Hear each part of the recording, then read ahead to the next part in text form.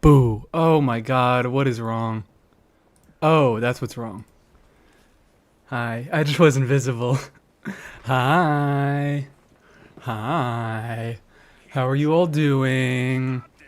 Let me get my windows open. Oh man, the music is being loud and distracting. As always, we gotta start off with the loud and distracting music. I'm getting fucking hate crimed by the MF Doom beats right now, trying to collect my thoughts. HSR is down. I'm having currency war withdrawals. Well, I hope you can get addicted to something that's less harmful to you in the future. Hello everybody. How are we all doing today? Oh my god, we have a lot of messages going on in both chats. Hello. Invisible MGS reference? Absolutely.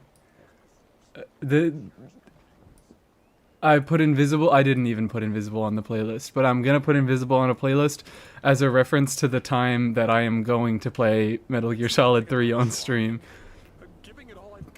Hello, everybody. And Triple Crown Cave. I just caught that. Thank you for the 3 months. Thank you, thank you, thank you. Alcohol, alcohol. Fucking awesome. Just go get addicted to alcohol is easily less damaging than Honkai Star Rail. Absolutely. Hello everybody. Hello, hello. Why is Ningguang here? Can she tell us her plans? Her plans are to be a rage-filled lesbian, I guess? I don't know. She doesn't really have any plans. I have some plans for her, which, it's still not like a good Ningguang team. I mean, it's just a lunar crystallize. I'm more compelled to do lunar crystallize stuff with Ningguang because apparently we've gotten a few suspicious leaks. I shouldn't even say suspicious. So we've gotten leaks. And I do need to talk about them to like have proper context for the entire stream. But they're not like crazy meaningful leaks. Do I just start with those? Or do I start with... Never mind. I'm not going to overcap. I don't have to start with farming. I could start with leaks. Yes, the leakers. So, let's pull this up. Okay. Let's pull this up here. Let me make sure I'm on the... I'm not on the right. Here we go. We want leaks. So we have pretty much just two things right now. Leaker Hunt Decree 2.0. What happened? We have a Leaker Hunt Decree? I have no idea what happened. Beto canonically rage baits Ningguang? I guess. Is it rage? Is it really rage bait? Or is it just two women who love each other that express their love with rage? I don't think they are, Matt. I mean, I think it is rage baiting, but it's like love baiting, if you think about it like that. It's rage bait, but it's also love baiting. I don't know what Leaker Hunt Decree 2.0 is, except that leakers are being divas and trying to quit for attention. DigiCat and 10 anonymous accomplices being sued in the great state of Georgia. Oh, that's great. I mean, it's not great. It's bad. It's really bad because Hoyo shouldn't have... I mean, no, Hoyo, I guess, should have the power to do that because this is pre-release information that's being... put up to the public, but my point is that it's bad. I don't think they should. I don't think they should exercise their right to do this. In fact, maybe they shouldn't have the right to exercise that. I'm not going to go more into my opinions on copyright law because that's just going to go down a really bad rabbit hole. But the perfect hunter leaves no trace. Fucking DigiCat is only being sued because they were trying to make money from it. What? Is there like a thing? Can you like... Is there like a Ko-Fi or something? Do they have something linked where they're like, donate to the cause? Rumor Dotori... Oh yeah, apparently Dotori 6. Rumor. Big air quotes rumor in Dotori 6.6. In any case, crazy that a lot of leakers are getting sued, but okay, I guess. I think I saw some comments about that.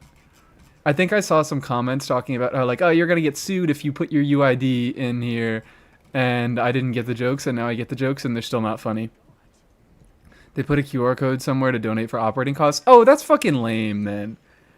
I mean, is it a big surprise that I think that something Hoyo has done is lame? No. But that's fucking lame. He was also given 10 warnings to stop leaking, and he told them no. Well, to be fair, I would also do that. I just don't think that Hoyo should have the power to be able to sue these people for this. I don't think that this should be a crime. That's what I'm saying. I don't think that this should be a crime. That's my official stance on this. Anyways, yeah, we have low and full design. In any case, we're getting off track here. We're all getting off track here. I think he deserved it because this was caused by his idiocy. Well, maybe it was, but maybe it shouldn't be a crime in the first place. So we're getting off track, which is Linnea kit leaks, which they're leaks in big quotes, not because we don't trust them, but just because they aren't really that meaningful yet. Because really all the stuff that we can trust are Lunar Crystallized support, 30 res shred, 14 base damage bonus, team-wide EM buff, off-field healing. That's it. This is basically all the information that we can go off of. The constellations, I mean, I think the constellations are irrelevant because I generally think 5-star constellations are irrelevant. I always want to go for new units over new constellations. But even if I did care about constellations, these are just like, these don't give us anything. The constellations are just numbers, and if we don't know her base numbers, then constellations aren't going to tell us anything meaningful at all. Like, oh wow, similar to Shenhe quills, great. What level of Shenhe quills? What is the exact multiplier on her quills? How many quills does she give? What stat is it based off? We have no idea. Does this kill the Ilua? I don't think so. I think you still use him because he's like, it kills Goro. It kills Goro, if anything, because it's just pushing the worst off-fielder out of the team, and that is Goro in this situation. So, Ilua is like, I know, yeah, sort of. I don't know, because like right now we don't even have anything. All we have is 30 res shred, 14 base damage bonus, team-wide EM buff, off-field healing. We don't know how big the EM buff is. We don't know how large the healing is. 30 res shred is fine. It's okay. It's decent, but she has to do some other things for that 30 res shred to be good. I guess the 14 base damage is really nice. And really that's all I cared about. Is I saw this and I was like, this is an off-fielder that is giving me more Lunar Crystallized base damage, and that is shredding res for Lunar Crystallized elements, so I don't give a fuck what else they do, because I can do goofy Lunar Crystallized teams with this character. I can essentially use them like I use an Effa for Lunar Charge, except it's less interesting, because Geo is a less interesting, what's it called? We should look for a new Leakers said she had more DPS than an Effa. Don't listen to them.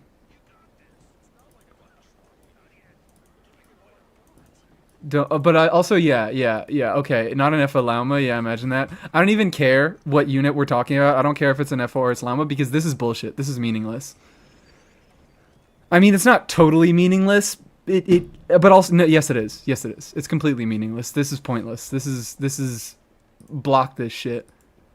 This is report this fucking post. Never mind. I can't log in. It's leakers doing their own theory crafting that are they're guessing. They're fucking guessing. I mean, it's Meng, report it. I don't give a fuck. I don't care who it is, report it. This is stupid. Because why are you telling me C0 Linnea has higher damage than Lauma? Like, why? That's one metric. You've given me one number that says, all right, how much does fucking Lauma do? Like 10k in her teams? It's like, okay, she does more damage than Lauma. She does more than 10k damage. Reliable leak. Yeah, putting it on their own fucking leak. Neffa is a queen. You can make a character whose entire kit is tiled. I am going to kill a Neffa, and she still wouldn't kill a Neffa in the middle. Well, that's just the nature of off-fielders. Is the good off-fielders only replace the worst off-fielders in their teams. Like when a new off-fielder comes out and they replace units, they only replace the worst off-fielder. So it's going to take a while. Misa's just mad that Leaker's trying to take over their fields crafting lane. I'm just fucking mad that... I'm going to open my Celsius. I'm just fucking mad that people think this is real information. This is pointless.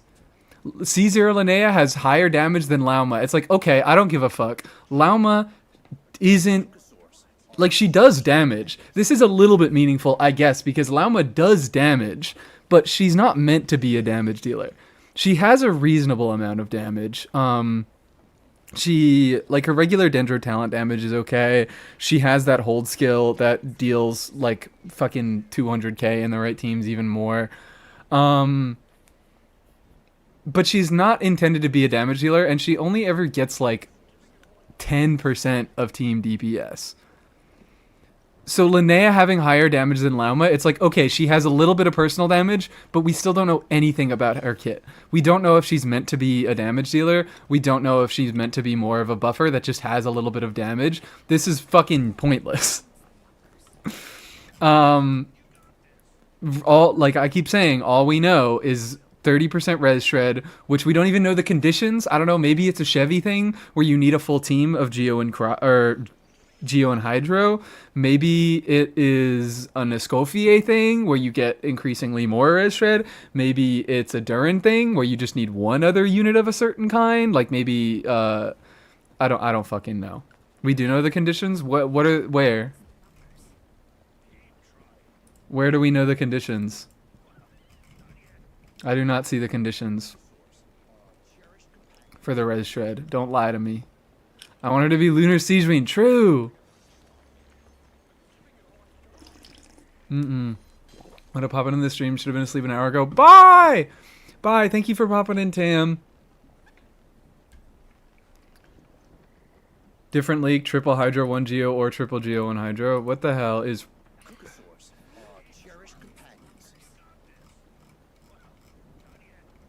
It's not showing up. Where are these leaks?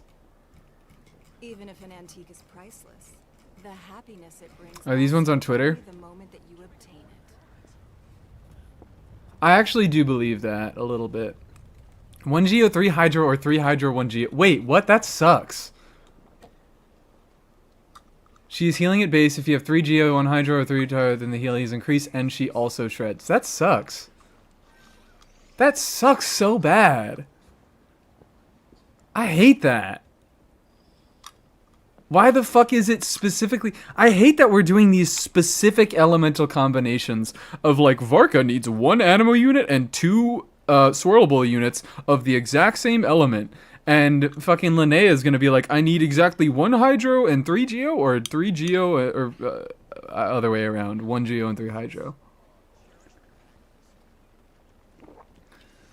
We also know her Sig doesn't have buffs, so it means... Oh, yeah. Apparently her Sig doesn't have buffs, but I don't believe... I frankly don't believe it. I frankly don't believe that her Sig doesn't have buffs. Because, like, it's 100% possible that there's a line like fucking Ineffa's Sig. I don't know. I don't believe it because I think leakers are stupid.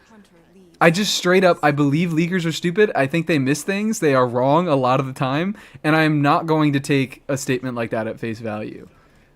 The only one I'm really going to take at face value are these, like, basic, like, direct telling me that this is why I only look at full kit, like, full beta leaks, because I don't trust leakers to interpret anything.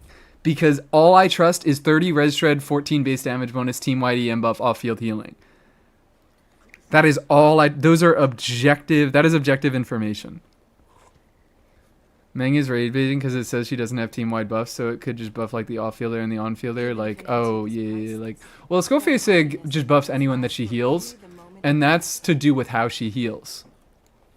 Like, her only buffing her on-fielder is to do with the fact that she only heals the on-fielder after the initial burst.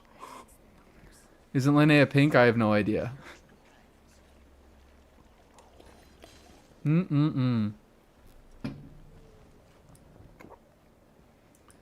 Tapped into the Hoyo computer and there's no Chronicle in the stream tomorrow and Elegy is getting deleted from the game. Yeah, fuck. Oh yeah, there's a stream tomorrow. I need to do that.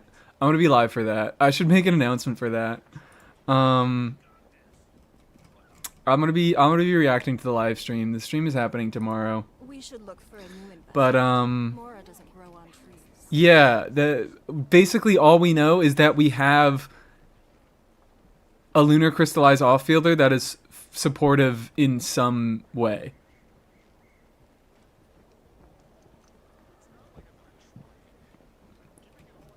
There she isn't. But wait, also, if she has Res Shred, that's team-wide buffs. That has to be team-wide, but what the fuck? And that's the thing that everybody's in agreement about. Whatever. Leakers are full of drama. Leakers are just doing this for the attention. Leakers are all doing this for the fucking drama. I hate leakers. I hate leakers, I hate leakers, I hate leakers. Hi, Lone Beast.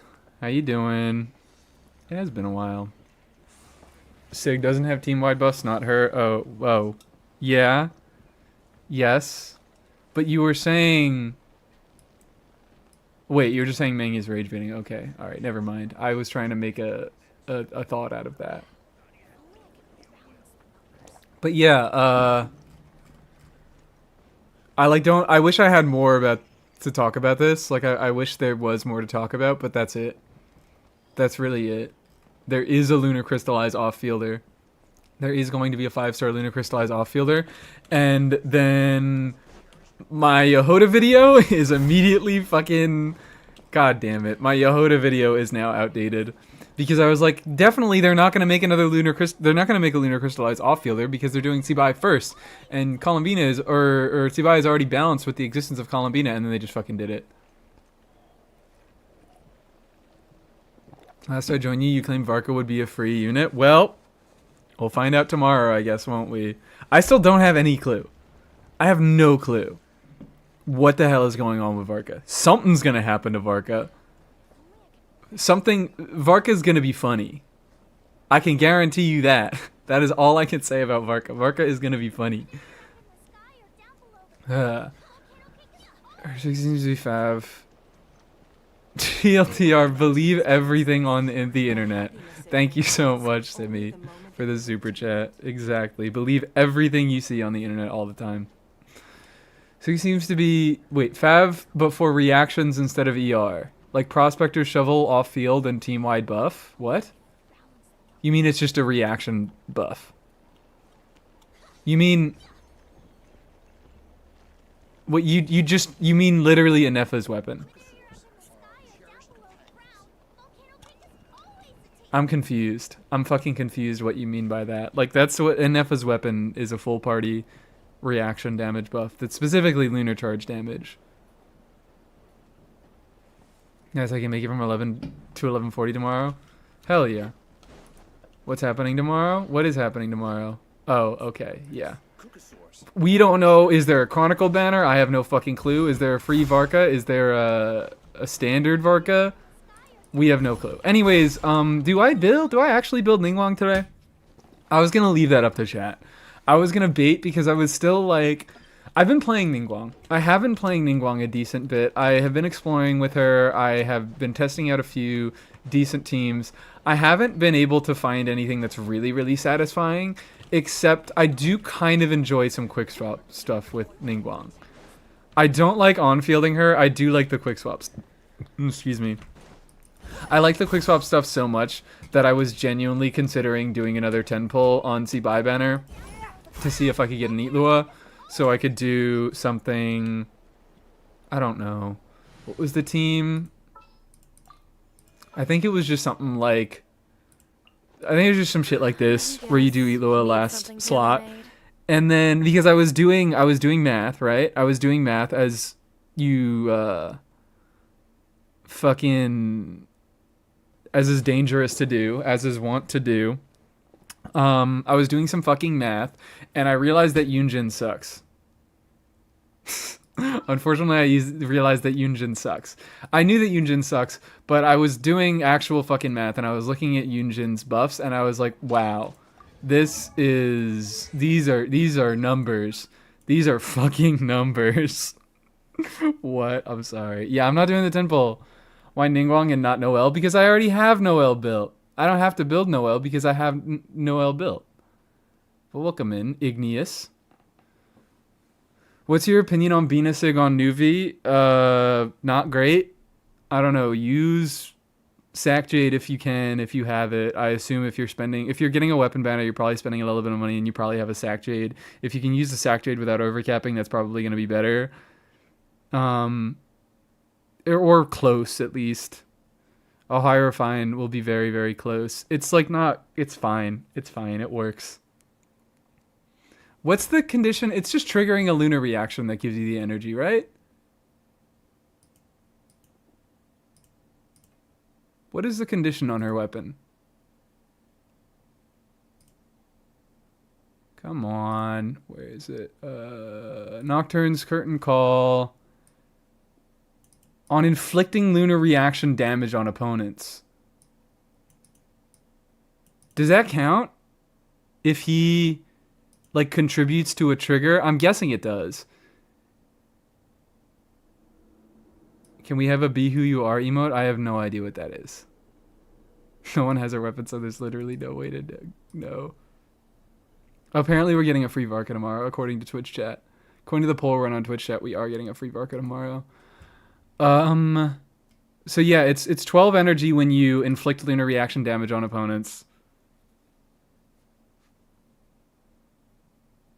So I'm guessing, yeah, as long as you trigger a lunar reaction with him, that being either I don't know if he can contribute. Like, lunar crystallize is weird because it's crystallized and it can only be triggered in one direction. The geo unit has to be the trigger.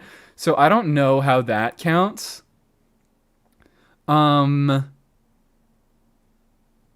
I don't know if that counts as him inflicting the lunar reaction damage. I feel like it does.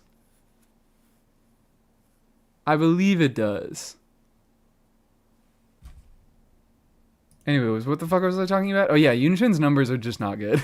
Yunjin's numbers are just really, really bad. And I was looking at Ilua's numbers, and I was like, you know what? He doesn't even have that much. I mean, he kind of does have that much worse numbers because he's using EM, and EM is a much harder stat to build. But like, he has a little bit better scale. They're not better. They're not better. They're not better scalings than Yunjin, but they're not so much worse than Yunjin. And he has other buffs. He has crit buffs. He has a full party EM buff. He has, that's it really. But he has a few random little stupid buffs in his kit. I'm just convincing myself this is why I can't be pulling an Itlua. This is why I can't be going on this banner and trying to get an Itlua.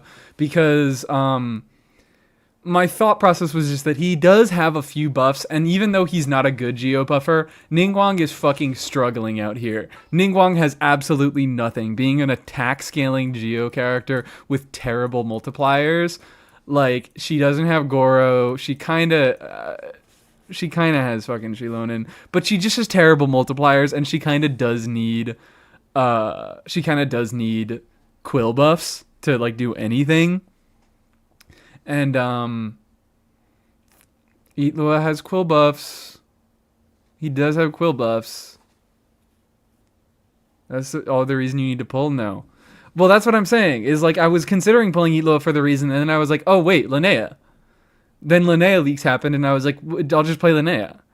And I would like it, and maybe we just pray that Itlua is on that banner. But my idea is, like, even if Linnea doesn't have the same stack buffing mechanic that Itlua has, and Ningguang doesn't end up dealing a lot of the team's damage, and she's stuck at like the whatever 15% of the team DPS that she always is, I'm okay with that as long as the team is a little bit better. And also, maybe I would like to do some. I'm like burpy today. I'm gassy. Maybe I would like to do some quick swap stuff with Ningguang. Like, maybe I could do some Navia, Ningguang, Linnea, Columbina type of thing. I don't know. I think the reason Linnea doesn't give reaction damage is that it dilutes the value of Itlua. Well, Linnea doesn't give anything yet. Linnea doesn't give anything yet. We don't know anything about Linnea. We know a few rumors about Linnea. Really, all we know is that she is going to be a lunar crystallized offfielder. Who's in between Seatlali and Venti? Oh, also hi, Lord Cryophobia. Welcome in for stream. Who's in between Seatlali and Venti? What are you asking? I'm confused. I have no idea what you mean by that. But anyways, I was thinking of doing a little bit of quick stuff. I'm just convincing myself more and more and more to build Ningguang. I want to do some quick swap stuff. She has a tiny, tiny, tiny bit of supportive utility in this. She can buff other Geo characters, so I could like place this on field, dash through on Navia, and then do the skill. It feels kind of fun. It's not going to be good, but it's going to feel kind of fun. I'm just like, I think I could do some quick swap stuff with her. I think maybe I'll be able to do some on-field stuff with her. And especially now, the real thing that is kind of discouraging me from playing more Ningguang at the moment is because I'm not actually getting that significant, like, lunar crystallized reaction damage, because we don't, or I don't have the other lunar crystallized, or the unit that boosts the base damage of lunar crystallize. I only have Columbina. I only have that 7% increase. So another unit that also has a base, one of these passives that increases the base multiplier of a reaction would do a lot for the lunar crystallized damage on my teams. And I want that. I want to see big reaction damage numbers. That's the point. In the character select and team menu, they're next to each other. See, Lolly and... Oh, yes, they are. I don't know how I didn't check that. What was the joke about Jean? We just don't know who Jean is? Knew it came from a video of yours. I didn't know you streamed. What are you doing? Hi, welcome in. I am just talking. That's usually mostly what I do. I just sit here and I talk. And right now I'm talking about Linnea leaks, kind of a little bit. And I have a video coming out tomorrow, guys. I have one coming out tomorrow. I finished it today, so look out for that. I have a Traveler video coming out tomorrow. Listen to the Goblins Triple Crown Ningguang? I can't. I'm not allowed. I'm not allowed to Triple Crown anybody. I am not allowed to Triple Crown anybody. Kahir! Hi! Hello! Hi, how are we doing, Kahir? Thank you so much for the raid. Everybody, yeah, chair raid, chair raid, chair raid. Can we get a shout out for Kahir, please? Kahir is a friend of mine, another Genshin Impact streamer, and you were just doing Enfield though, right? You were just doing Arknight's Enfield. So he does a little bit more of the gacha and variety stuff that you go everything that you guys asked me to do, Kahir's always doing it. There's a crier you liked. Do you think you'd hate Escoffier less? No. Literally the reason why, like half the reason why I don't like Escoffier is because I love Risley. my dislike of Escoffier has nothing to do with, I mean, I guess it's a little bit because I don't really feel anything about Skirk. But I hate Escoffier because of what she does to cryo units. I think she makes all of their teams a lot more boring. Live streams are basically the Mies was never told to be quiet as a kid, and this is the consequences. No, it was the Mies was told to be quiet too many times as a kid, and now nobody's allowed to tell me to shut up because it's my own stream. Arrgh. You switch to someone prettier. My eyes are burning. Okay, hold on. Give me a second. How's this? Is this better? Is Linnea the short one? I have no idea which one Linnea is. I have no idea which one Linnea is. All I know is that she's going to be a lunar crystallized off-fielder, I think. I don't even know that. I just think that. Could share raid. Hi, welcome in, everybody. Rise up pretty... Thank you. Thank you, everybody in chat coming out to defend Risley. Thank God. And hello, Sylvie. Hi, Sylvie. How are you?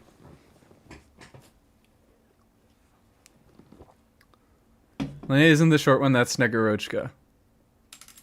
Okay, sure. I don't care until they're out. Until they're fucking out, I do not give a shit about who anybody is. I'm not gonna remember.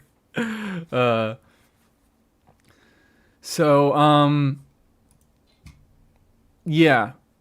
Yes. I guess I should just build Ningguang. I think I should just subject myself to my fate, and I should build Ningguang a little bit. Because, well, I'm not going next patch. Now I'm second guessing myself, because the reason why I was like, I'm gonna save up, I'm just gonna build artifacts this patch, we're just gonna chill out, we're gonna farm artifacts the entire patch, because I was like, I know I'm gonna get Albedo next Um, but basically, my entire point about this is saying that tomorrow's live stream is going to dictate a lot of my plans for the future, because I don't know whether if Varka's going to be free, then I'm going to have to dedicate a few resources to building him. If we get a Mondstadt Chronicle banner, then I am going to have to go for Albedo, and I'm going to have to dedicate resources to him. And of course, if we don't get a Mondstadt Chronicle, then my plans are going to shift from there. Basically, my thoughts are I maybe should hold off on building Ningguang today, and seeing what happens tomorrow and what is going to happen during the next version, so I can properly plan. Ryo's not overrated because he deserves all the rating he gets. Why are we thinking that Varka is free? Because I'm stupid. It's me. I'm being stupid. I love Varka Cope was so hard that everyone went, please be free. Because currently his balance doesn't really make any sort of sense. Because Misa's a prophet, actually. Yeah, no, I don't even expect him to be free. I keep saying if he's free because that is a possibility in my mind, but it is not a likely one. I'm like saying, I think it's. I don't even know what's likely. I have no idea what's likely. I was gonna say it's more likely that something else is gonna happen, but I have no idea what's likely. I'm like thinking maybe he'll get changed. Maybe he'll just come out and he'll be underwhelming. It's possible. Hi, Strawberry. How are we doing? Free Varka and Aggravate. It's 2022, yeah.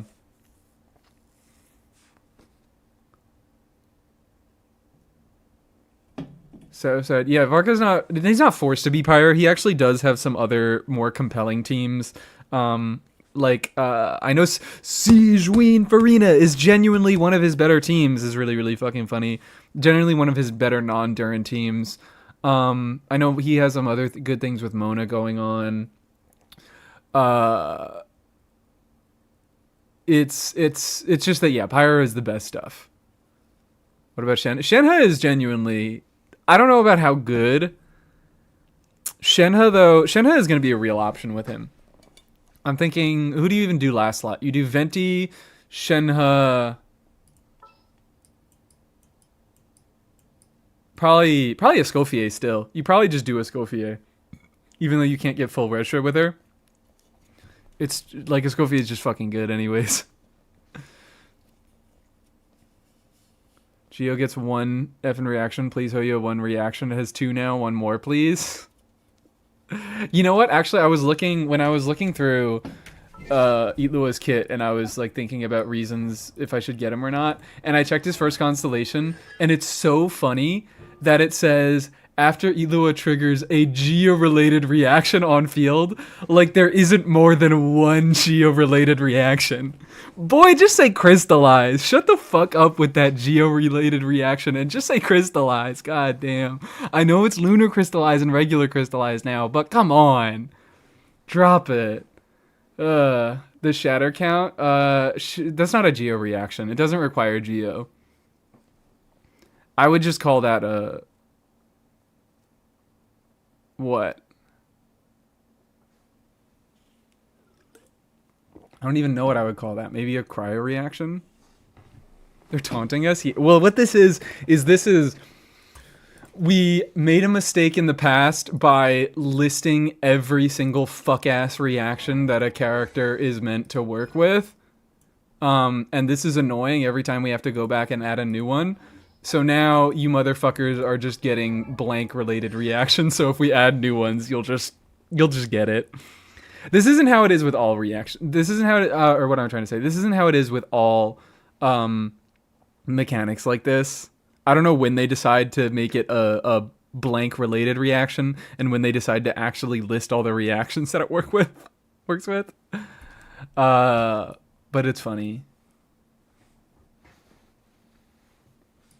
Does shatter count for the purposes of No, it doesn't, right? Because, yeah, Shatter creates a crystallized shard, yeah.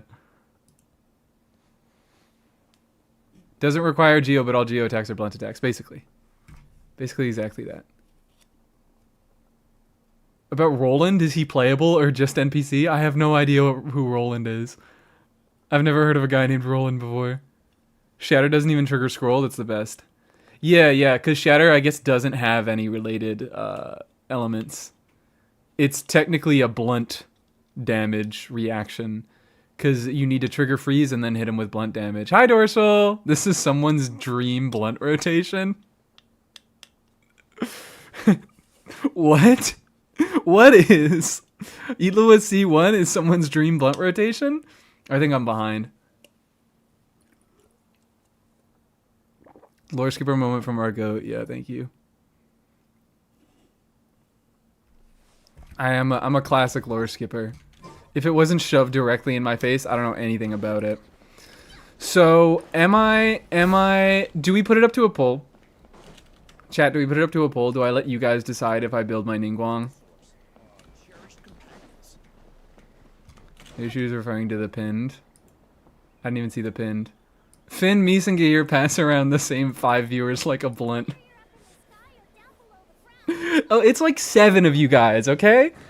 It's more than 5, promise. Does Hyperbloom or Burgeon trigger scroll? I don't believe so. I don't believe it does because, yeah, just like Shatter, you make a good point. Just like Shatter, it's considered a sub-reaction. So I believe that if you trigger a, who do I do that with? I could do like an Auron and trigger a Hyperbloom with a fucking charge shot or something like that. Hyperbloom and Virgin Deuce trigger scroll? I thought they didn't. I totally thought they didn't. Who would be a better unit to test this on? Let's do you. Please select target for class. And what we're gonna do is we're going to have... We'll put scroll on her. And we'll just have a shitload of Dendro going on, so there's no hope of ever getting a Hydro Aura. I'm looking for Nahida like she's a 4-star, goddamn. It's over. Ah, punch my mic, I'm sorry. Why was I mentioned? Hi, Hans. What happened? I don't even know. Me, Aqua, Hans, Kave, Himiko, and... Oh, maybe you make a point. Bunny Gum should be somewhere in there, right? I think Bunny Gum deserves to be somewhere in there. Where the fuck is Bunny Gum right now? Not showing up yet, I guess. Still want to see a built Ningguang, but should not say whether you should or you shouldn't. I shouldn't. Objectively, I shouldn't. But I do a lot of things that I decide not to. I do a lot of things that I shouldn't. I've been here the whole time. Oh, hi. So mad, so... What the fuck? I can't read. No one playing Enfield told me there was a cool lizard guy. There's a cool lizard guy in Enfield? Why didn't anybody tell me that? What the hell? This is the builds unpopular units, I guess? Yeah, I am. I just love building shit-ass unit. That's the entire point of my fucking account. I made this YouTube channel because I was like, I build shit-ass units that nobody else builds. So I feel like I actually want to give them a proper shot. Give them proper investment. Anyways, I'm doing this team where I should never, ever, ever, ever, ever be getting a Hydro Aura. So Inefa should be unable to trigger a Lunar Crystallize. Or a Lunar Crystallize, a Lunar Charged. So let's scroll it. Scroll this bitch. And let's just go. Fuck. My waypoint expired. This is the worst thing ever. He's called Antal and he looks cool. Still won't play it, but Antal. Okay, yeah. Lost in the meta sauce if they're even considering not building Ning. I'm considering not building Ning because she feels like shit to play. And oh, my Autism King? Is he really an Autism King? Is there an autistic lizard in Enfield and nobody told me? Do I start playing Enfield today? I'm not gonna start playing Enfield today. I'm not doing that. Unless I like casually run into an extra 20 hours of free time a week, I am not starting Enfield.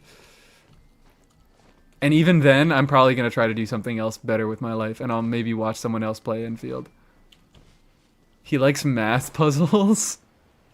Oh my god, does he have one game on his phone and it's Sudoku? Cause that's me. I have 2 apps on my phone. It's YouTube and it's Sudoku, and that's all I need. I'll survive with just those 2. Alright. Here we go. Pulsey buy so you never need portable waypoints ever again. Yeah, but I could also just take a 5-minute trip to the chasm and then be set on waypoints for an entire year. So Installation chamber deployed. perfect time to check. I didn't get any sort of trigger, did I? And I did not get a Hydro damage bonus. I only have gotten a Dendro and an Electro. I don't know if we're asking if Hyper Bloom, because she's triggering spreads and aggravates, obviously. But she's not, like, triggering a Hyper Bloom doesn't count as a Hydro reaction. I don't think it counts as any type of reaction. Which, now I just need to test that now by doing a charge shot on Auron.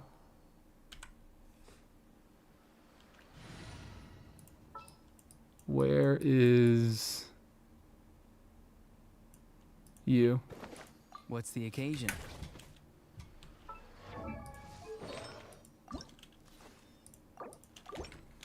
And let's see. I don't think it does count as a Dendro reaction. If it does, we are going to get a Dendro and Electro damage bonus when. Okay, so I didn't hit him. Oh, wow! Look at that! Would you look at that? I don't know. Hold on. I'm wondering.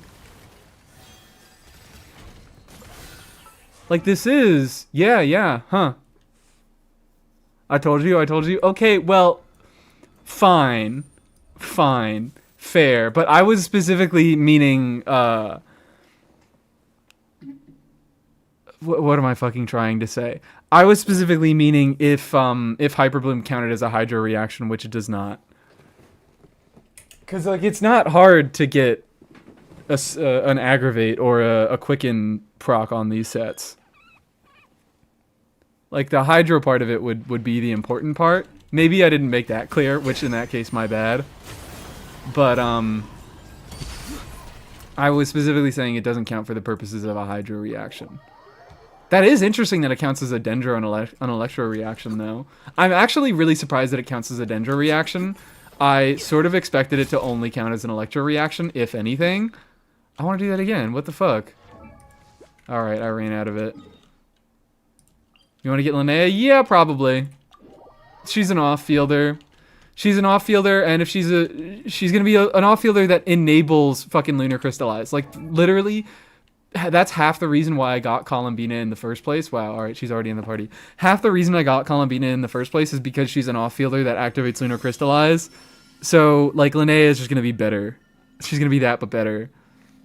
It does Dendro damage? Yeah, it does Dendro damage, but I was expecting, like, the original triggering of the Bloom counts as the Dendro and the Hydro reaction, and then after that, all you have to do is add the Electro. Oh, come on. Like, all that's required of the Hyper Bloom is the... Fucking god. Can we... Can we just... There we go. Yeah, that's so funny. That's so funny. I don't know what I expected. Getting Linnea because she's a... Yeah, she is a bow. And that's cool and funny. Geo... We have another Geo bow, finally! After fucking how many years?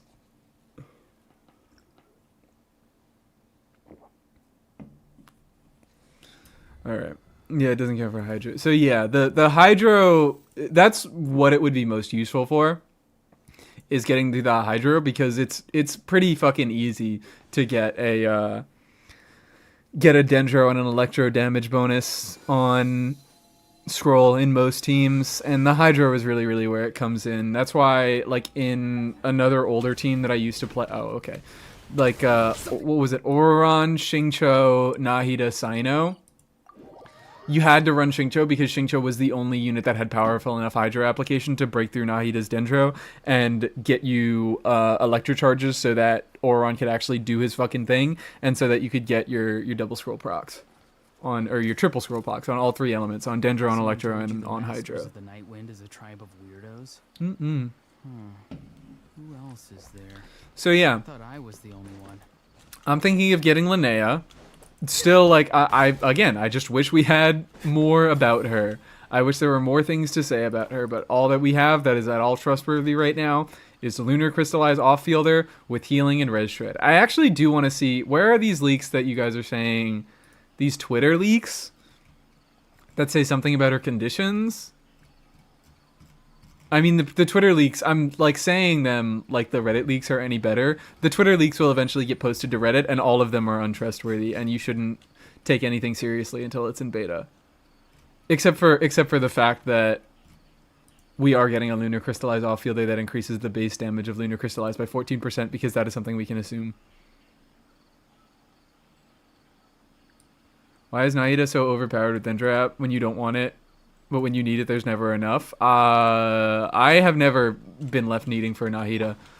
That's just you. That, personally, if that just sounds like a you problem to me. Nahida always has exactly enough Dendro application for me. Linnea, Elan, Sijuin, Yahoda, Goro being the peak goes only team. Oh, yeah, I was like, oh. You can finally start to get a little bit of use out of Goro. Because he has, you know, his funny triple Geo requirements, and you haven't been able to meet those on Bows Only until now. Maybe I should start a Bows Only account. Maybe that would be funny. No, I shouldn't. Maybe I should at all, like I should ever go on my alt. Do I want to build Ningguang right now? Or do I want to wait until tomorrow and see if I am going to regret it? How much time is left on the banners? 11 days.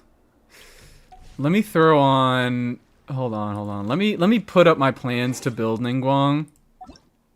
Alright? You're done. You are done, girl. You are fine. You're looking good. You're looking perfect. So obviously 90. I want to take her to 888. I don't really want to crown anything because she fucking sucks. But also I just don't care to play her that much. If I were to crown anything, it would be her burst, but I don't want to do that. Why am I looking at artifacts there? Let's look at there. That looks fine, right? What's her scalings? What do her freaking scalings look like? Awful. Don't tell me. Don't tell me twice. Don't tell me twice. I keep looking at them and jump scaring myself with how fucking low they are. Like, look at this shit. Crown normal attacks, 50%. Ugh! Yeah, it hits twice, but that's only 100%. And then her charged attack, okay, 300 is a little bit more respectable, but that's a geo motion value, and it takes a long-ass time, and it costs stamina unless you have the Jades. It's not worth it unless you have the fucking Jades. Huh. So I'm not motivated to level Columbina damage. Use her with Nefer, it's like a 3% damage increase to level her things. Oh yeah, don't bother. If you really don't want to level Columbina that bad, and the only team you use her in is Lauma teams, that's not Nefer teams, that's Lauma teams. Unless you don't have Lauma. But then you should level your Columbina because her base scalings actually matter there. It's Lauma that makes her scalings not matter. If all you play is Lauma teams, then fucking pop off. Don't even bother leveling your Venus talents.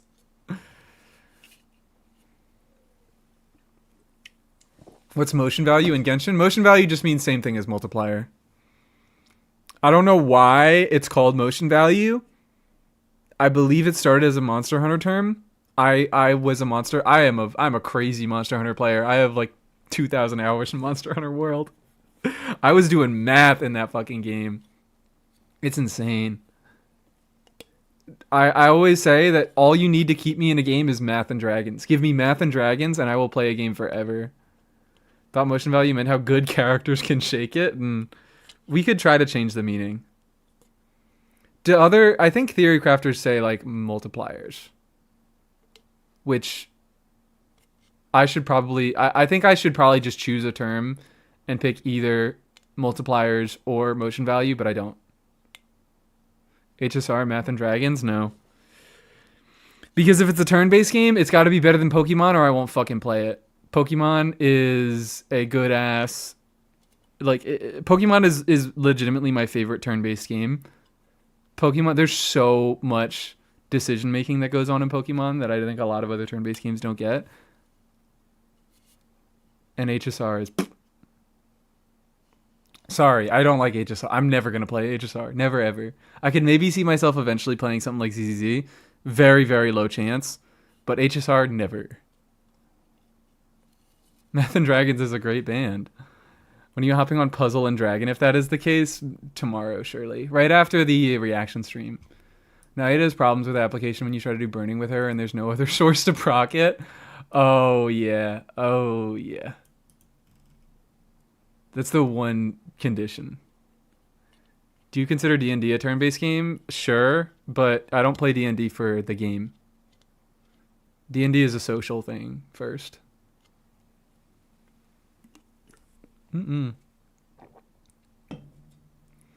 Switch all the time so people ask and you can farm engagement. Yeah, that's actually a really good idea. Just speak in fucking riddles all the time so that people have to keep asking what I mean.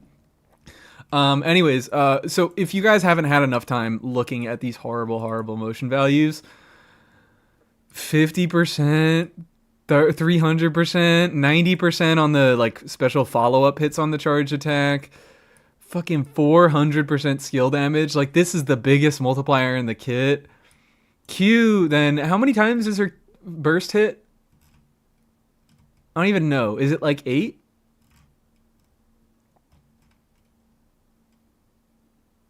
Star Shatter is used. Ningguang gains 7 Star Jades. These are the... Okay, Star Jades are the charge attack follow-up thing.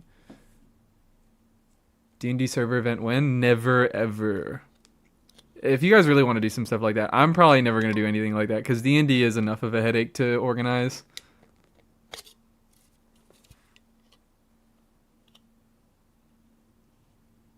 I love Pokemon, but when I've seen how Claire Obscure handled the turn-based ones, it reminded me so much of how anime would do Pokemon.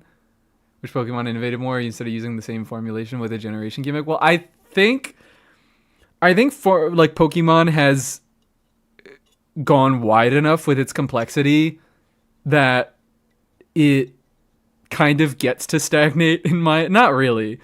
I don't know. Pokemon's weird because it can innovate with new Pokemon because there are so many variations of what a Pokemon can be. Like, there's abilities, there's base stats, there is, natures and EVs and IVs within that. There's move pools, there's typings. There's so many different factors to how a Pokemon can be that just making new Pokemon within the boundaries of the system that already exists can still be cool.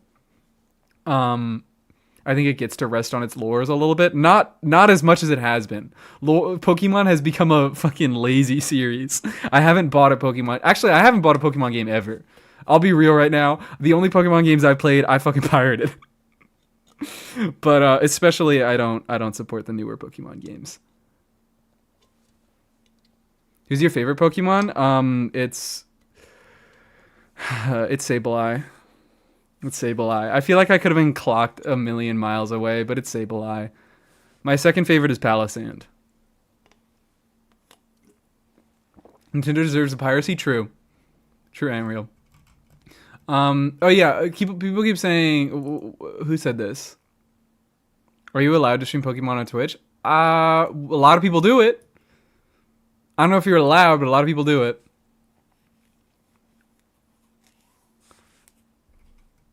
what the fuck was I saying? Someone said, I'm losing my mind. I saw someone say something and I was going to comment on it, but now I can't even find the message anymore. Whatever. Gudra better, I'm afraid. I'm afraid you're just objectively wrong. Gudra is crazy. Gudra is crazy. The key Pokemon? Klefki fucking rocks too. I also like Klefki. I'm a big Klefki fan.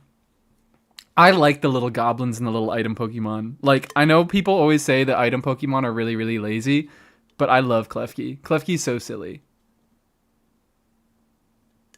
Was it Pokemon related? I don't think it was Pokemon related. Oh, it was about that. It was about how Ningguang marks rocks on the map. So I want to get her built for that reason. So she can mark rocks on the map easier and I can kill things with her even though it doesn't really fucking matter. May have lied Gumi better than Gudra. Oh, damn straight. Damn straight. So basic in my Pokemon taste. You're talking to me. I feel like Sableye is the little goblin Pokemon. Like when you think of little goblin Pokemon that are weird people's favorites, you think of Sableye.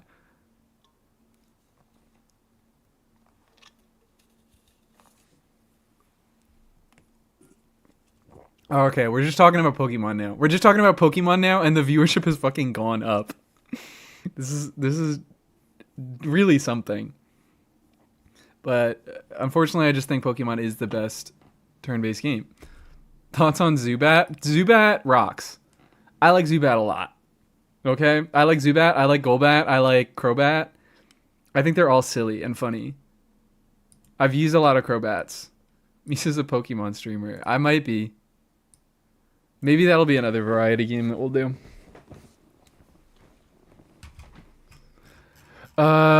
So, wow, I feel like I've never seen this name card. I have this name card, but I've never seen it.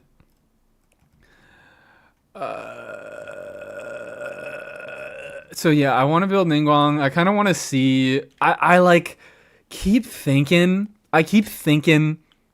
Oh wow, it'll be so nice to actually invest in Ningguang and see the amount of damage that she can do at full investment. But I'm just gonna be sad, aren't I? I really am just gonna be sad, aren't I? Many favorites for Pokemon. Blaziken has been one of my first favorites. Blaziken, look, usually I'm not even much of a starter person. I don't really love the starters all that much, but for some reason Blaziken has me by the nuts. You may have to farm Boreas. I definitely don't. Also, why my condolences? Boreas, do you motherfuckers know? I don't think you motherfuckers know. I don't think you motherfuckers have any idea how much C1 Shiori tears a hole in Boreas.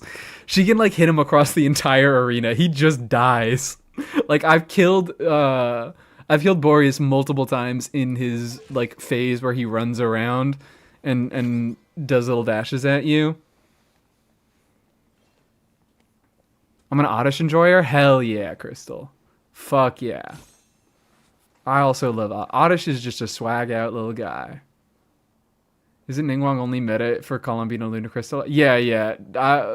Not even. Like, it's Lunar Crystallize, the only thing, like, Lunar Crystallize is giving a few units a lot better teams, but it's not even really because of their reaction. It's mostly just because fucking Columbina and Anefa are crazy. And Geo units now have a reaction that can deal a little bit of damage and help them deal a little bit more damage, like help them push their teams a little bit further. Like, there's nothing that important. Like, there's nothing that Lunar Crystallize really does that's important. It's mostly Columbina and Anefa's personal damage that's going on.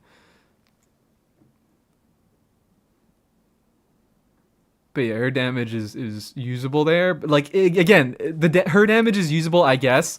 Really what's going on in Lunar Crystallize is Ningguang still has shit-ass damage, but she just has reaction damage to supplement it. Which is not how it was in the past. Notice how Chiori is the best character in the game. Exactly. It's like Noelle, they're meta because they have no ICD. Well, I don't think she has no ICD. I think she has standard ICD, but she can hit a little bit fast, I guess. She doesn't have particularly great. It really is just that, oh wow, Ningguang is a terrible, awful unit that has god-awful scalings, and now she has a reaction that does a little bit of damage. Excuse me. And that damage can help her out.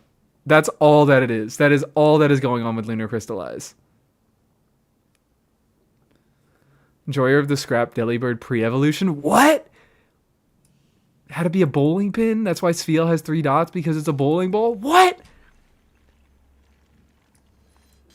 Did you do today's Genshindle? I didn't. I didn't do today's Genshindle. Where is Genshindle? There it is. Search it now. It's Pen Pin. Okay, I'll do that in a second. I've never been so invested into hoping a streamer gives into peer pressure. I'm thinking about it. It's never... Look. Okay? I'm a strong-willed individual, okay? If I don't want it, I'm never, ever, ever going to let anybody convince me of it. If someone starts to convince me of something that I want, I will convince myself that I was the one who convinced me to want it. Do the 10 roll. It's not even about the 10 pull. It's about building ningguang. Oh, okay. Here it is. Oh, this is great. This is fantastic. Look at that. Look at this shit. Look at this. Look at this Delibird pre-evolution. Pen Pin. That's the best thing ever. Okay. We're at least version 3.7. Not Leeway, not Hydro, not Bow, not that. So I'm gonna guess Kanich. No. I'm gonna guess Mawika.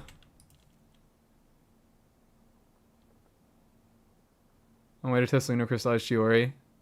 Today I learned her C1 increases her AoE. Yeah. It's not just an extra Tomato. That's why I specifically said C1 fucking Shiori. Because now Chiori does have a lot of things to help her get around her C1. Like she has Columbina creates lunar constructs, so she doesn't need another Geo unit to fucking create Tamato. She finally has another non-Geo unit that helps her meet her conditions.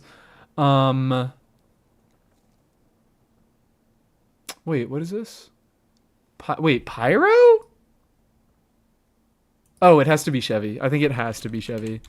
Because I was thinking, I think the only Pyro units that came out between Yelan and Mawika are Linny and Chevy. And Linny's a bow, so I think it has to be Chevy. Oh, it's not.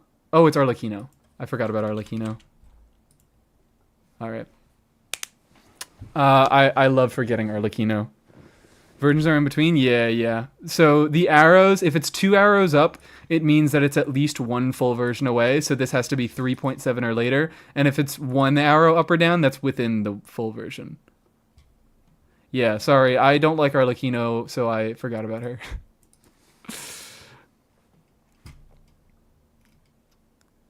About your Escoffier situation? What about my Escoffier situation? Am I being pressured into getting Escoffier? I'm not.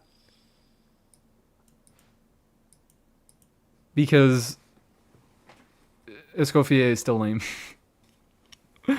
Like, Escoffier is just gonna be... She's just a bad version of... Not a bad version, but a boring version of a lot of unit archetypes that I like. Daily quote. Okay. So wait, what the fuck? Kiri, did you say it was hard? Why is today's Genshindle so fucking hard? Is it the other ones? Osmanthus wine tastes the same as I remember. You're fucking with me. You're fucking with me. This is not hard.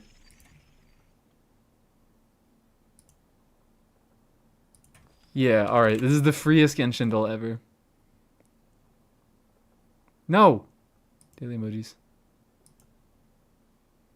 Dress? Is it Chiori? Yeah. Easiest Genshindle of all time. Can't believe they did it. Okay. So... I'm like... now I'm just like stalling until tomorrow. I don't want to decide if I build Ningguang or not, so I'm stalling until tomorrow's stream where I find out if I am able to build her.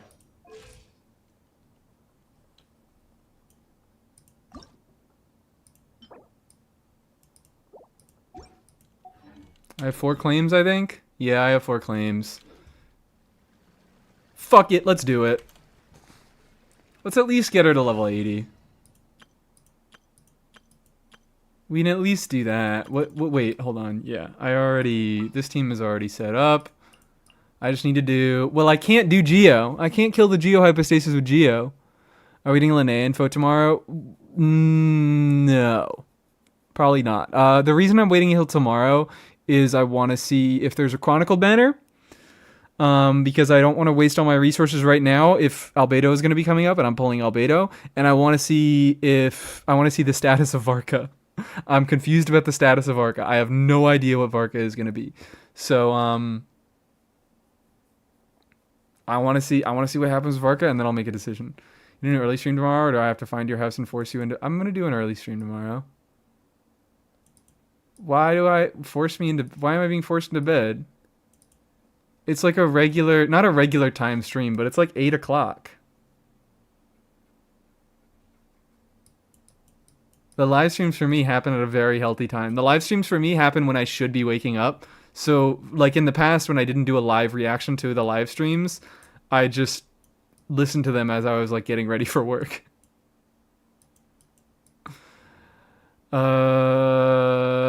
So I can't rely on geo damage. So I think I just ningguang.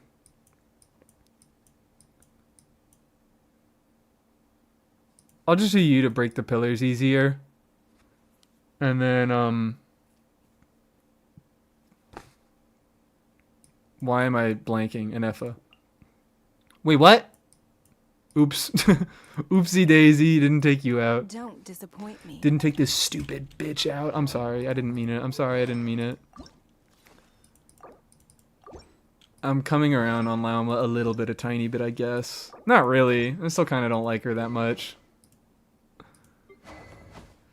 Boop, boop, bop. Boop, bop. Beep, boop, boom.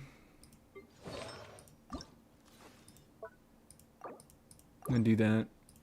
Pop off, girly. Let's see some fucking numbers. Oh yeah, I also saved this.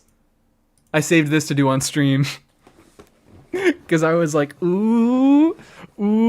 Look, we get one piece of Emily content a fucking year. I need to savor this shit. I get voiced lines from Emily. Voiced Emily dialogue. This is not regular, people. This is not normal. We need to savor everything we can get. What's your favorite nation overall? Sumeru. No question. Sumeru, baby. I love Sumeru. It is just the most consistent in quality. Delicious. We're henging, everybody. That's why I need ningguang, so I can learn to henge better. How are you always right? I just am. I'm just like that, Kahir. Oh. Oh, whatever. What did I kill? Oh, I killed you. I regret my Llama Pull TVH. I hardly use her. Someone asked why I don't like Llama. Rat Smacker asked why I don't like Llama. And it's just that I think she's uninteresting. I think she buffs in an uninteresting way. I think she's a little too... She's not... I feel like I never really want to do anything silly with her. She's not horribly restrictive. Is she? I don't know. Her base attributes just make her kind of... I don't even know how to put it. Because she's not restrictive, but it's just that I don't want to use her very much. She's not restrictive, but I don't want to use her very much, is all that it is. Like, I used her in a few... Like, I used her in my... I had a Nouvelette, like, vape clear against Hera that I used her because I could get an easy burning proc and get Hydro Res Shred. It's just that, like... I don't know. For the weirder Dendra stuff, I would just always rather use either Nahida or Emily. because they're often better for a reason. Like Nahida has her stupid application that you can make use of. Emily just has her own personal damage, and you can mess with the pyro aura and all that. Whereas Lauma does feel really confined to the Bloom archetypes, and I generally don't love playing a lot of Bloom teams.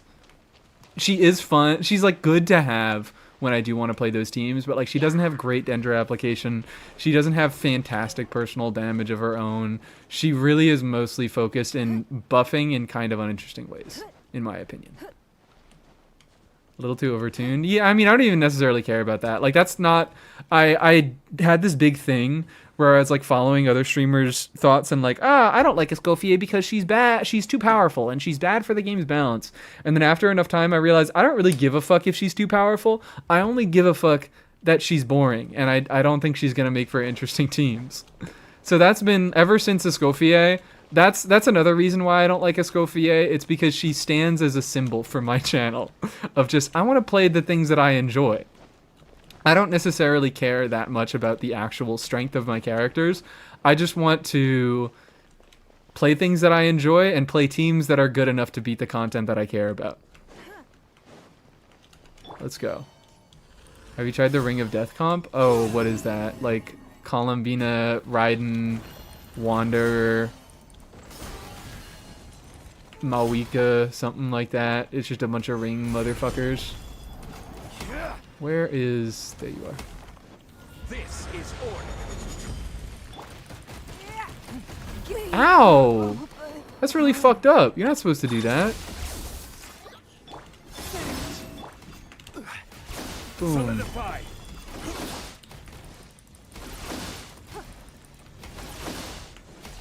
There we go. Okay.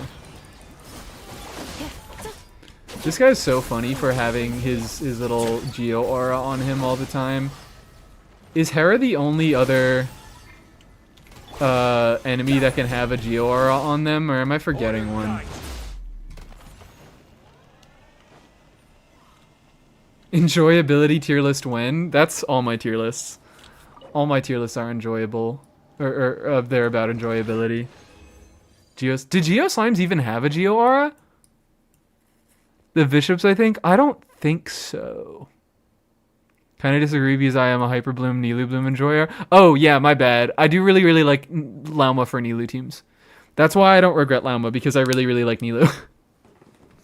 I do. That's my bad. I always forget that Nilou is like a Bloom archetype, but I'm thinking like I don't like Hyper Bloom that much. I don't like Burgeon that much. I don't love Nefer. I'm fine with Nefer, but easily Nilou is my favorite Bloom archetype, and I am happy that I have Lauma for that reason. It was immune when I tried to normal it with Ning. Well, yeah, they're immune to Geo damage, but do they have a Geo aura? I'm asking this like it even matters, because the Geo aura doesn't fucking do anything. Like, I was testing to see if I could trigger a Crystallize with just Hydro, because he has a Geo aura on him. But no, you do need the Geo. You, like... Zhongli is still applying Geo and getting my... I'm getting my Lunar Crystallized procs only when Zhongli applies the Geo. Come on, where are you going? You're not going?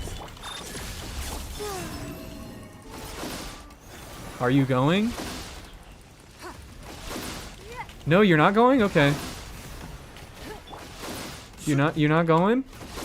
Solidify. Installation chamber. Oh no, there you are. Now you're going. God damn it, I hate you. The victor. Okay. This is the best. I probably should have maybe healed her once or twice before I, tried to go at this again. What the hell? Dude!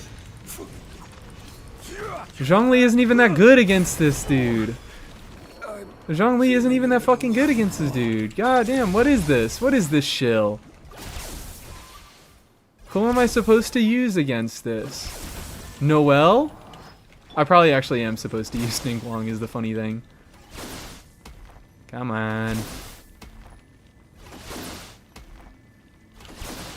Stabilize. Oh, what? What the hell? Ah. Now I just have to take a million goddamn years to do everything. And I don't have my NRE equipped, fuck. Installation chamber deployed. Flame. Solidify. You use Navia? Yeah, truly. This was meant as Navia shill. This was all intended as Navia shill. Annihilation mode. Bring back hypostasis to Abyss. Yeah, that sounds like a great idea. I welcome in Lysera Flop. What a name. Making a statement with that. Is Linnea less cringe Itlua? Not really. We don't know anything about her so far. Probably. I don't really know what you're trying to ask with that. Also, what the fuck? Oh, okay, that was the phase. We don't know anything about her right now, but it seems like she doesn't do a ton for, well, I mean, maybe, I don't know, I shouldn't be saying anything, but with what we know right now, she doesn't do a ton for actual lunar crystallized damage. She just does generic buffs for lunar crystallized comps. Like, she's more of a Chevy type unit than an Itlua type unit right now. Apparently she's the Geo and Effa. Nobody knows that. No, everybody's just saying shit right now. Lena may not have artifacts. No, he does. He just doesn't have a bunch of HP, so his shield is kind of weak, and I wasn't doing any healing. I didn't have my NRE active. She's the Geo Zhongli.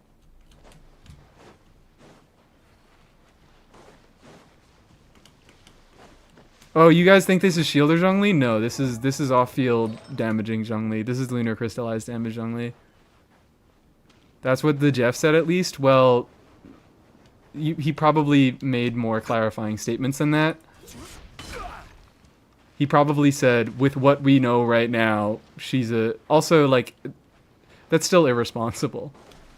That's still a little bit irresponsible to call her anything right now, because we really don't know anything about her kit. But he probably made some clarifications. I didn't watch the video. Love to hear it. It made for a catchy thumbnail? Well, yeah, it's a catchy thumbnail. But he usually makes clarifications in his videos. Like, I would probably make something like... I could probably make a video like that. But also, my point is that she's not out yet. We don't fucking know. We have no idea. How does he, like... She doesn't even deal damage. Or, like, we don't know if she deals damage. It's not that she doesn't deal damage. We just have no fucking clue. This is order. Ah, this is so much fun. This is so much fun.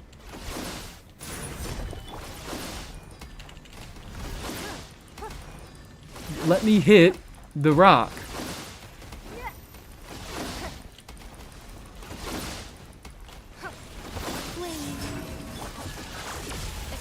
Alright.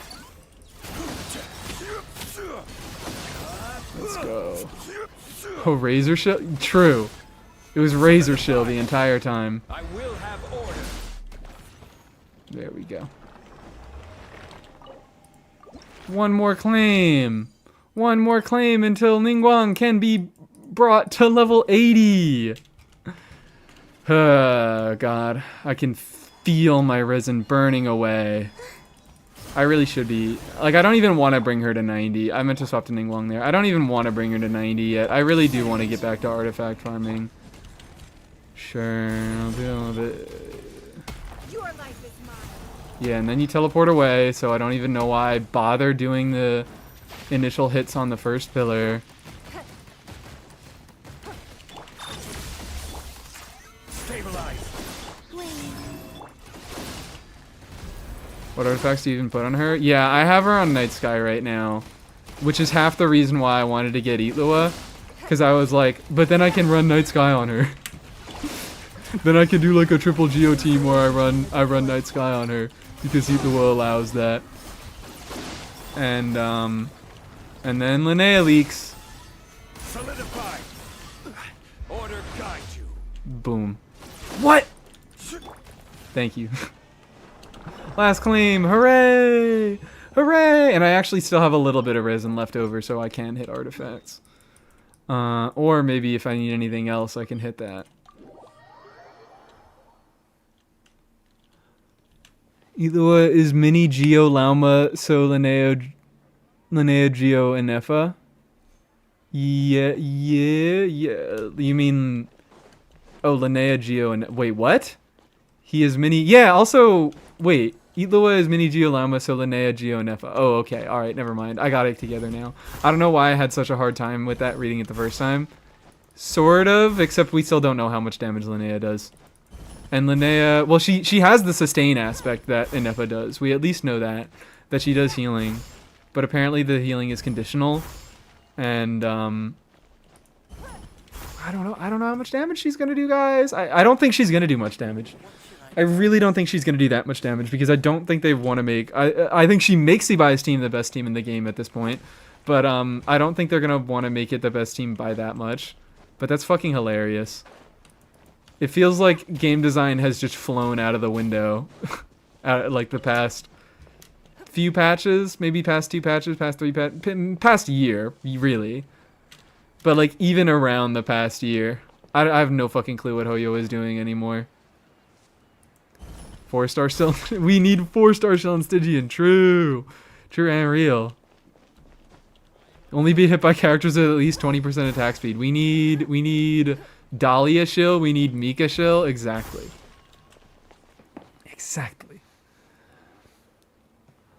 I wish Linnea to be broken. Geo really needs the buff. No, it doesn't.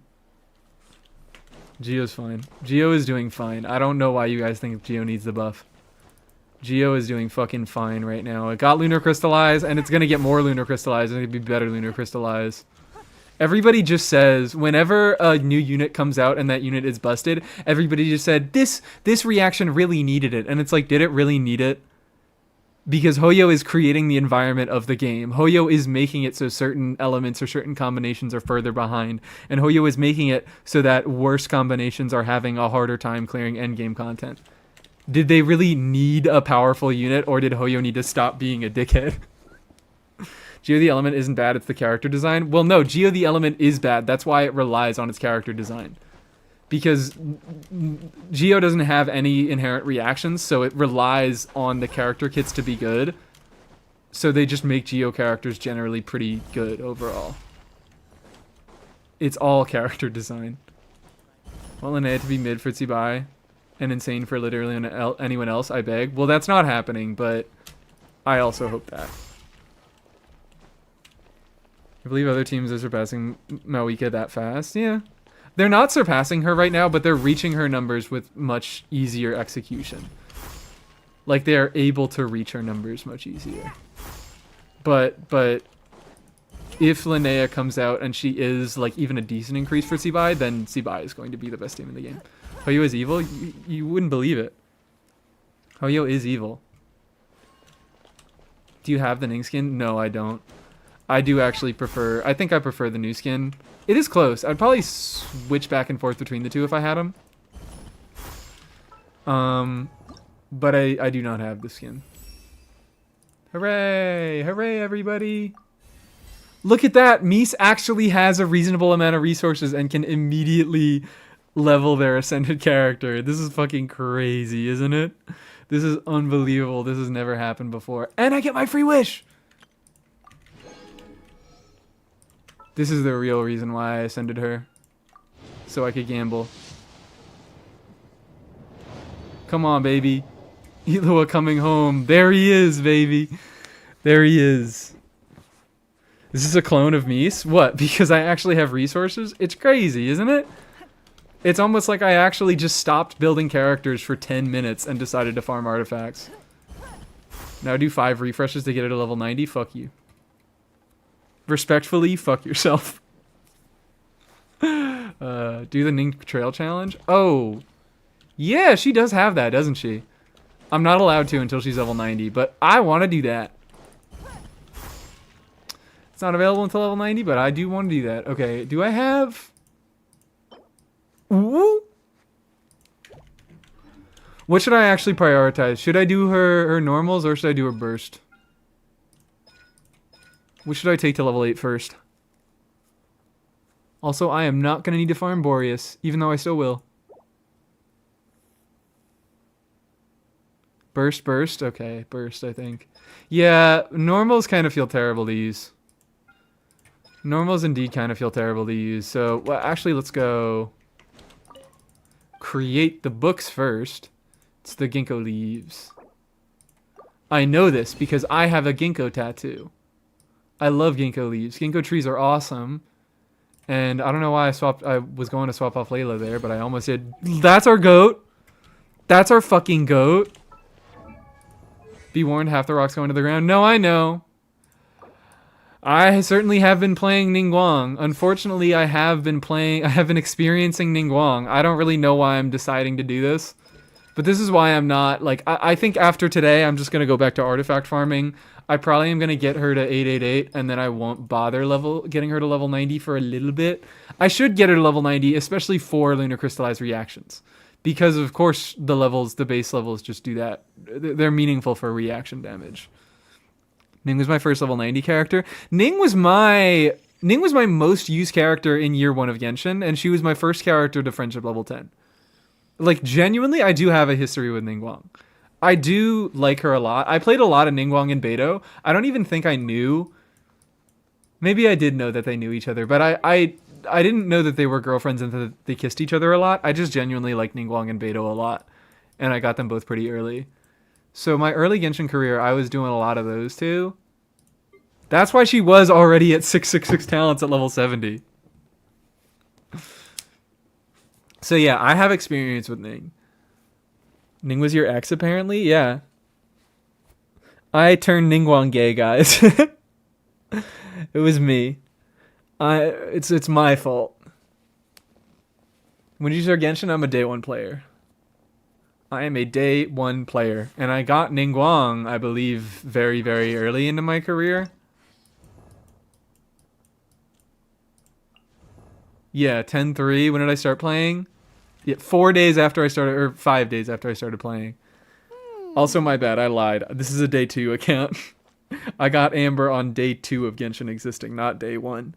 But I got Ningguang a few days after, and I've been playing Ningguang a lot. And then I stopped playing Ningguang because I never got any constellations on her, and because I found out that she sucked. She's already had a rework of her attacks. Maybe she'll get a second. She has? When did she get a rework of her attacks? Yeah, I know that I can check the order, Statue of 7. That actually is a good point. Let's go see how soon I got Ning. And then let's go to the Emily event. Get her skin. Look. I'd love to. She is very, very pretty. I have never had the desire to spend money to get a skin in this game. I just can't justify it. Mostly because I don't play a lot of the characters that have the skin, so I wouldn't be seeing them. I don't play a whole lot of fucking Jean. I don't play a whole lot of Keqing or Ayaka. I don't really play a whole lot of any of these characters, but maybe Nilou. But I think I like Nilou's base skin better. Yeah, never mind. I like Nilou's base skin better. I think her skin makes her worse. But I just have never felt it. Been compelled to buy a skin. It was free, but I wasn't playing. I was playing on and off at that time. I was not consistently playing Genshin for the first year that I played it. So I wasn't around for the first Lantern, right? If someone were to gift you the amount for the skin, well, I don't recommend anybody does that, but if someone were to gift me the amount for a skin, I would just get the skin. Because that's very kind of them. And I would do what they say with the crystals that they gave me. Don't do that, though. What did I want to do? Worship statue, or statue's blessing? I think I want to do statue's blessing. There we go. Yeah, here's the full order. I got Ningguang. There's my Beidou. Oh, she's in my party, so I can't see. My bad. I have to swap to Traveler. A party with just Traveler.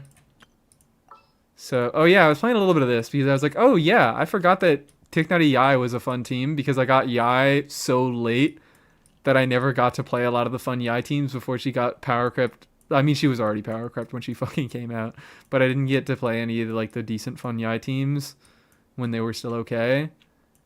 So I've been going back to Yai and remembering that she's fun. I just do that every so Still often. a I just long remember the road AI's fun.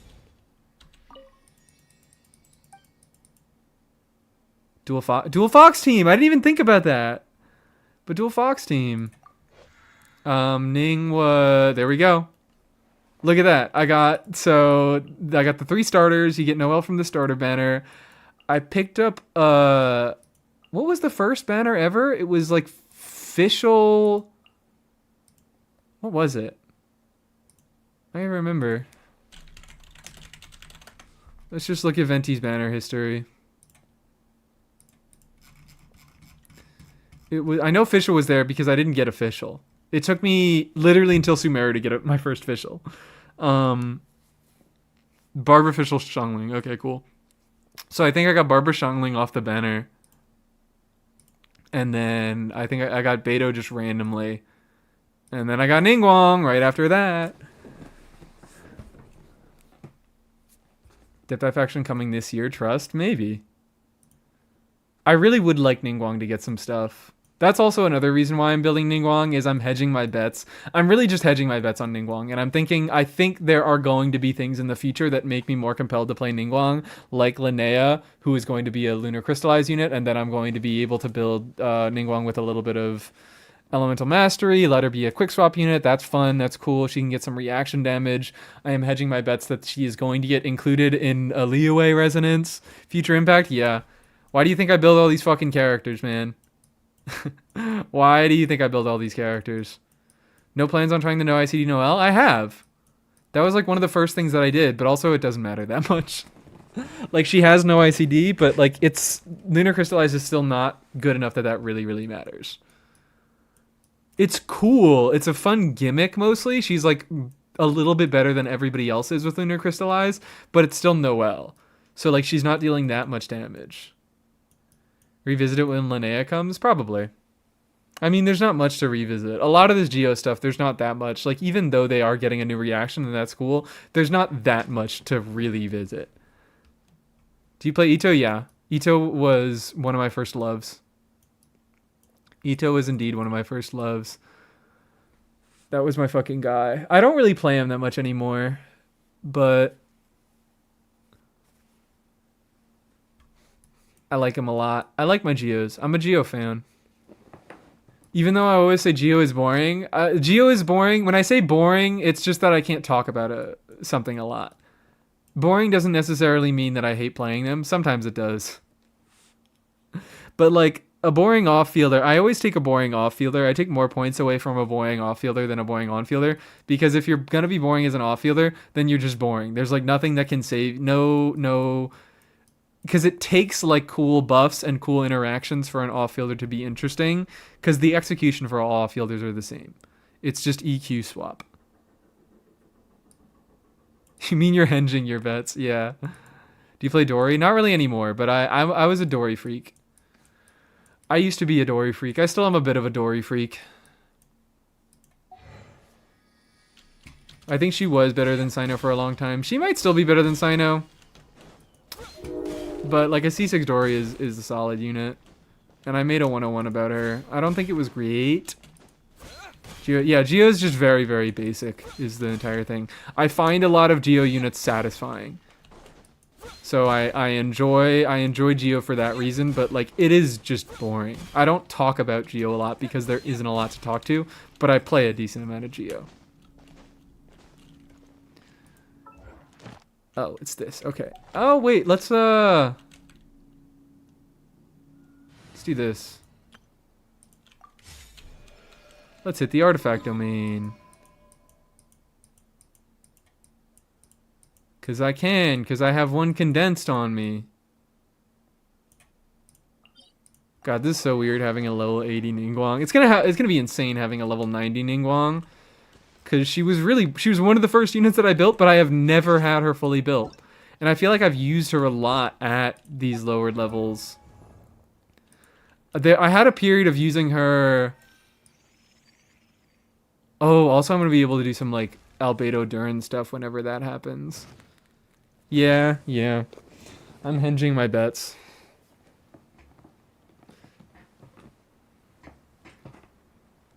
Is Zito worthwhile with the new crystallized Bina? Yeah, absolutely. again, like it's one of those teams where it's just that Bina and usually Nefa are going to be dealing a shitload of damage themselves, and Ito is there and he can vaguely benefit from the stuff going on. But yeah, those teams are good. See by team, Ancient Godly Wish Horse, the moon, the moons, captain of an ancient order, and a dog. And a dog, just a cool dog. Well, he's an important dog. Goro is kind of an important dog. He leads a revolution. Geo's kits kind of have to be fun with how boring crystallizes. Yeah, exactly. And a lot of them are fun. Like, why don't we do more swap stuff like Chiori has? What the fuck happened to that? Why don't we have more auto swap things? Wait, never mind. Is it tailor-made? It is tailor-made, yeah. Why don't we have more of that?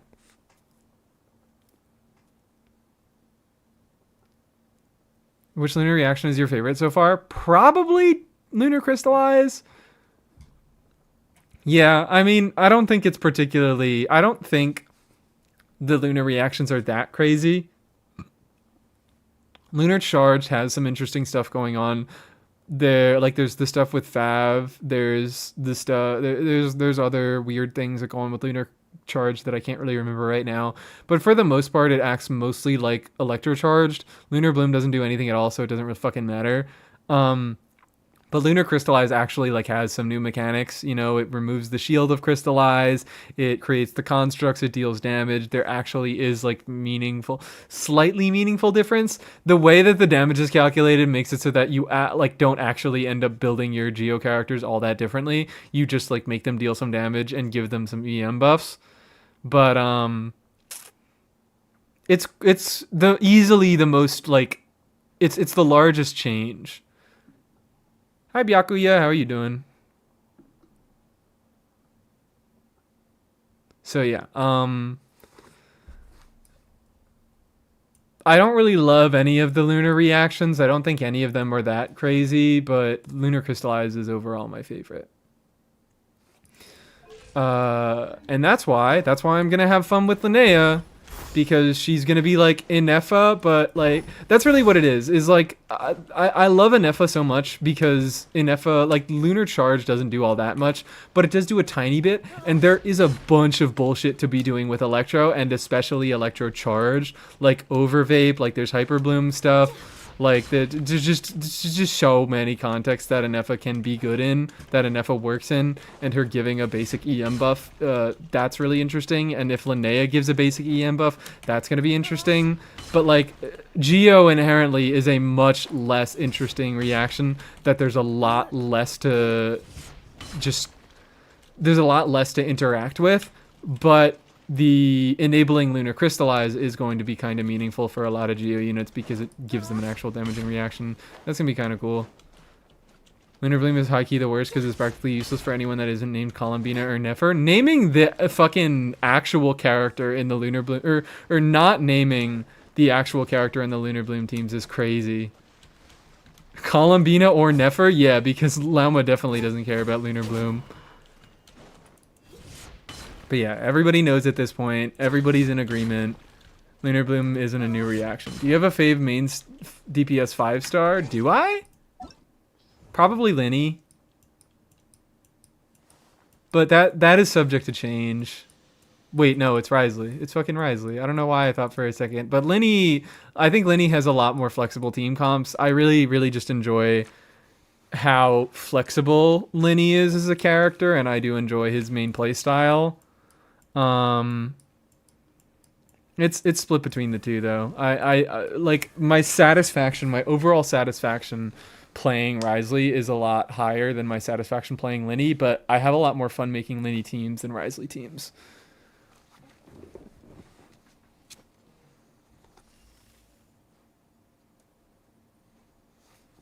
So yeah.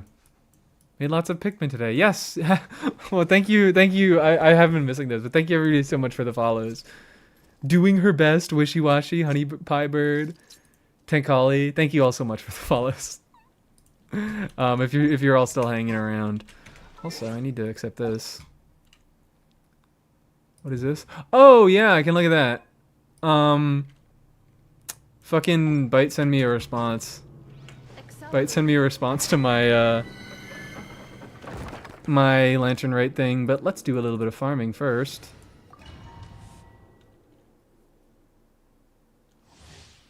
Just watch your account review today, and today's subjects are all your favorites. My account review? Account review?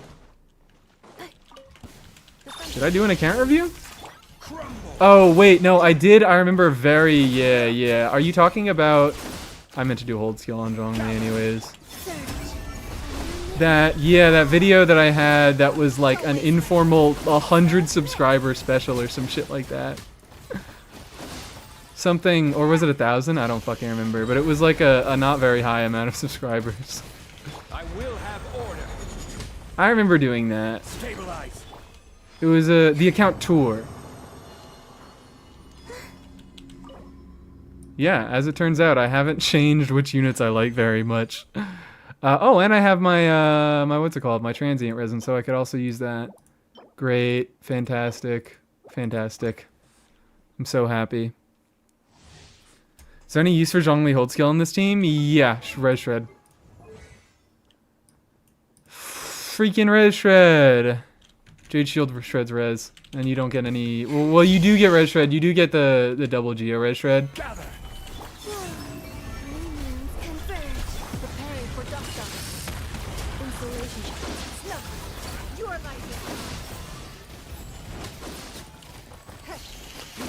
God, Ningguang is also so weird that her charge attack, it feels like she holds onto it. When you do her charge attack, it feels like she holds onto it until you let go. So you have to do like a short hold and release. No, it's just a really slow charge attack. You don't have to do a hold and release. It is just a really, really slow charge attack. God damn. God damn. Ningguang team looks inside to Columbian and Nefa. Yep, unfortunately, that's just the state of things. Well, look, other units can maybe do better, but I think I haven't said it this stream. I think Ningguang is easily the worst unit in the game. I think Ningguang is easily the worst unit in the game. It's not particularly close. Sorry if you guys are coming here specifically for Ningguang. I also like Ningguang. But Ningguang just doesn't really have much of anything. I disagree. I would like to hear an argument for another unit. Because Ningguang just has it so uniquely bad. Worse than Xinyan? Absolutely. Xinyan has use cases. Xinyan has a shield. Xinyan has 2-second pyro application off field. Xinyan has a decent bit of front-loaded damage that she can do, but I guess also Ningguang does. Fremine exists? I don't think so. I think Fremine has better wheelchair teams, like especially with Escoffier. I think I shouldn't say wheelchair because I don't like that term. I hate that term. But I think Fremine just has better teams, especially with Escoffier. I think that he feels better to play. He has better numbers. It's just that Ningguang has it so uniquely bad by having an element that it's really hard to do shenanigans with, and by being an on-fielder who doesn't have any off-field presence that has terrible multipliers. Chongyun, even Chongyun has some like Mawika and Arlecchino teams. Because he can contribute to double cryo and doing cryo resonance. Cryo resonance does a lot for some melt carries. His cooldown reduction can be impactful. Amber? No, absolutely not Amber. Amber has use cases in a lot of Stygians where she can front load a lot of really, really fast pyro hits. Fremine Pyro Plunge. Also, Fremine has Pyro Plunge. There are better Pyro Plungers than Fremine now, but he does pretty decent at Pyro Plunge. Chongyun is pretty useful for Gaming, apparently. I didn't know that. Like, a lot of other units have relevant use cases, whereas Ningguang just genuinely, like, rarely does not. Putting in my votes for Kachina and Sayu? Sayu, absolutely not. Sayu, I don't even know where you're getting Sayu from, because Mizuki is just a worse version of Sayu. So if you really want to make that argument, it's Mizuki, but also Mizuki has VV and TGDS, so, like, she can't be that bad. You can do a tiny bit for her. And also, yeah, Kachina is a free unit that holds scroll. If you don't have another unit... Like, if you get a Ningguang, if you pull a Navia and your choice is between using the free Kachina that was given to you or a Ningguang, you're going to use the Kachina. Kachina is a very good scroll holder, and, like, she's not good at anything else, but she can be a decent scroll holder. What does Aloy do? Okay, Aloy doesn't count. Aloy doesn't count. But also, Aloy can do a little bit more cryo stuff with... I don't know... Going multiplier for multiplier... I don't know... What does Aloy do? Aloy is a really good argument. I think Aloy is our first solid argument. But the fact that Aloy has a meltable burst... Has a really, like, a fast meltable burst on a 40-second cooldown... We can go brick for brick. Do you have Itlua or Goro? I do. I have Goro. I don't have Itlua, but also I don't know if this is part of the conversation, but they're both pretty useful. Chi-Chi, absolutely not. Chi-Chi is a healer. Chi-Chi is a full party healer. You can't tell me anybody with healing capabilities is the worst unit in the game. Unless it's Mizuki, because she has really bad healing capabilities. Chi-Chi is also a battery for Eula. Yeah. Mannequin? Mannequin maybe. No, because Mannequin... Well, Mannequin also is... We have to judge Mannequin by a different standard, because Mannequin can't be used in endgame content. But also, just the fact that Mannequin can swap to any element. Like, Geo Mannequin is probably about the same strength as Ningguang, and any other element of Mannequin is better. Your team had no healing? Oh, you were asking about... Itlua doesn't heal. But also I do have a shield. And if you put Columbina on her Sig, then you will have healing, which I might? I don't have Columbina on her Sig. I'm a fake fan. There you go. There's your healing. Yeah. Aloy's bombs are horrible. Aloy, the coil stacks with the bombs are really fucking bad. Grouping Aloy and Klee's bombs is fun melt shenanigans. Aloy has a few melt things. Thought Dea was the worst? Oh yeah, you've been propaganded. You've been propaganded into thinking that a unit that doesn't deal talent damage is bad.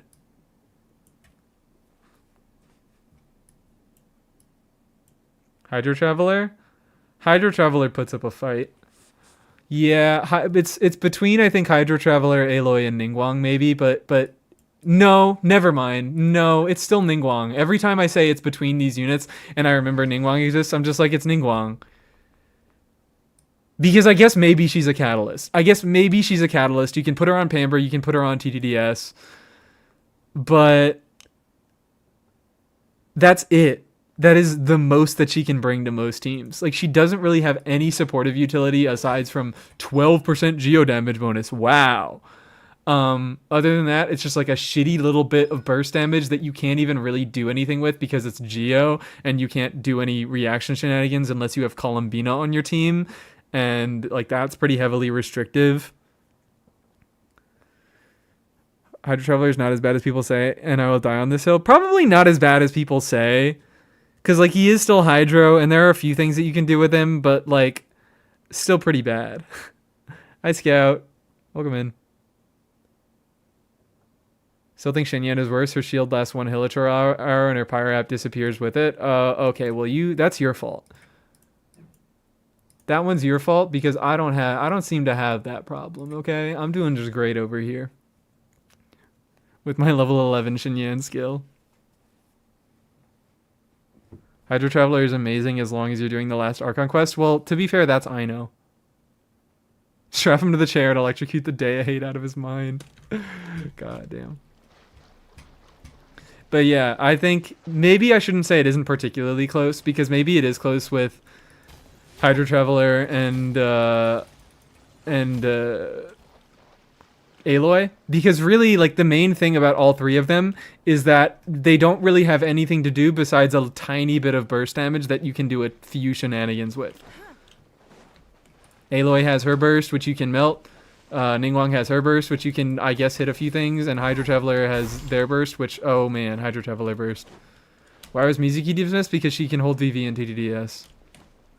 Like, I genuinely do not think it can be an Animo unit. I don't think an Animo unit can be considered the worst unit in the game, because Animo units have such a high baseline with VV.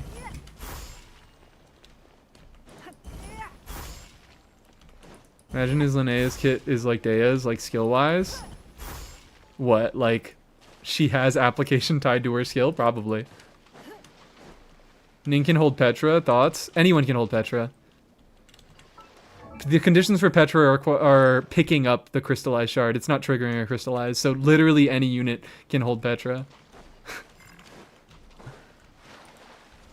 I guess, yeah, you can do Petra, what's it called? But like, here's the thing, is the reason why VV holds, I maybe shouldn't. Maybe I shouldn't consider a VV. Should I? Yes, I should. Because you have a lot of really good alternatives to Archaic Petra, where you don't have as many alternatives for Res Shred. You do have a lot now.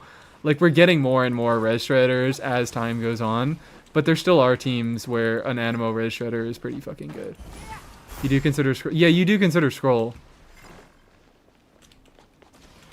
But in that case, it's like, if you're saying Ningguang has Archaic Petra, other units have Scroll. And that's why I think it's important to mention VV, is because Animo units have the best artifact set that we do need to consider. The worst unit can't be her because she has the Henge passive. Yeah, nobody else has it. She is the only rock passive unit in the game. Use the Jade screen? Oh yeah, my bad. She can't be the worst unit in the game because she does this. Holy shit, guys. I think it's gonna expire. No, it didn't. Don't waste my time. She's so fucking good. She's so fucking good.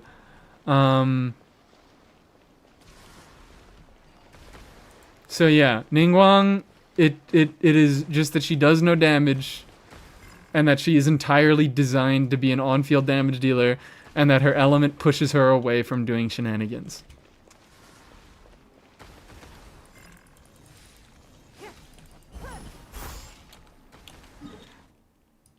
Alright. Time to go collect my daily commissions. And then maybe eventually I will actually test a Ningguang. No, I didn't even say I was going to test Ningguang. I just said I was going to build her this stream. And I built her a little bit. I built her as much as my little heart could consider it. And wait. I didn't do that. I didn't do that. Thank you for Who would you say the worst character in the game is overall? Yeah, indeed. That is what this whole conversation was about. I think Ningguang is the worst. I think Ningguang is the hardest. Here's what I mean when I say the worst, is I think it's the hardest to put her in a team that makes her perform well. That's what I mean when I say they are the worst character in the game. It is hard to make use of their specific kit to the point that, like, Genshin actually... It's hard to make use of their intended kit design. That is what I mean by worst in the game. Or maybe not even intended kit design. Because I am considering shenanigans in this. Like, I am considering Mika's healing for Farina. But Mika is also... Mika's down there, but he is a healer for Farina. And he can be a decent off-fielder. Today, none of this matters because she has drip. Drip tier list when? Never. Next downtime live stream. Surely will be a drip tier list. Found your channel recently and I love your vids and overall vibe. Thank you so much. Thank you so much, Amulet Bussy. Welcome into chat. Getting pretty late for me. Okay, bye. Is that Yuxuo? Yushuo? I don't know how to pronounce that, but thank you for coming in the stream. Tried to dust off Ningguang after pulling Bina and I couldn't deal with the clunky normal attacks. Yeah. That's a thing. That's a thing. Let's do a little bit of that. Let's do a little bit of this.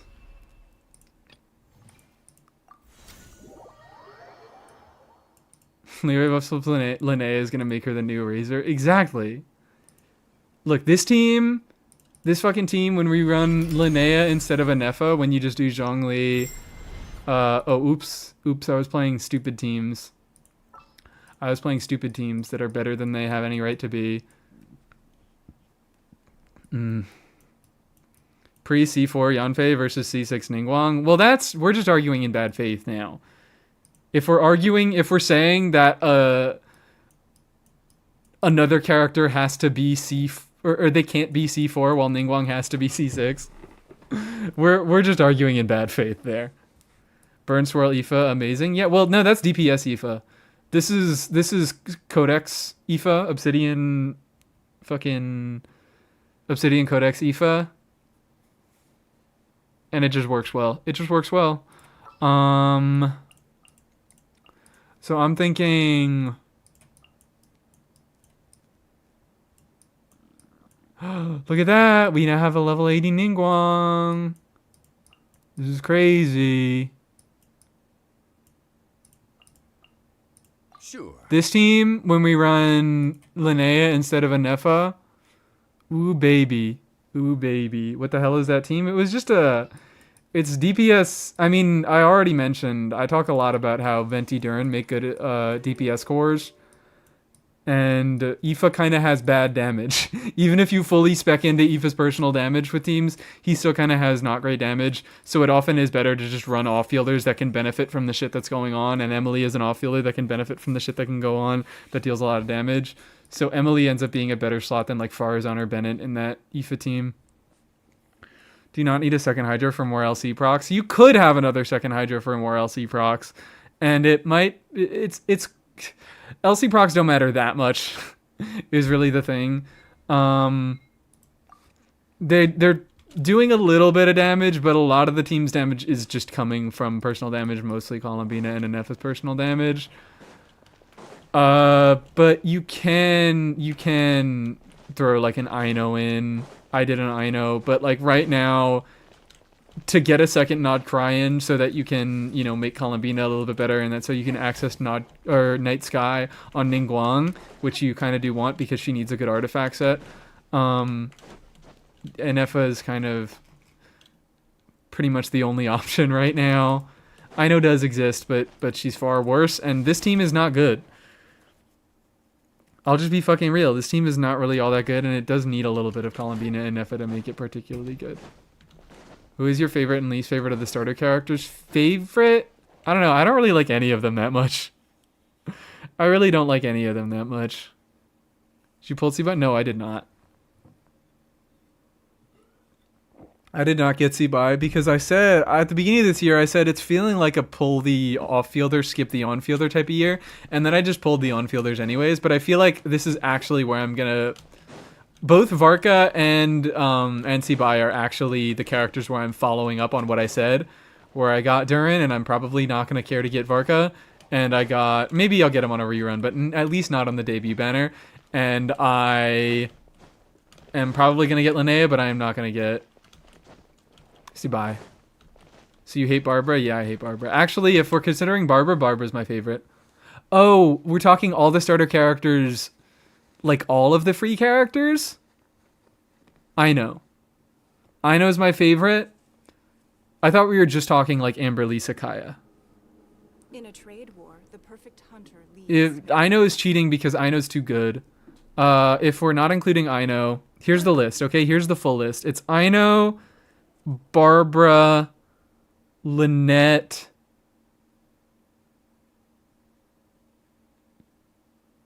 probably Cole, but I haven't built Cole yet, so I can't be certain, but probably Cole, then probably Amber, then Kaya, then Lisa, then Kachina. Is that all of them? Did I forget anybody? If only Barbara VA never changed. Barbara VA didn't change. Her line, it's always been Laura Stahl, but when Xinyan was added into the game, and Laura Stahl, because she also voices Xinyan, the voice actress for Barbara also voices Xinyan. I think the original recording of Barbara was like a little bit of she had a southern drawl to her, so I think she re-recorded her Barbara lines so she would be more distinct from Xinyan, because Xinyan has the southern accent. Xiangling? Did I say Xiangling? I meant Xinyan. My bad. Or you guys are saying I forgot Xiangling as a starter unit? Because she's an abyss?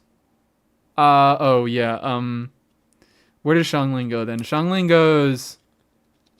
I think Xiangling might go...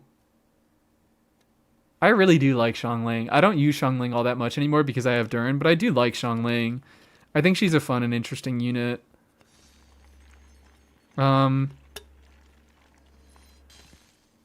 Probably Probably right after Ino. In all honesty. Kole is also Abyss? Oh, Kole is also Abyss, but you... Wait, do you only get a free Kole from Abyss? Oh, fuck, you do. No, wait, I totally thought you get another one. Even if an antique is priceless, the I'm happiness misremembering because they've given out so many free Koles. I don't remember where they come from.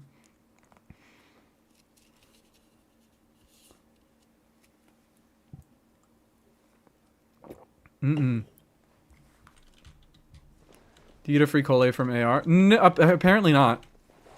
We've gotten 2 free Koles from events, is what it is. That's why I misremembered.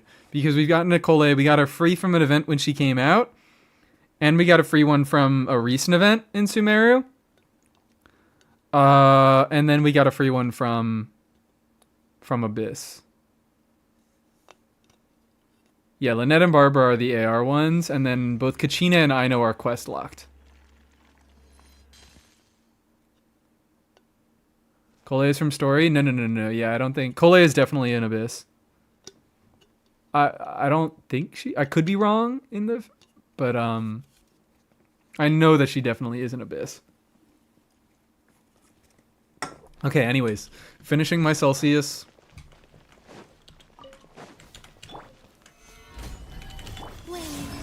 And then we open up the detailed view. Annihilation mode. Cleanup sequence. And we pretend that Ningguang is the most important character here. Order guide. Solidify.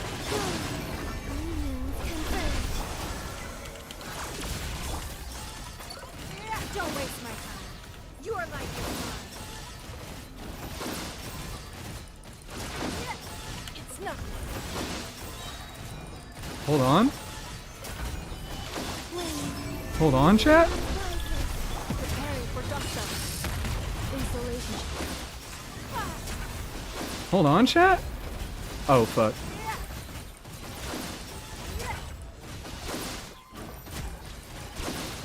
I will have order. Gather. Defensive mode. Don't waste my time. Your life is mine. Give up. God damn. Alright. I was just like, I was a little bit like, you know what? I'm kind of getting to enjoy these Ningguang combos a little bit. These are a little bit fun, I guess. I can tolerate playing Ningguang. And then I looked at the DPS breakdown of the team. And then I looked at the fucking DPS breakdown. God damn. How is Zhongli out DPSing Ningguang? Well, he is built for actual damage. Let's look at the build. Look at that. That's respectable. 78, 165. He's got a little bit of geo damage bonus going on. Like, he is actually built for damage in this team. And he is getting a lot of ownership of the Lunar Crystallized. Excuse me. Sorry. Horrible noise. He is getting a lot of Lunar Crystallized ownership. And also, Ningguang not being fully leveled and fully talented out. That hurts her a little bit, but I feel like even with level 8 talents across the board, even with level 90, I can't imagine she probably goes even with Zhongli. She might do a little bit over, but she might even do a little bit other. It's a really weird visual bug. I wonder why they're showing her so low. It's probably so high it's going over the integer limit. Yeah, probably. That's probably what it means. But yeah, obviously. This is also a team, I think right now, Inefa is on her... What's it called? Inefa's on... Albaid? Morningstar? Whatever we decided to call it. Feel old. Ningguang was actually not a bad unit when I started the game. No, she was. She was. It's just that the game was a lot easier back then. So... I mean, I guess she wasn't a bad unit by that metric because she was able to clear content, but who wasn't able to clear content back in the day? It's just a measure of what units take the most effort, and out of all the units in 1.0, she was definitely one of the ones that took more effort to clear. The new set? Yeah. NF's on new set. Yeah, she is. So I could put her on Tenacity, And we can change that. She can have less damage, and more of the damage can be going to Ningguang and Zhongli. No, that's not tenacity. Like, this is something that I like doing. Ooh-wee, I do love Ningguang. Everybody always talks about, BNF a wheelchair, BNF a wheelchair. But what if you just... What if you just put your BNFA on supportive artifacts and you don't give them good weapons and you just make them buffers and enablers? Where's Bina? There she is. What if you just put them on weapons and you don't give them good artifacts and you make them enablers? What if you do that? I love how the DPS goes up when you swap to Bina because she takes her Q pump. God damn it. God damn it. Did you see the D-League Virgin team we played on Dorsal Stream? I think I don't know how much I fully saw of it, but I saw a lot of the attempts at the Virgin. She does still clear content with a lot of investments that only the true Ningguang truth is willing to make. Yeah, I guess my bad. Everybody still clears content. It's just a matter of what content you are talking about, what content you're willing to clear, and what characters you have. Najuro, hi! Thank you for the Prime subscription. Thank you, thank you, thank you. Built her in 1.1 after getting LP? Is that Lost Prayer? This is why we need to stop with the acronyms, because I just don't know what anything is. Tenacity and Effa, your mind? What's wrong with Tenacity and Effa? You ran Tenacity, like, Tenacity and Effa used to be optimal when Columbina wasn't in the game. And Columbina wasn't there to buff Effa's damage. Tenacity and Effa was what you should have been doing when it was just Flynn's. But also, I just like running it because it turns her into more of a buffer. Let's just go.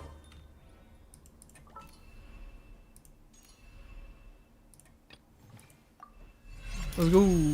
Let's go. Is Bina and Effa Lauma D-Luke? That is sickening. That is unfortunately very sickening. Freenus on Mannequin is peak use for that weapon? Yeah. Where else would you put it? Where else would you put it? Just leave it at level 50, throw it on Mannequin.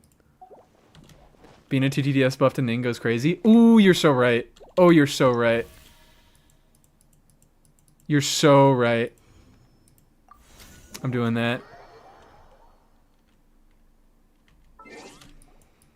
I actually don't know. This might make it hard for Bina to burst every rotation because she's losing the energy off of Pamber. But whatever, we'll do it. I mean, I was saying before I even got Bina, I was like, she is sentenced to fucking TTDS tenacity until the end of time. I am not putting my Columbina on damaging builds just because that's not what I want to do with my Columbina. That's not what I want to do with my Columbina. I want to do goofy shit. So let's see a little bit of this.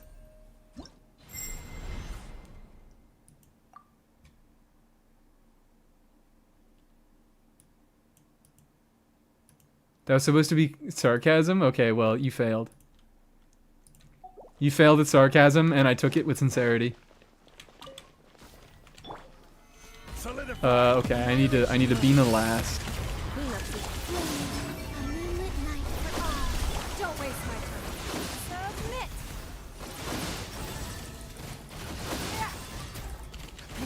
Give up. Order guide. Gather. Oh, fuck. Whatever. Yeah, alright, I don't have enough energy now. No. Okay, I might just go infinite energy for the sake of it. Let me get out of here. Alrighty, we got a little bit higher contribution from Ningguang. Also, hold on, I didn't even check my build. I don't think she's supposed to be on... Oh yeah, she is not supposed to be on Lost Prayer. What the fuck is going on here? I think I had her on Skyward Atlas, maybe? Right? This 80-year-old Bina still buffs the old-fashioned way. Never get sarcastic in here. You're not allowed to. Do you know what XP is? Like a character? I think I've heard of them. They're like alternate universe versions of characters because Hoyo. Well, apparently all gacha games do this, where they have like multiple characters can exist in different universes because they want to have as many. They want to milk their fucking players for as much money as they can, so they just do a bunch of crossovers and they re-release every single unit a million billion times. So as far as I know, like XPs are like when they do that, when they re-release, like Sparksy. Sparksy is an XP. Like Raiden and Yaimiko? Well, yeah, they do exist in other universes. I think I get what we're trying to say. This close to destroy the dog's shield and Fearless with Navi being a Shield official team. I don't have off-field DPS set on Bina. Oh, yeah. And that's not going to help you that much because you're not an Ascendant Moongleam there.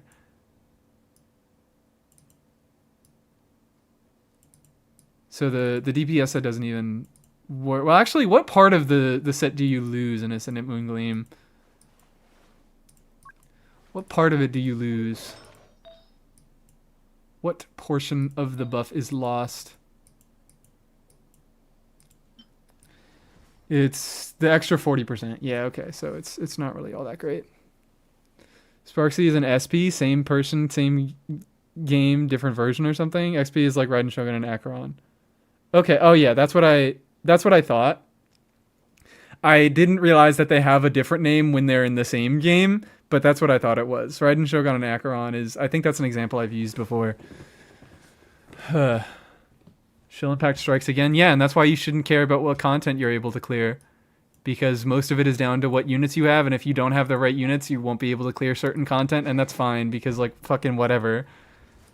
Pull units that you want to pull, and then do the content that is enabled by them, by the units that are the units that you have.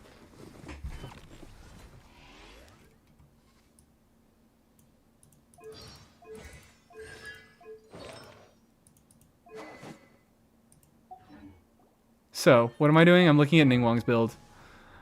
You guys keep distracting me. I'm looking at Ningguang's build. She doesn't use Lost Prayer, right? 82, 137 is a little bit. And I'm on a crit damage circlet too, yeah. That's just Ningguang. That's just Ningguang, baby. I can Skyward Atlas, and then I'm rocking 49, 137, so that goes up to 80, 137. That's still kind of bad. That's just kind of ass. Oh, because of this. You know what I need to do? To finish leveling up this. Let's just do that. Let's just gamble. Let's artifact gamble. Would Widsith be good? Yeah. Oh, yeah. Why am I not remembering that? I usually just run Widsith. Because then the EM is also sometimes useful for Lunar Crystallize. Hooray! Crit damage roll.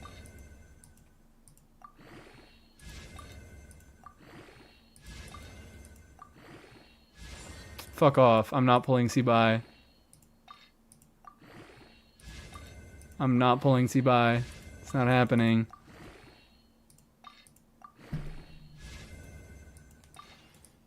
Whoa! Get out of here. I don't want to look at all of you right now. I don't want to look at you to determine if you're worth keeping or not. Yay! Yippee! Okay, last one was a good roll.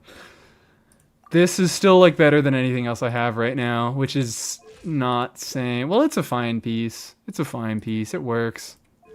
Lunar Ito piece? Actually, yeah, Lunar Ito piece. I shouldn't even be mad when I get rolls like that because I actually do use this set on a lot of different units. Do you own Arlecchino's weapon? No, I don't even have Arlecchino, but also I don't think Arlecchino's weapon is that good, and I wouldn't have gotten it anyways.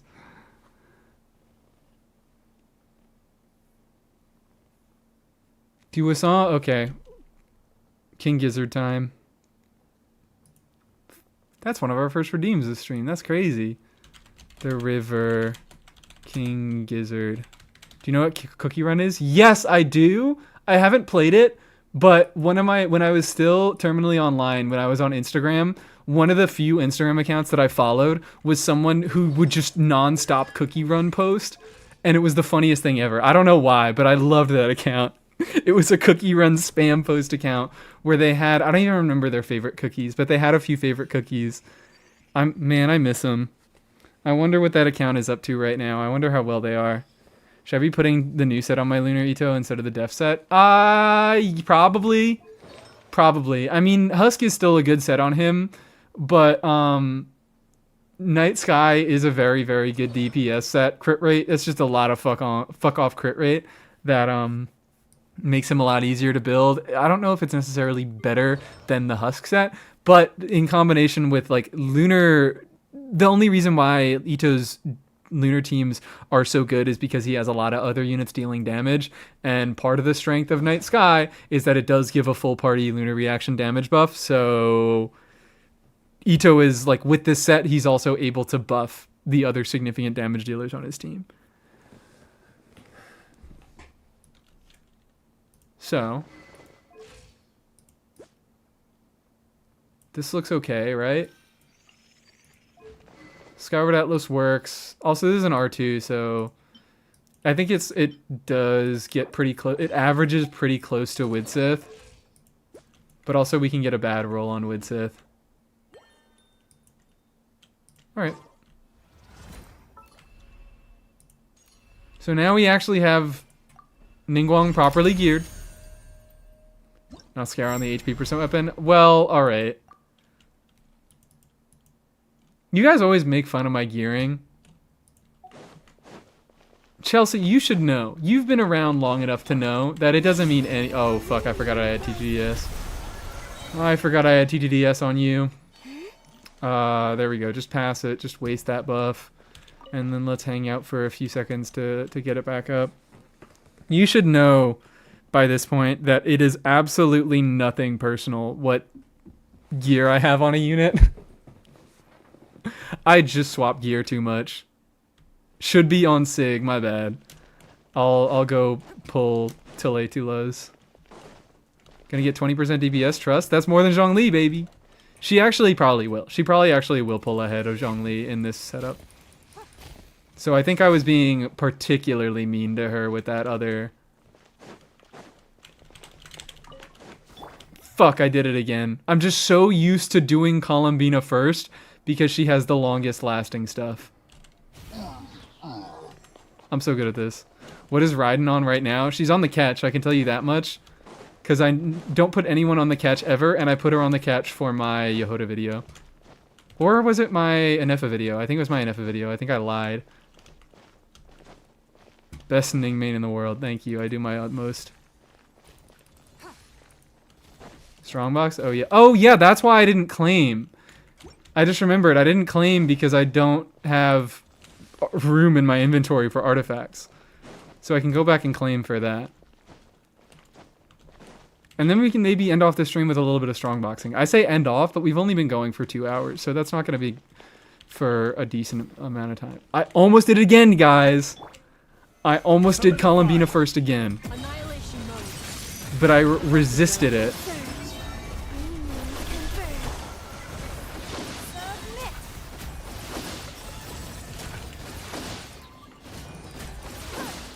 Look at that. Look at those fresh 3Ks. I will have order. I did it again. I keep fucking up. But it's fine. I don't even know if she has the TTDS buff up. Don't waste my time.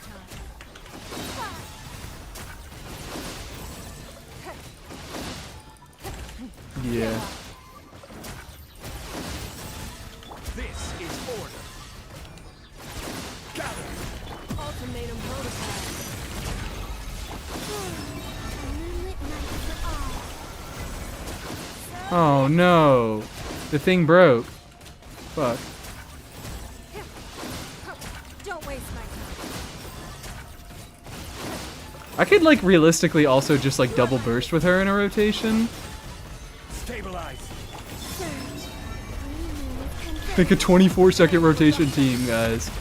That's definitely gonna go well, yeah. Well, actually, you know what? It's not on a very long cooldown.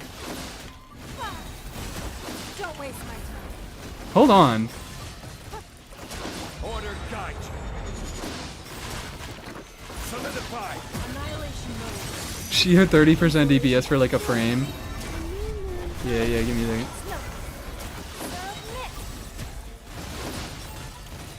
Don't waste my time. Look at that. Look at that, guys. Higher contribution than Zhongli and a lot closer to Colombina and Anefa. Look at that. Look at her go.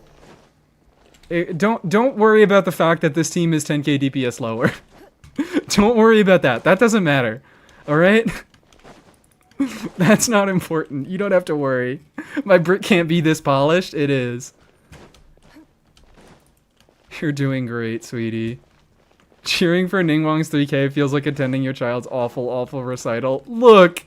She really... It's a 50%. Watching Mies content ruined all my builds because I now share artifacts too often. Let's go! I'm here to ruin everybody's builds because I make everybody share artifacts because I build too many characters. I think if you build her, it'll probably be okay. Unfortunately, she is mostly built. Hunter leaves. Unfortunately, she is mostly built. I can build her a little bit more. I can get her, like, the normals at level 6 right now are not doing her many favors, but I'm only going to take him to level 8, and then she's hitting what? Like, fucking... She's going to be hitting, like, instead of 3.4k, she's going to hit 3.8k. Ooh, maybe, like, if that even. Plus 10 levels and talent levels. Like, it's not going to do nothing. It'll probably be, like, around a 15% increase for her damage. But, like, 15 from 3.4k. Venti and Darren are currently sharing artifacts, which is definitely not optimal. Maybe. Maybe that's why we throw Darren on Noblesse.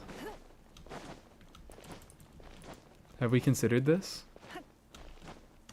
Team is 65k DPS overall. It's something. And no, it... Alright. Hey. No. We're not doing that. We're not focusing on team DPS because who gives a fuck? If this is above 50k, you want to know what that means? Clears. DPS in me stream is a binary. If it's below 50%, if it's below 50k DPS, then you need to optimize the shit out of it to clear. If it's above 50k DPS, clears. Yeah, 65k DPS is not that bad. Go girl, give us everything. She's doing her fucking best, okay? She's doing her goddamn best. And she's given us a little something. Stabilize.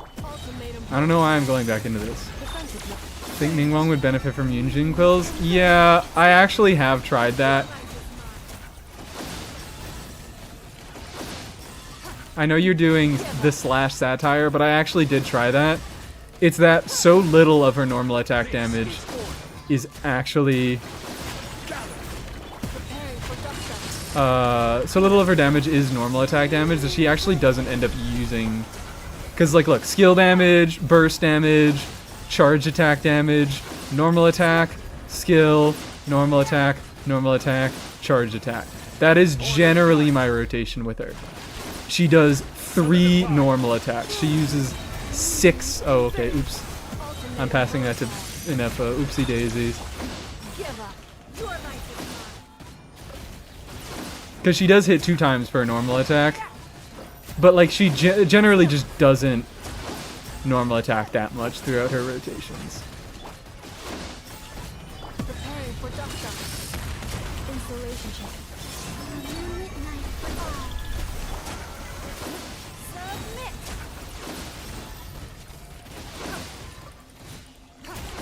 Give up.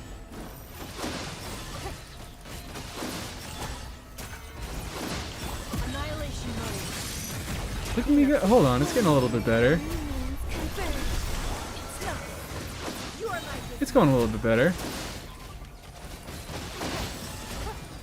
Don't waste my time. This is fucked up that I'm actually, like, learning to have fun with Ningguang. I should be doing this in Abyss. I should be doing this, like, with actual content to be playing against. Oh, wait, Abyss resets very soon, doesn't it? I forgot about that. Abyss resets very soon. Ningguang, Navia, Bina, Farina, quick swap. Yeah, that's my thoughts. Those are generally, like, I've already suggested, especially once Linnea comes out. Actually, hold on. Farina, well, Farina doesn't have a healer in that team, which is kind of funky. You could double Pamber. You could do Pamber Ningguang and Pamber Columbina and like alternate bursts and heal that way, but it's kind of scuffed. 25% of team damage. Yeah, I mean this is a team that is very, very heavily catered towards giving Ningguang a lot of the team's damage. We have Columbina on supportive artifacts on TTDS. We have Anefa on supportive artifacts. Like, if you actually want to make it a better team, you very easily can by making them deal more damage. But you can make her do a little bit. You can 25% her. Give us Catalyst Weapon Infusion so I can Chongyun Shenhe her? Maybe. Please. Not feeling like a lunatic in the community. All my usual community members are dire, Stygian meta heads. Oh, yeah, I can't with that shit. Dire Stygian, it's just too restrictive. I don't care about it. Because it's like, hey, use like 10, use one of 10 units or fuck yourself. And I'm like, I don't want to play that. I really don't want to play that. I don't care if those are the best teams in the game. I don't want to do 10 units or fuck yourself. I want to play all the units that I have built over the years that I enjoy playing. This is a video game. I'm here to have fun. I'm not here to optimize. And sometimes it is fun to optimize this stuff. Like, this is a fun team to optimize where I'm like, okay, how can I adjust this to get the most damage out of Ningguang? And I'm sure a meta head is going to fucking look at me and be like, haha, why do you have tenacity on Anefa? What the fuck are you doing? But it's like, it's a good enough team, man. Who gives a fuck? It's a good enough team. It clears, and I can adjust it to like do something that I want it to do. Oh yeah, it's this one.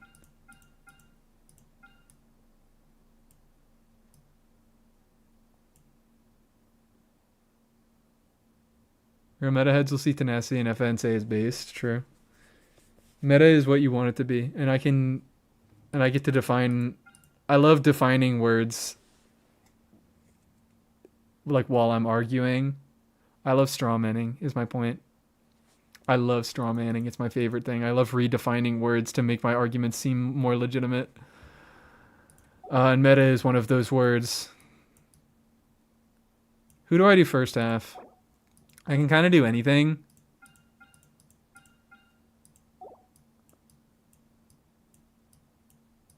I can kind of do whatever I want. Playing my silly dumb dog team at 40k DPS while other half is meta units because, yeah! Like, yeah, you can also just like meta units and that's fine. And I have meta units that I like. I do love my Flins. I do indeed love my Flins. And maybe I'll just play Flins here. Maybe not. Oh, maybe not. Should I just do like an overload something? I kind of just want to do like a shit ass overload Yai team. Actually, it won't be shit ass. It'll just be Fischl, Durin, Yai, Bennett. I'll do, I guess. Bennett down here. First half is kind of generic. You use Ning there. I could, but I lunar charge requirements for the second half. Anything is going to do good into this as long as I bring Vnefa. So I just kind of, like, I'm not doing this to get a feel for how good the team is, because it's Vnefa. It's fucking Vnefa, and it's this Abyss buff, and it's these enemies, so it's going to do well. I want to get a feel for how this enemy, or this team plays against real enemies, and not just, what's it called? So be a Ningguang optimization, that, like, none that has come before. It's not going to be hard. I thought about Venti for a second, but I don't think I'm going to do Venti. I think I'm just going to do... I don't play Yai enough, so we're going to give this one to Yai. I do not play Yai enough, so we're giving this one to Yai, and we're going to make her overcap because I don't give a fuck. Sorry, sweetie. Oh yeah, here's what Raiden is on. If you're still here, Peppermint, this is what Raiden is on. How do you feel about that? Then Fischl, Durin, Bennett.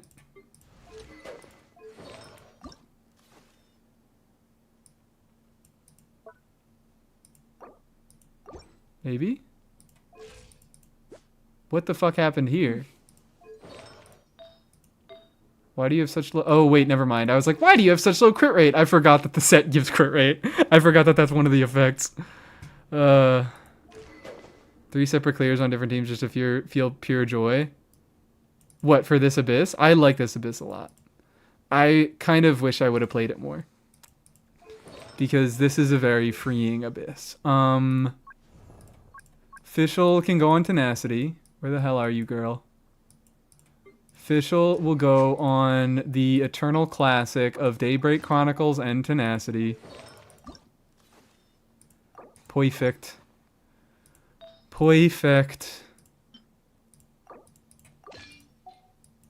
And then Bennett should be on Noblesse. He's probably still on... Oh no, he is on Noblesse. Cool. Wowee, look at that. And then next team is going to be... Boom. Boom. Boom. She is down here. There she is.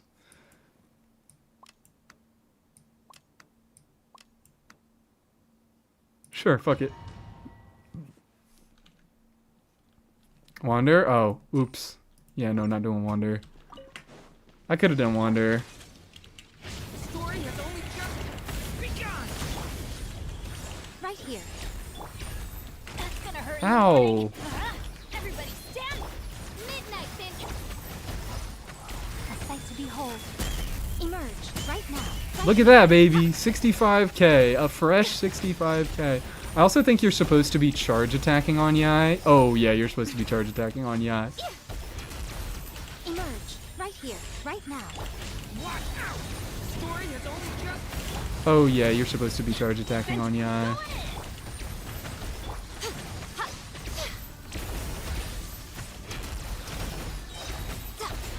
Come on.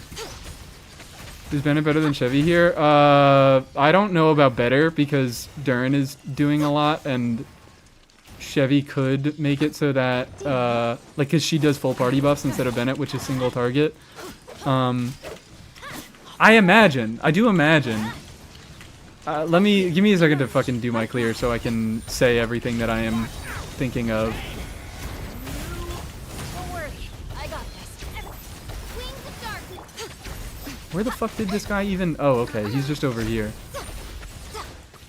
He's just over here like a fucking idiot. Okay, maybe I just need to restart this clear. Because this went really, really bad. This went really, really bad. Or maybe I don't. Maybe I don't. Right here. Maybe I can just fucking... Oh, wow. This went terribly, terribly. Let's light it up. Going in. Let's just do this.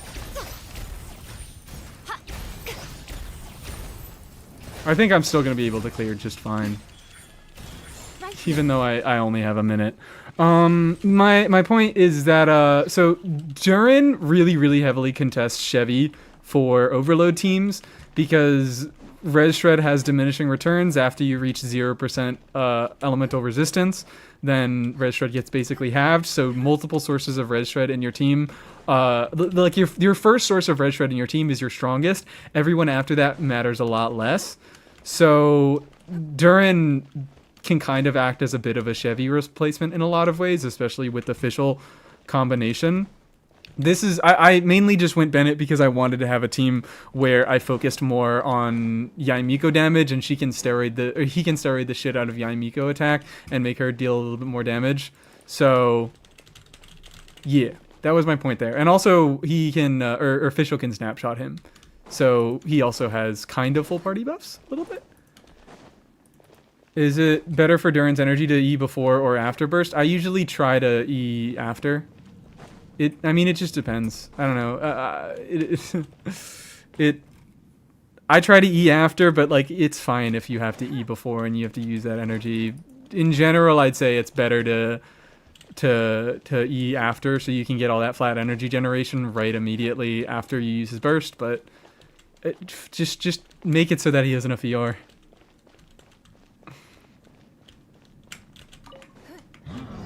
Let's do... Almina still has TDDS, so I can't go to her immediately. Oh, okay, great. The light will never die. The light will never die. I will have order. Solidify. Insulation chamber deployed. No, thank you. I stand against the long night and purge the darkness. Your life is mine. Strike them down. Don't waste my time.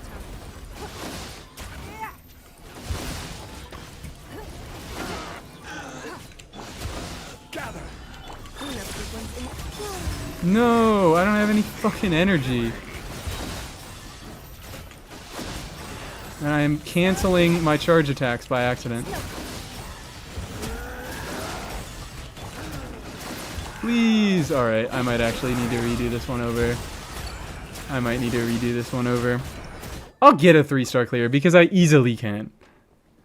Do you have Durin Burst? Do you skill after? No Durin Burst. Do you skill to get it? Yeah, basically. Basically exactly that. Don't worry too much about it. Just use your Durin skill when you need energy. So if you Everybody stand back! don't have enough energy to burst, use your Durin skill before. If you do have enough energy to burst, use it after. I know it's self-explanatory, but I don't know. You ask.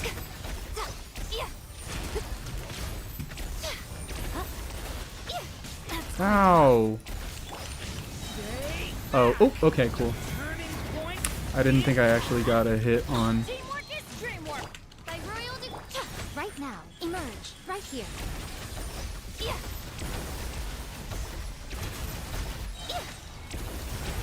Look at that. Alright, come on, do your thing. Stay back. Turning point in space. Is this the same guy?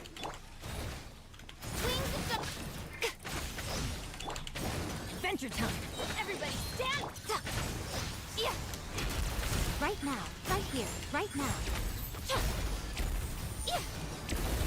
Yeah. I'm always watching. Emerge. Ha. Oh, oops. Stay back. There we go. Perfect. Let's go. Easy. Easy, baby, easy. Color geocrystallize is so soothing. I also love gradients. I am fine with italicized gradient font because gradients are awesome. Let's go. Stabilize. Defensive mode engaged. Annihilation mode. A new moon rises. Come on. Give up. Your life is mine.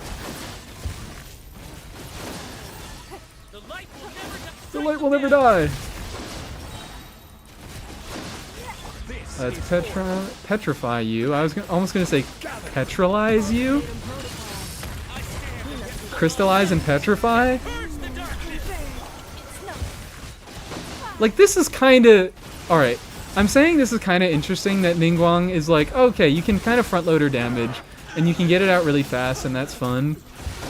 But, like, as I'm saying this... Is that not just Navia? Is that not just Navia? Give up. Navia is a geo unit that is interesting because she can front load her... Well, I guess that's the idea, is that I do want to be using them together. Insulation chamber. Oh, oops, I meant to go Zhongli.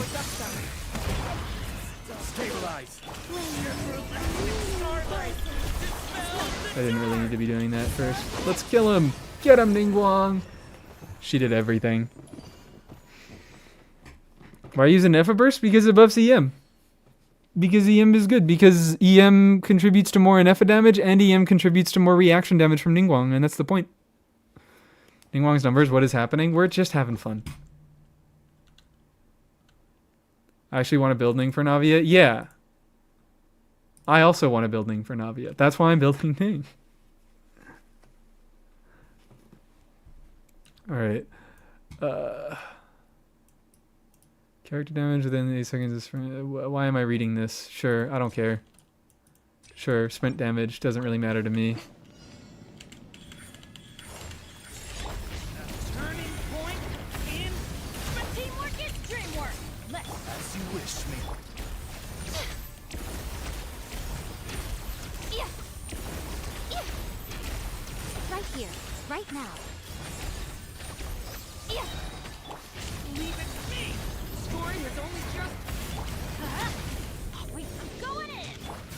Oh shit. Fuck. Nothing lasts forever. Right here. Never mind. Never mind. Never mind. This is apparently a very good team. Actually, this is like unironically a fucking incredible team, because now what I get to do Right now. Right here. is I get to do my whole thing.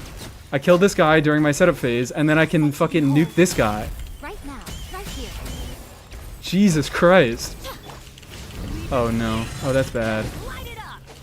By royal decree. That's not good. There we go. Okay. Turning point. Going in. Wings of darkness. Emerge. Right now. Emerge. Ow. Fuck you. Oh, okay. Never mind. It's too late. I was gonna kill him off with a burst, but I kind of just wasted it. Why not Shivers? Because we already have Red Shred, and a second Red Shredder gets diminishing returns in these teams. So that, I mean, Chevy is probably competitive, but also my Chevy is not C6. Not having a C6 Chevy, the damage bonus is definitely helping her out a lot there, be a bit of a better unit, but I just wanted a unit that, I wanted a Bennett. I wanted a Bennett.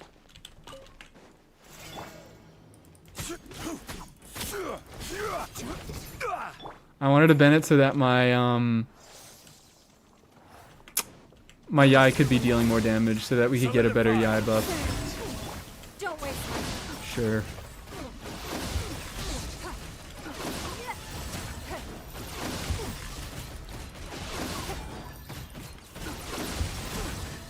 Is that? Wait. Okay, no. Stabilize. Annihilation mode.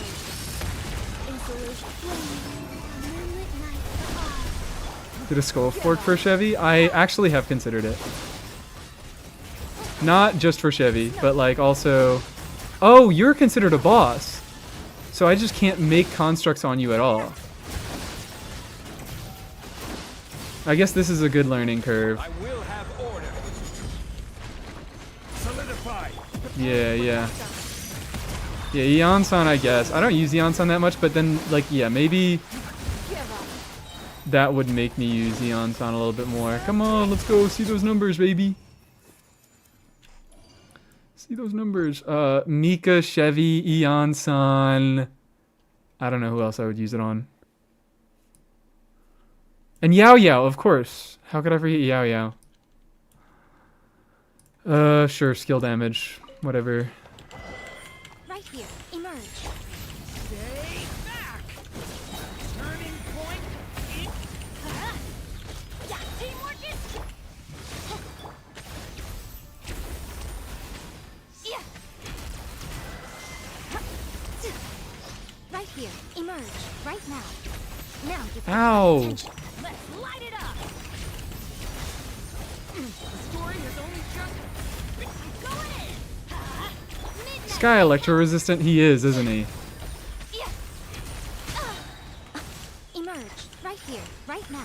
A Nuke sight him. to behold. He Right is. here.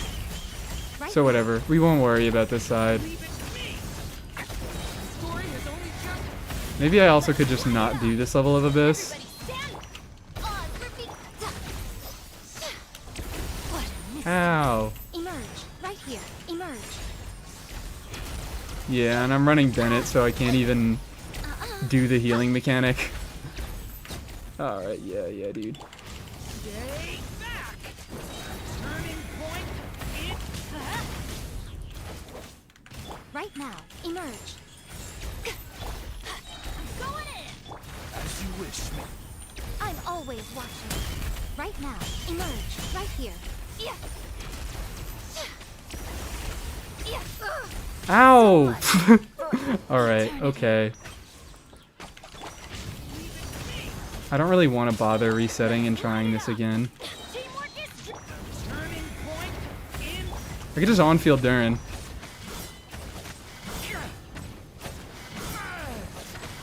And will the team do better? It's doing like exactly the same.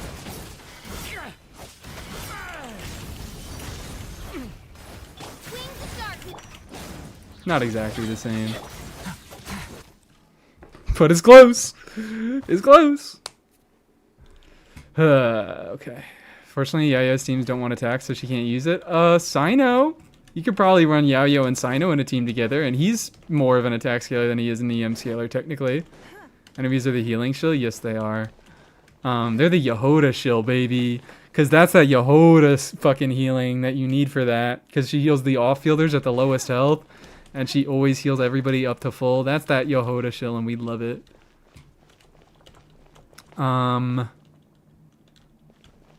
Chevy moment? Yeah, that maybe would have been useful if we had Chevy there.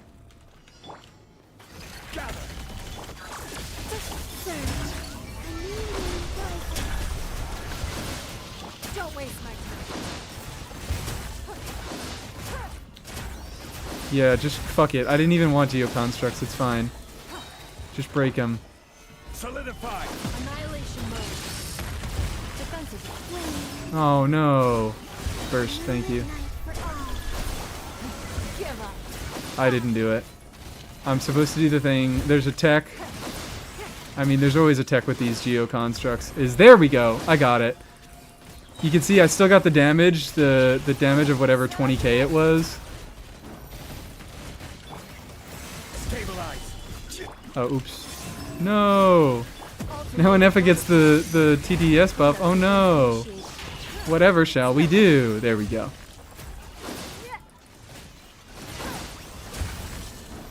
Let me do a charge attack, girl. Girl. And yeah, of course we get a second phase.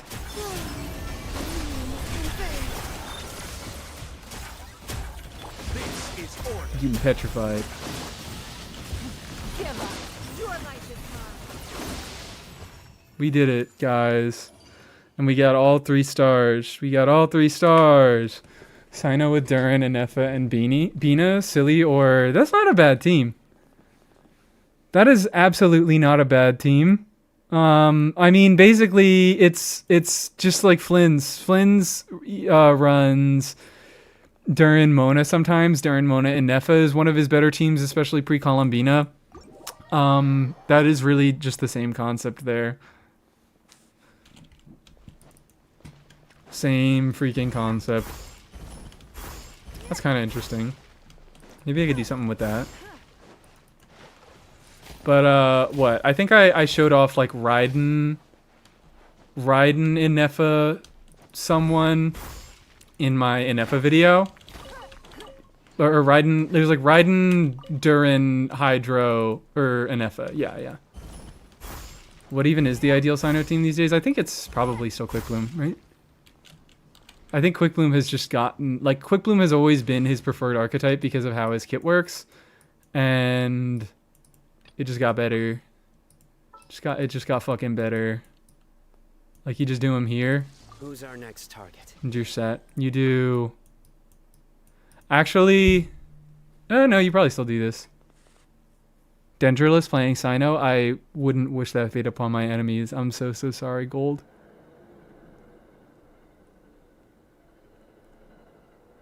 BB and AB before Bina and after Bina. I don't... Look, if we really want to say, like, there has been one unit that has affected the meta, so we can't say that. Every unit that comes out is an insane fucking nuke on the meta. Every unit is busted now, and every unit breaks everything. So, like, what? Before Bina, after Bina? Before Mawika, after Mawika? Before fucking Escoffier, after Escoffier? Overload Sino is peak. Overload Sino works. Overload Sino works because of the good off-fielders. But yeah, Razor is indeed the Overload Wolf. Sino just has better properties. Like, he's mostly attack scaling, but he has a little bit of EM stuff going on. He hits really fast. So his properties just work the best with Dendro. Who would those before afters actually be? Yeah, like Kazuha and Farina. BV before Varka. Farina is another very good one. We've just had so many units that do so much for so many different teams. Like, we can't put any one. Every unit is always the most busted one. I mean, Farina didn't have that because Farina's teams weren't so insanely far ahead of everybody else's, but she was the best unit in the game when she came out, and that's how these things go. That's how these fucking things go. But yeah, Ningguang is I don't know. I mean, you just don't get the sense that she's doing anything. You do have I am having fun on fielding her, but it's really hard to get the feeling that Ningguang is really doing anything here because it doesn't even feel like. Usually on other teams when you have an on fielder, it's like yeah, even in like my fucking Aoife air fryer team, it feels like Aoife is doing a significant amount of damage there. I can see the health bar going down faster when Aoife is on field, but Ningguang, it doesn't even feel like that necessarily. Nahida pushed Dendro hard? Yeah. Even so, like, so much of the reaction stuff was so good that if you just get two Dendro, you get a bunch of Dendro units. Nahida was the best, but she wasn't so much better. Made a tier list of units that have an uptime for Sino's Burst and don't, and it was so fun. Felt insane putting Farazan on the top tier.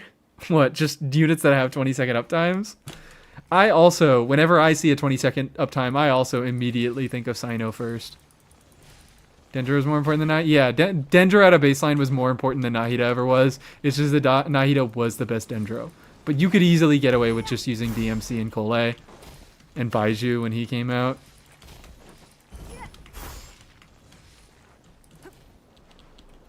Whee. Alright, I'm going to take a quick break to run to the bathroom. And then when I come back, I don't know what I'm going to do when I come back. But I would like to keep the stream going.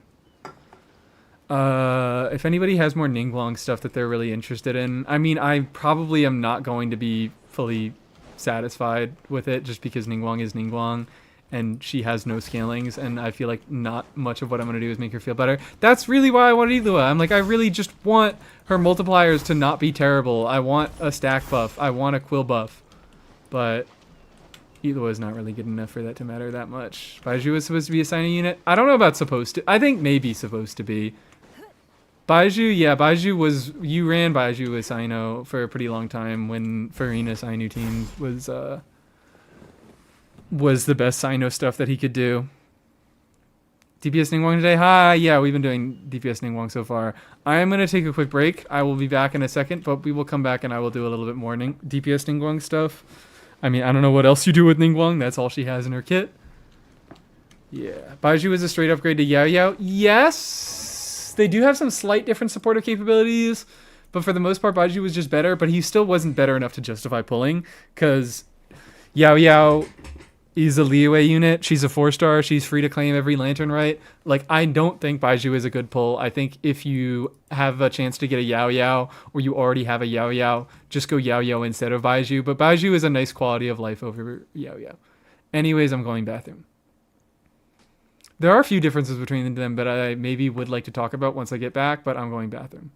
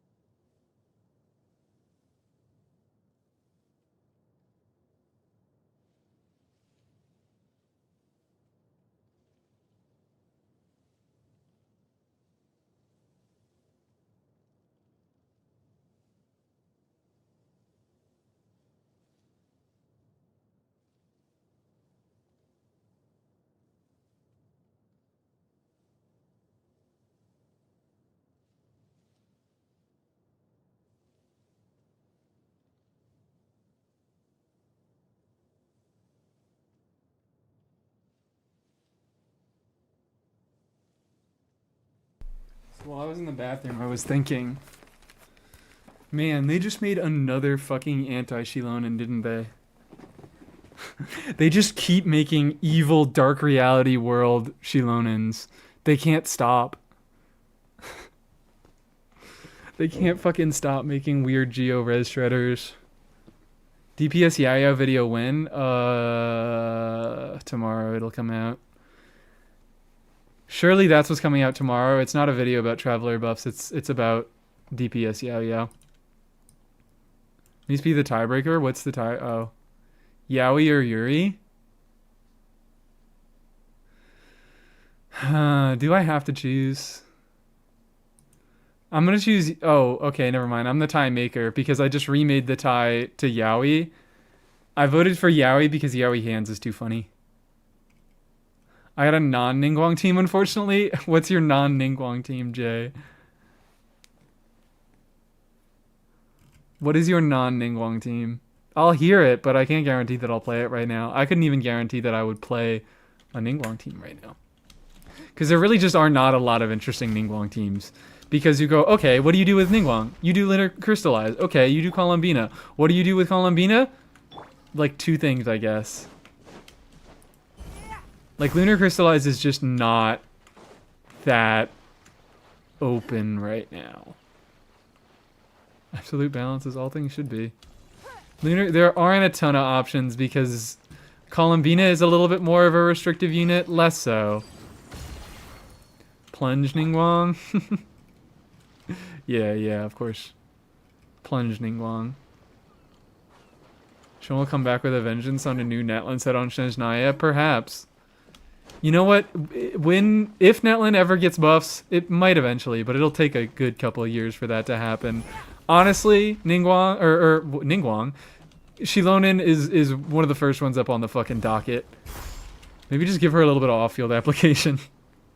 Let her stay in Night Soul state and give her Eloa C2, and you're set. What build are we running for Lunar Crystallized Ningguang? We just do Night Skies. Hex Ningguang? I would love to, but I don't have Albedo. And you do kind of need... I guess I could do, like, Durin. You don't need Albedo. You could do, like, Durin... I don't even know. What do you do? What do you do? Durin, Shred, Georez. I'm Durin. Yeah, I've done a few Shilonens. It's...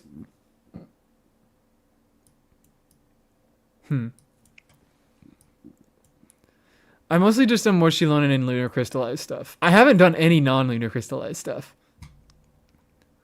Durin Fischl Ning Xingqiu? Xingqiu.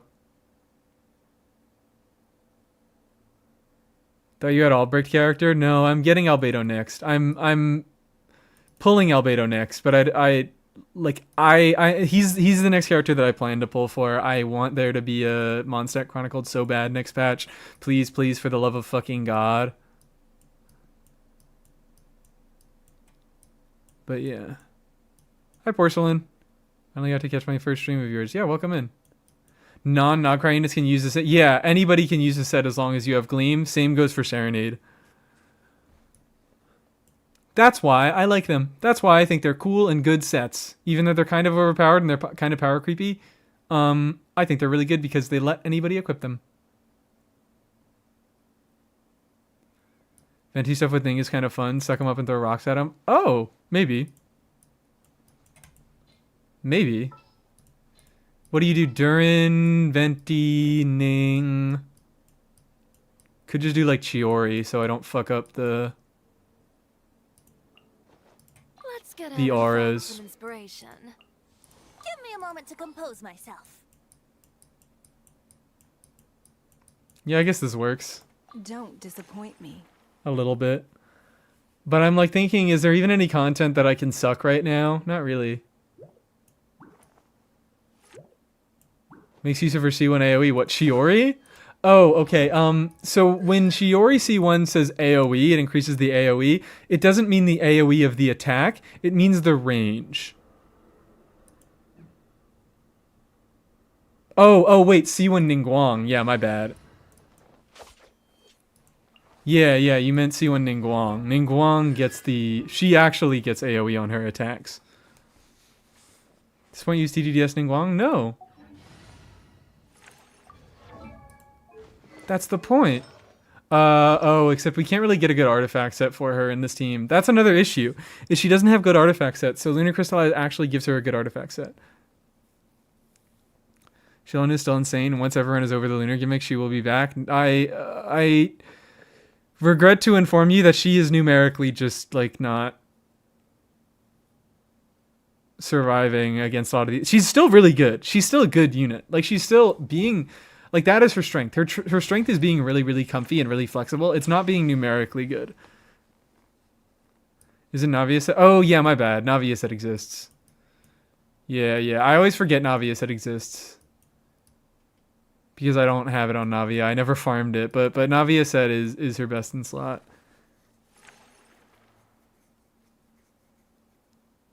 Shilon and C2R1 is surviving at least. Yeah. The cons haven't been power crept by new C0 yet. Well, actually, have they even? Has C2R1 even survived that well? It probably is on par with a lot of the other stuff. But in general, like, the specific supports for each archetype are just going to do better. What do you use on Navia? Just 2-piece. I run a 2-piece geo damage bonus, 2-piece ER on her. Usually. Because 2-piece is really good, guys. 2-piece is actually really fucking good, especially when... I don't think Navia set is that particularly great. And I don't have a full set of it built for Ningguang, so...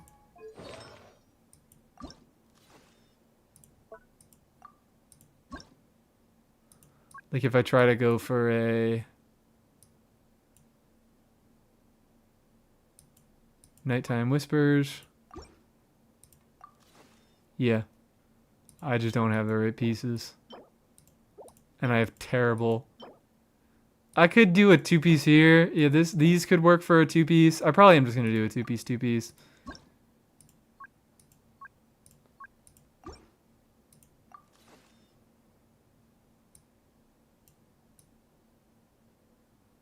Oh.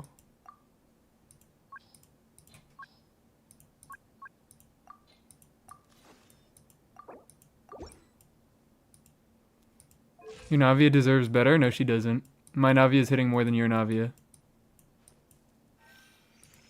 I don't know that for a fact, but I don't care. If you come in my chat and you say your Navia deserves better, that's what I'm going to say to you. If you say my anything deserves better, that's what I'm going to say to you.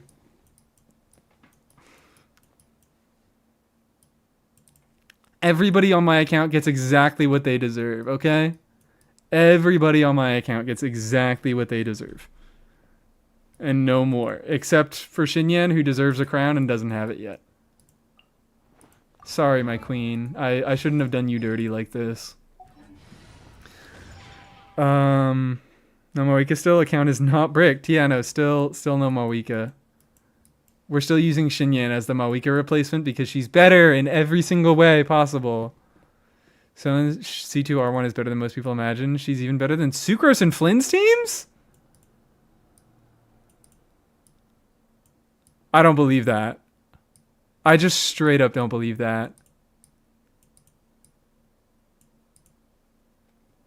Maybe it's specifically for... Like, what does even... What does it even do? What does she do? What does C2 do for Flynn's teams? I know it's HP for Columbina. Restore 25. Okay, maybe a little bit. All right, maybe a little bit. Maybe the 25 energy is actually important. Because I forgot it was that much fucking energy. I forgot it was actually a full 25 energy, which is it's sort of a lot. And definitely enables Flynn's to get big bursts more often. But all the other stuff, it's like built around damage percent buffing, which Flynn's and Anefa don't care about. So I'm just like, that's surprising for me. And she has worse res shred than... She just has lower res shred. Well, no, it is C2, so she has lower res shred. Yeah, R1 isn't useful because it's just damage bonus. My Flynn's is C1, so I can do 4 bursts with him in one rotation. Okay, well that's also a factor. big burst might definitely, like, being able to big burst often is also a big help. So that's probably what is contributing to it. It's probably just the C2 doing everything. I don't imagine the R1 is doing that much. What about what about Aloy?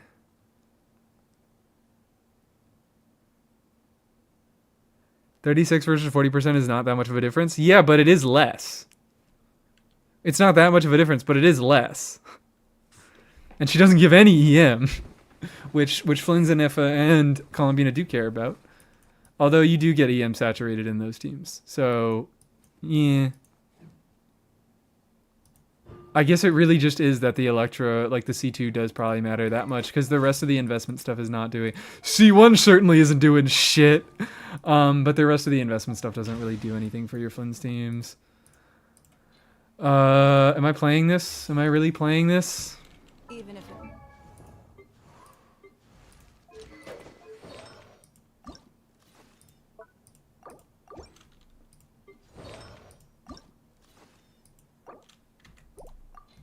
I think I keep fucking up by doing this. I should be doing geo damage bonus because I'm not playing you in a Farina team.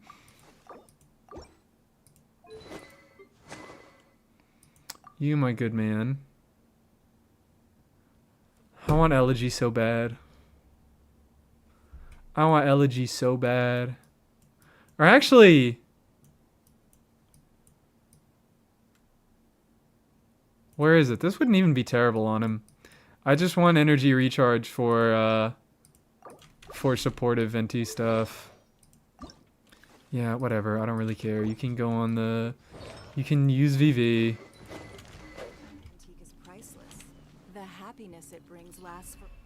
Let's go check this out. Let's see how this does. And let me sip.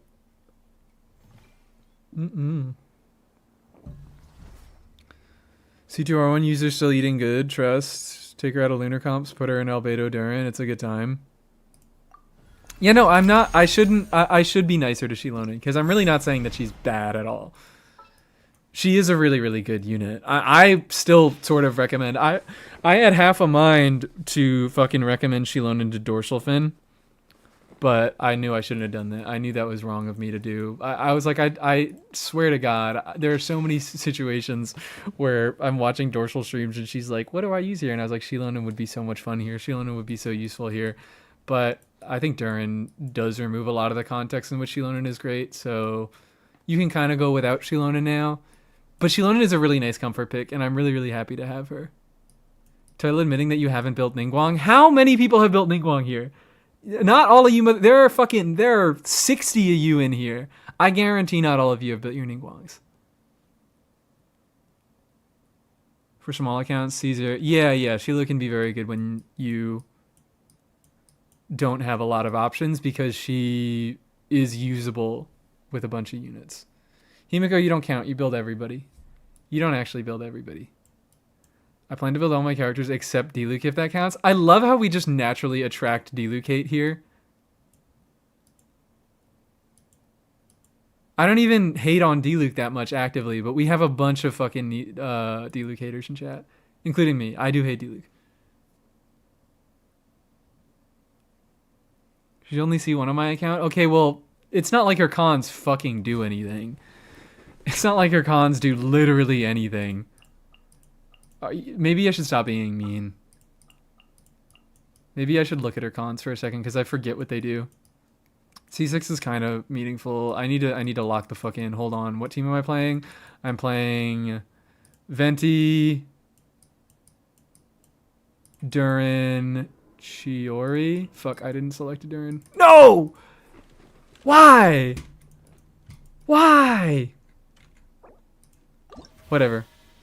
Let's look at the constellations while we have the time.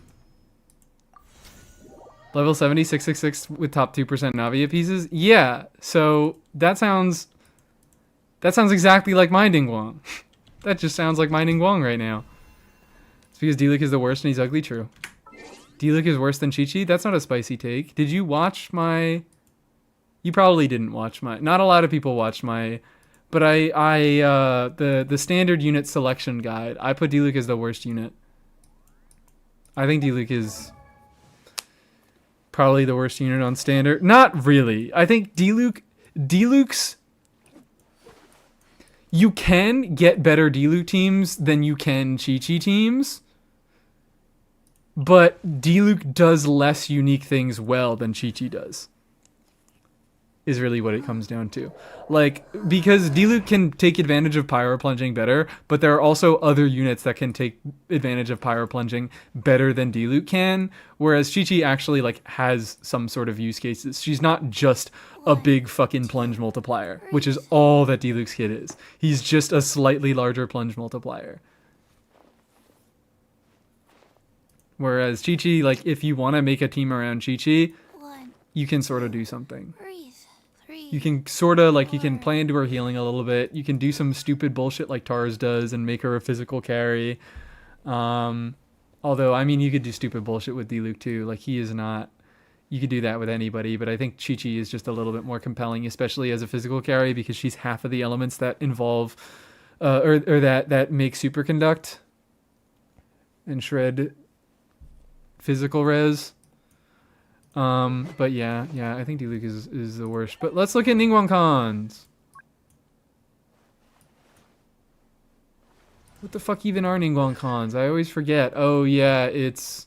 Never mind. C2 matters because cooldown reset on her skill, and her skill is her big multiplier, and it actually makes up a lot of her damage. Useless, mostly useless. Yeah, C2 is the only Ningguang con that matters. You're missing your best con? No, I'm not. I know that for a fact. If we go on Ningguang main r/Ningguang mains right now, they're all gonna say, everybody's gonna say, oh, I'm missing C6 and that's her best con, and every Ningguang main is gonna be like, no, it's not, it's C2.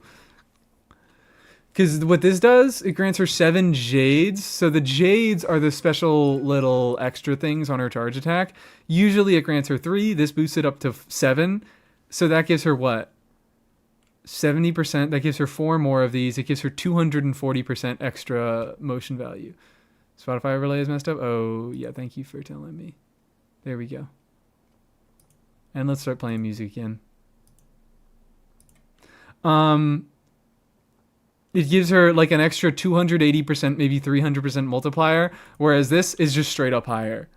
Like if we go multiplier for multiplier, getting 4 extra Jades on your C6 gives you less motion value than getting an extra skill does. And it also makes her able to do quickstop stuff a lot easier. It just makes her play a lot better. Do you think Freeze would be the best team for DPS Shenhe? Probably. Some mixture. I mean, it's probably just Escoffier, Farina, Chongyun, Shenhe. She buffs herself. She infuses. Let's do that. The animation is pretty with C6. Oh, I didn't even know it gets a different animation with C6. That's cool. That's funny. I guess.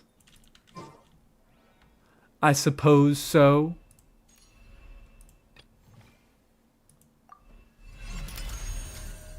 When full HP Ning for the Wall of China build. That's also a good bit.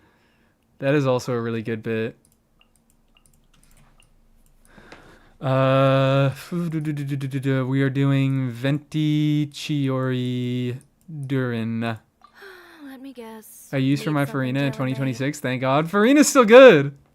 Farina's just not good with the new units. You can still play all the old units and they're still all good. And you can play some of the new units with the old ones, like Farina and Neffa stuff.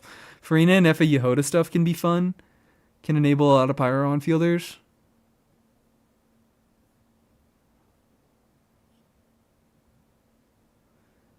And if new Geo boss is going to need lots of Geo hits very fast, Ningguang is going to be amazing. Yeah, potentially. Do any other characters hit with Geo really, really fast? I don't think so. Well, Sibai can, obviously.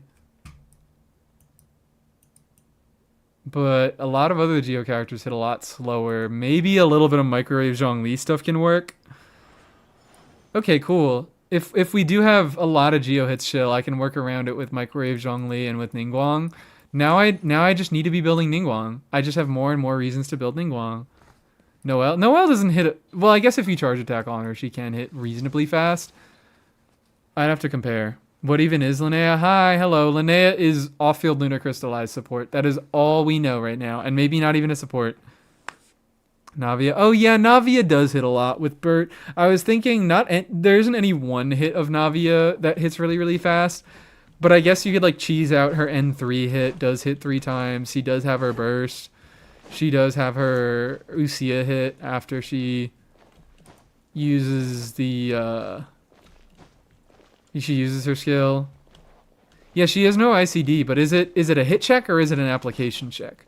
That matters.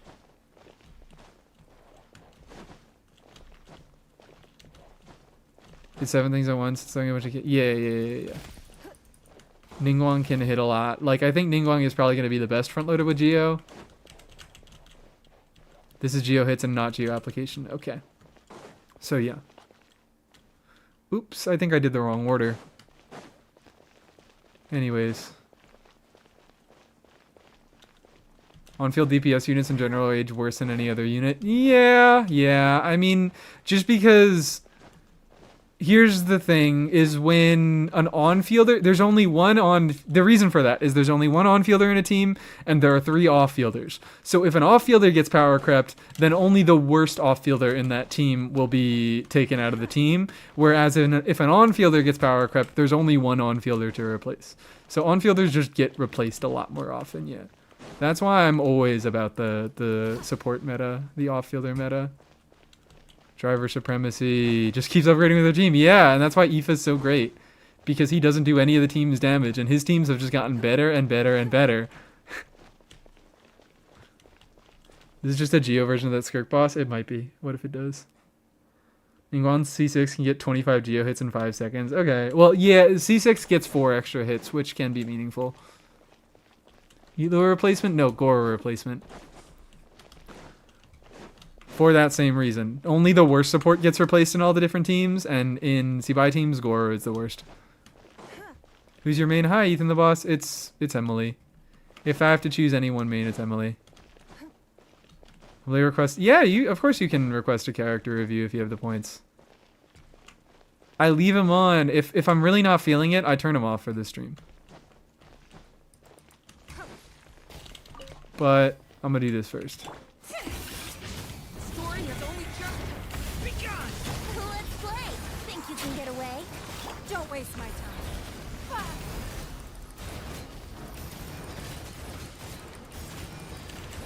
Give up.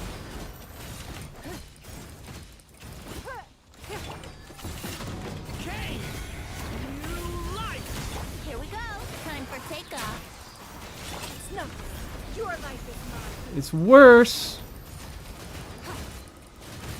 Don't waste my time. It is indeed worse. Let me ahead. Oh, I fucked up. Oh, I fucked up. Alright, whatever. It is indeed worse. When the wheelchair is this. Look, this is the greatest wheelchair ever fucking invented, okay? It's for Venti. Like, this is definitely a lot more interesting in context which you actually have multiple enemies and you want to be doing grouping stuff. Because, of course, Venti, like, that is Venti's best use case, easily. He does have interesting supportive connotations, but, like, generally his supportive stuff isn't good enough that he overtakes any more dedicated supports. He only really becomes a great support, well, for Varka, because Varka is fucking stupid and has a lot of restrictions. But he only really becomes a great support when he is doing supportive buffing and grouping. And Ningguang, because of her C1, she has AoE hits on her normals, so she can actually make use of Venti grouping. Yeah, this team definitely needs multi-target to shine. And it can do that. I have to try this team. I don't have Venti or Chiori. You don't need Chiori. Albedo is another perfectly reasonable slot in. You can't use Shilonin because you don't have enough source samples. You only have Durin in the team, so you don't have enough crystallizable elements. I don't know who else you could run. Albedo is really the only other one that comes to mind right now. And Albedo is going to make it a lot better because he basically just does Chiori level damage while also buffing Venti and Durin. Kachina... functions, I guess, yeah. Gugino works. Bishop test? I could do a bishop test. How easily did the bishops get grouped by Venti Burst? Eternal Lunar... Yeah, I was doing Lunar Crystallized pretty much the entire stream before this. This is the first non-Lunar Crystallized team that I've played. See a Bygone Eras, please. It's here. I have no Geo units. They all have 8 of me. Yeah, unfortunate. You probably do. Do you really want a second? You probably want a second Geo for the sake of more easily getting Durin's Res Shred by triggering a Pyro Crystallize. You don't necessarily need it. Who else could you do here? You might be able to do a Fischl. A Fischl could probably be functional here if you are able to get a Pyro Absorption, as long as you're able to get a Pyro Absorption on Venti Burst. So then just like do Durin, Venti into Fischl so that you can easily get your absorption before you even introduce Fischl. But she can be an attack buffer. She can be a little bit of a DPS. Nabi NC by. I'm getting Shiori in our rerun. Okay. Yeah, that works. Let's do a bishop test. Let's go pick this up and let's do a bishop test. I think Fischl is probably going to be your other more compelling option here. Because she becomes an attack buffer with the Hex stuff. Which maybe I could try out a little bit of Fischl stuff. Oh wait, oops, I didn't even click the button. Start.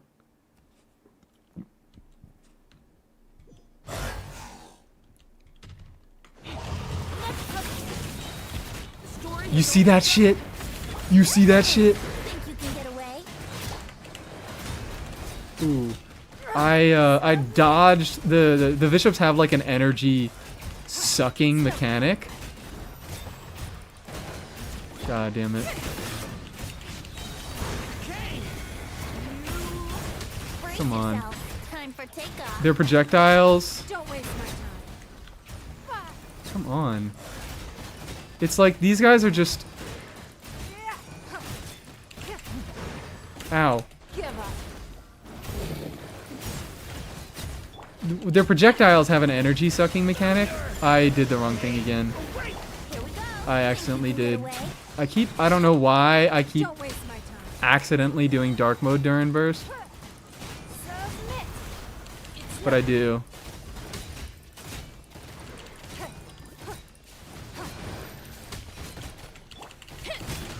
Leave it to me. It also is like I don't quite know Ning's rotations, so I feel like I'm rotating just a little bit Don't slow. waste my time. Your life is mine. Give up. Please stop auto. Ooh. Okay. All right. There she goes. There she fucking goes. That's why Fischl's better than Raiden for Dea Overload and Hex Buff. During Hex Buff, yes.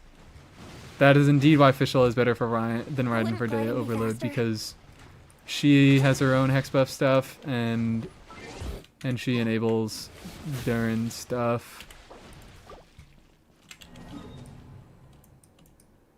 Where I am doing this.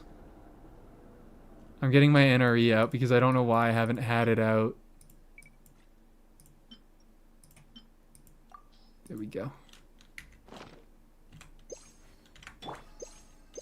Man, what a fucking character. What a fucking character. What's your top score here? I think it's like 30 something. 38 maybe. You try hypercarry Ningguang? I did not. I don't think I'm going to. Unfortunately, I don't think I could. What do I even do there? What is hypercarry Ningguang? Is that Shilon? Do you use Shilonin? You probably don't use Goro. I think you probably do just Shilonin for Arena Bennett, right? Probably just do Shilonin for Arena Bennett. Trying to think of anything else that maybe you would do, but yeah, I haven't done that yet. I could give it a shot. I don't have very high hopes because basically this entire stream has been me saying The reason why we do Lunar Crystallize is because Ningguang does not have compelling enough multipliers by herself. Ningguang as an on-fielder just has terrible fucking multipliers, and she's really slow. So she really likes the fact that Lunar Crystallize gives her reaction damage to supplement her regular damage. See Venti and Chiori in a team together. What is Mi's cookie? I mean, it's not really. I guess it's Albedo Cope because like Albedo would be better here, but Albedo just does the same thing. I'm already meeting my hex requirements with Venti Durin. I would use Albedo here if I had him, but Chiori works just fine. Ningguang's best team overall is Farina, Kalambina, Shilonen. Doing around 40% of the DPS. That's Ningguang's... No, that's not Ningguang's best team. I don't know if you're referring to the team where Ningguang does the most damage or the team where Ningguang exists in that has the highest DPS, but I don't think that's true either way. Because I think the team where she does the highest damage is Farina, Shiloh, Bennett. Maybe there's another team that I'm forgetting about that could be better right now, but I am imagining that is her best. That is the team where she does the most damage, and the team where the best team, the highest DPS team, is probably just Shilon and Inefa Columbina, because that easily cracks like fucking 80k. Because Ningguang, because Binefa.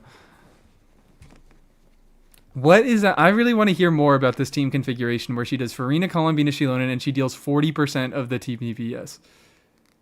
Highest DPS where Ningguang is doing a reasonable amount. Okay. That makes some sort of sense.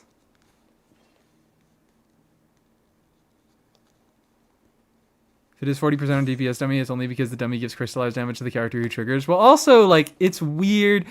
Lunar crystallize or lunar reaction damage in general is really weird to attribute, so I'm fine with that. But yeah, keep that in mind that lunar crystallize, like all the lunar damage is attributed to just the unit who triggered the reaction, even though multiple units are contributing towards the damage. Renamed emote. Alright, wonderful. 100k DPS for me, but 140k because of extra cons and stuff. What? Columbina, Shilonen, Farina, Ningguang? I'd be very surprised if I was able to meet those numbers. What is your setup? Allow me to lend you some moonlight. I'm actually kind of surprised. Well, actually, never mind. Shilonen, you need Shilonen for the healing. I was going to say, I'm kind of surprised Shilonen is even that much better than Chiori. But you do need her for the healing. I knew you'd miss me.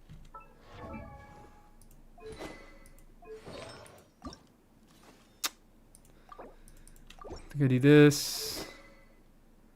Haven't tested in about a month, but I can go test again. I'm just curious, what artifacts were on Columbina? Because that's one of Columbina's main lunar or main ascendant moongleam restrictions. Hello, I can't speak. That's one of her main ascendant moongleam restrictions. It's not that her kit necessarily needs ascendant moongleam, but she just doesn't have good artifacts outside of ascendant moongleam.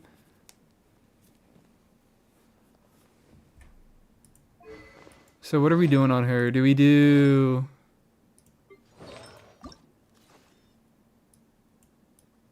I want to curtail the use of the word wheelchair. I mean, I think I try to curtail it anyways, and I don't think people say it much because of that. Wheelchair is such a fake word. Think I had her on SMS. Didn't change her build. The best would be tenacity. Yeah, it'd probably be tenacity, Bina, and then just regular Golden Troop Arena. Do we do that? Yeah, I think we do.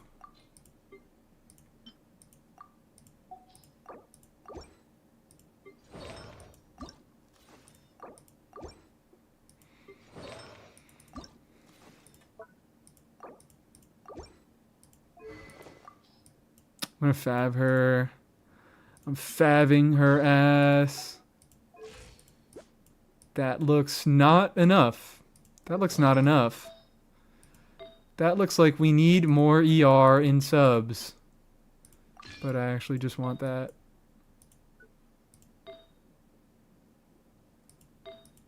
Never mind. That's all we can get. You know what? I'll be fine. Surely I'll be fine. Surely I'm going to be triple fabbed. I am going to be triple fabbed. It can't be that bad. I use hyper carried instead of wheelchaired. That's a good one. Yeah, she's getting hyper carried. She's getting hyper carried now. I'd want Skyward Atlas because crit is a lot easier to get with Marcia Say. So I just want a fuckload of attack, please. Marcia Say. Okay. It's a little overcapped. Maybe we do use Widsith just because it looks nice.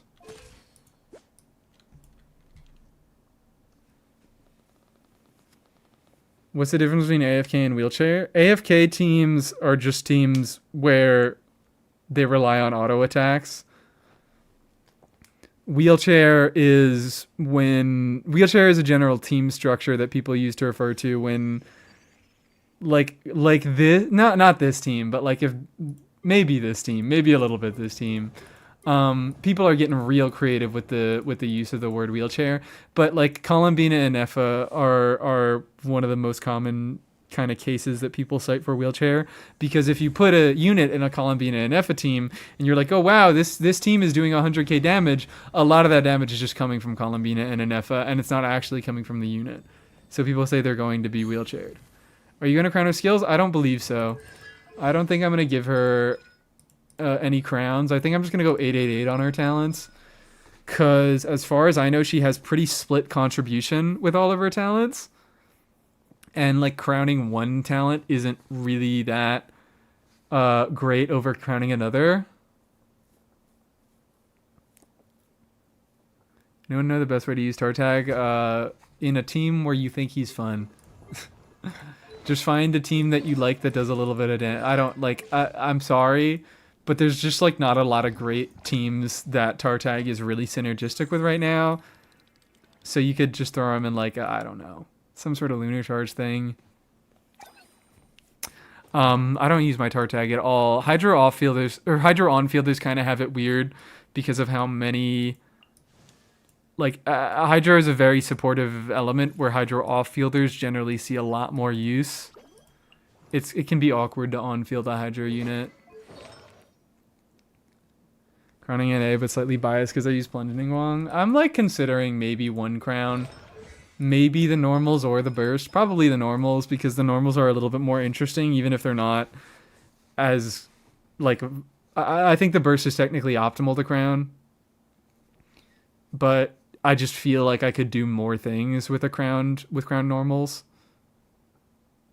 Let's be for real, triple crown her. I'm not doing that. Didn't someone... Oh, yeah, you're so right. Najodo got the character review 15 minutes ago, and you reminded me. Thank you. I forgot because I was testing stuff. Let's look at Najodo's review.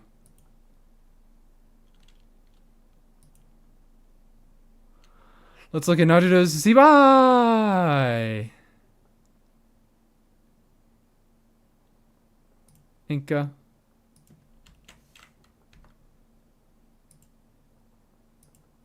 Oops, wrong thing. There we go. Oh yeah, you're showing me your level 100 Sethos to start off with to butter me up, make me feel good. Zibai, we have a C1. We have an R1. We have a C1, we have an R1. We have not a lot of ER. We have a fucking lot of crit rate. Is this a C6 Itlua? I don't know if... Najudo, I'm sorry. You should still be here, right? It wasn't that long ago. Wasn't that long ago. Were we... I don't know if we were going for a C6 Itlua. I wish you guys would put your Itlua in here so I could see him and I could see what Connie's at. But I want to see... I basically just want to see if you have exactly 100% crit rate, which I am kind of assuming because you have a C1 C-Buy. Maybe I shouldn't be. What constellation is your new Valette? That's another C1. Mm. Did the testing again, and it's worse than I remember. It's 120k DPS, but Ningguang's still doing 45%. Hello. Columbina 14%. She learned in 30. Farina 39. I'm guessing Hunter Ning. And then this mostly the same contribution that I did. Or the same artifacts that I did. Healthy amount of defense going on.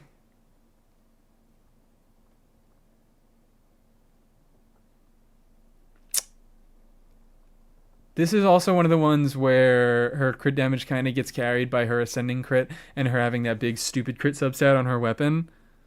But this looks good. I mean, it's a 100-300 build. If it's not a C6 heat level, it's a 95-300. But if we do have a C6, it's a 100-300 build. And like, I can't complain about that. You know, that's just a good Z-buy right there. And Jesus fuck.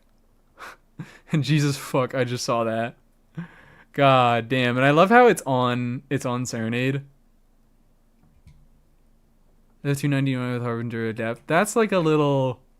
Well, actually, also, this is a crit rate circlet. I'm guessing on Harbinger... I said it again. I said Harbinger Adept instead of Harbinger Dawn. You guys are fucking me up. That's why you can't put HOD. Just say Harbinger. Come on, guys. Just type out the full word Harbinger, which is like, what, 9 letters? That's like, come on. It's only 6 more letters than HOD. Just depth. It's not even depth. It's Harbinger of Dawn. Just call him Depth and Dawn, though. But yeah, clean. Clean. I'm sorry if you left, Najudo. I'm sorry if you left and before I could actually get around to your review. But this is a really clean C-buy. That's a C1 C-buy, so that is a really powerful one because she has a good C1. She has a nice R1. Hamburger of Derp. That's what HOD means. Everyone knows this. But my HOD abbreviation... I'm sorry, there's 2 HODs. There's 2 HODs, okay? Get used to it. Alright. Nice C-buy.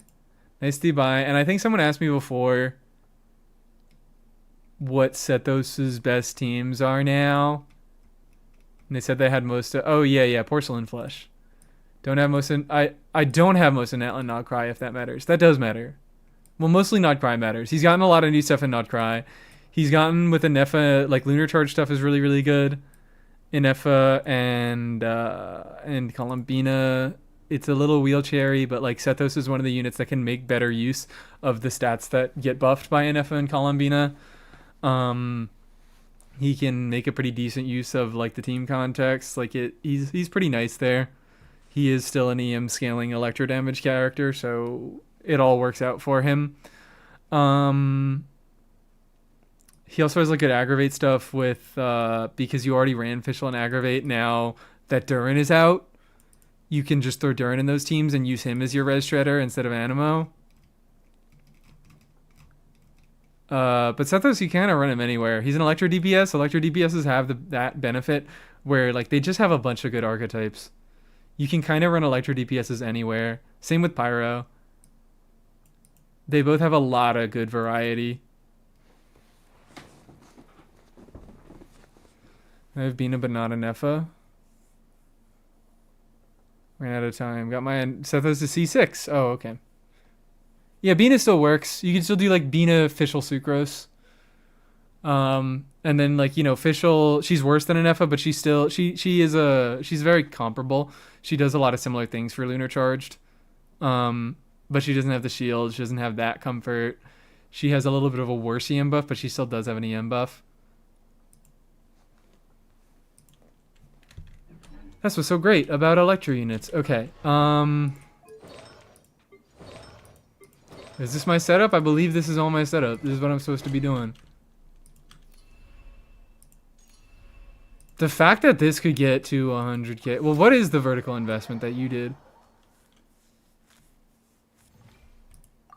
What is your vertical investment that you did with this team?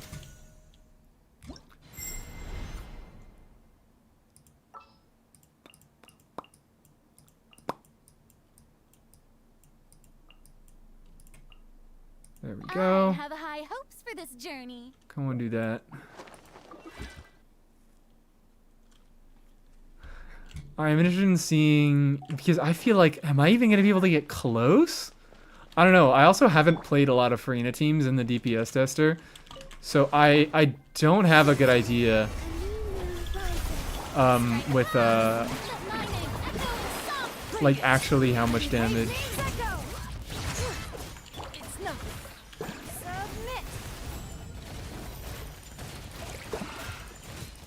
Look at her go, guys!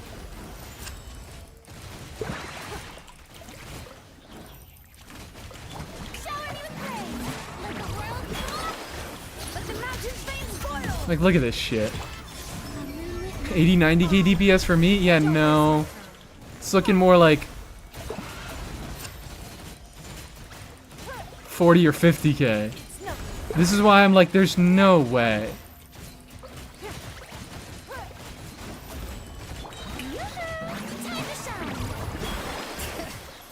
I have C6 Fav Farina and C2 R1 Shilonin. Okay. Alright. Don't waste my time.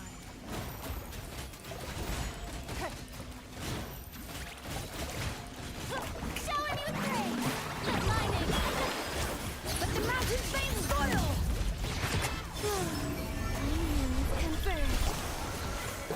Submit. Give up.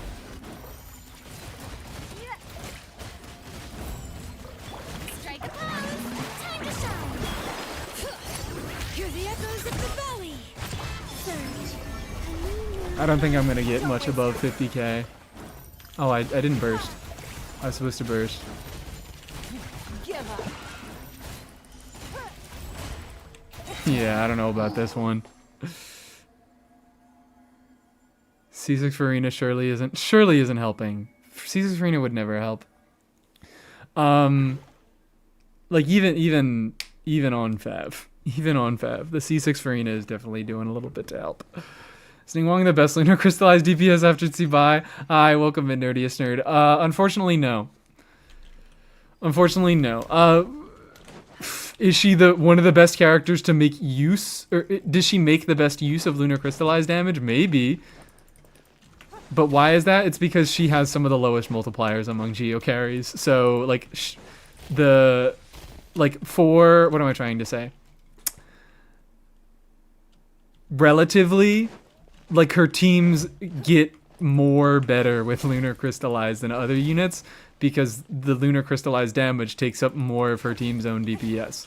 But look at that. Yeah, we did get 40% DPS. We did indeed get 40% contribution. My bad, guys. We got 40% contribution on her. And we actually, like, 50k, like I said before, I was like, 50k is about the team where you aren't really struggling in Abyss anymore. Like 50k you can still struggle in Abyss depending on the content, depending on the exact enemies.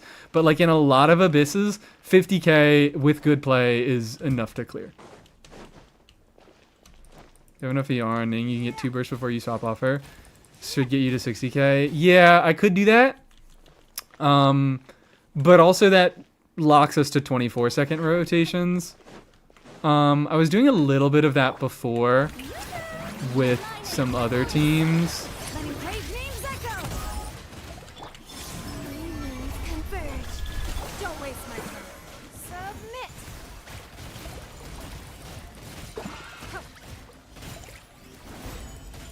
And this is a team that actually, like, because a decent amount of its damage is coming from, come on, Ningguang herself. The investment on her does actually matter. So more levels, more talent levels would improve this one. Your life is mine. It's nothing. Strongest is Columbina. Yeah, I'm not surprised that the strongest hit is Columbina. Like, I don't think that really says much. Because Columbina was designed to have big, slow multipliers, and Farina and Ningguang were not.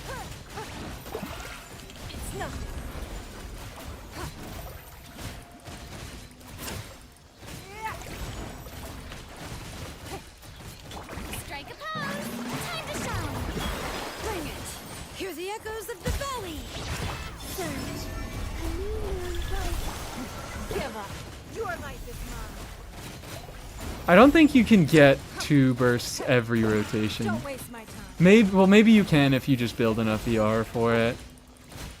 I don't know though. Maybe like for.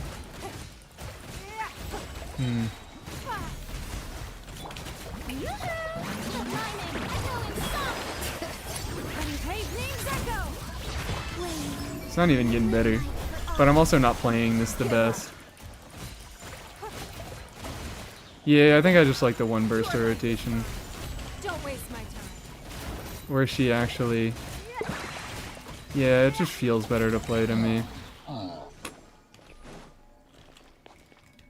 It does just feel better to play than me.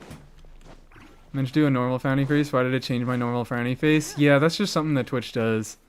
It loves that. Where's my walk cancels? Huh? Hi, Tars. I was doing them. I was just doing them the lazy way, where you just hold W and you spam click. But it works. It works. We're doing our best here. We're doing our fucking best here. What are other ways Ningguang can be played? That's why I think she's the worst unit in the game. That's why I think she's the worst unit in the game, because she kind of can't do anything else. She mostly is just a DPS, and she's not very good at it. Quad fav angle, surely quad fav angle. Send to charge attack. What the heck? I promise I was charge attacking a little bit. Just not now. I can get 2 bursts per rotation inside of both Farina and Columbina's burst with 140 ER. Okay, well then I'm just fucking wrong. But also it does slow down your rotations, and I think it feels better with the 1 burst every rotation. I could just be fucking wrong. Do you think Scroll Mawika Tenacity Shinyan works for Sethos' charge attack gameplay? Ooh, what are we trying to do with Sethos' charge attacks? Are we trying to overload all of them? I mean, I don't know. Sethos is a lot of context. You could do a lot of different stuff with Sethos, so I don't know exactly what you're trying to do. I don't know if it's better, but I do 1 normal attack and a charge attack on her, then I use burst when it's up. What difference does that make? I don't know that it really does make that much of a difference. Bring it. Hear the echoes of the valley. Unions converge. Snow. Please. Give up.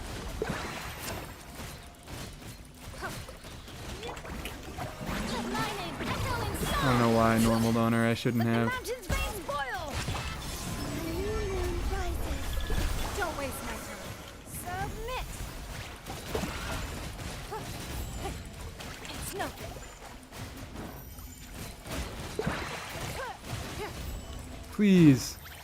Ningguang, feel good to play challenge. Difficulty impossible. Bring it. Hear the echoes of the valley. Surge.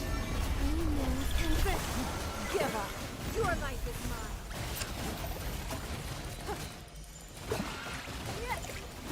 Please. I'm just trying to stop doing my normal spam so I can do my fucking charge attack. Let the mountain's veins boil. When the union rises. It's nothing.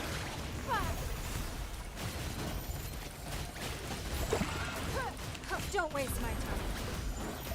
That extra ER stuff, like that is maybe some of the more interesting. Oh wow, I got to 52k. I could probably break 55k if I really was playing better. But that extra, just by building 140 ER on her, that's not a lot of energy at all. That is not a lot of energy at all. But the fact that you can Ningguang burst 2 times in 1 rotation does intrigue me a little bit. One of those fantastic 40 burst cost characters, and she's one of the ones that actually has a little bit of on-field presence. Not very good on-field presence, but like when you're fighting against fucking Tikhnari has 3 charge shots and then he swaps out. Layla is Layla. Amber, I guess you could on-field Amber a little bit. Who else has a 40 cost? I can't even remember. Navi released she was played as a Navia support with TTDS and her shield damage bonus. Indeed she was. She was played as a Navia support for about 10 seconds before Chiori came out. And I think even then Albedo might have been better, question mark? I could be wrong on that. I could definitely be wrong on the fact that Albedo was better, but she was a scuffed Navia support. And now there are a lot better scuffed Navia supports.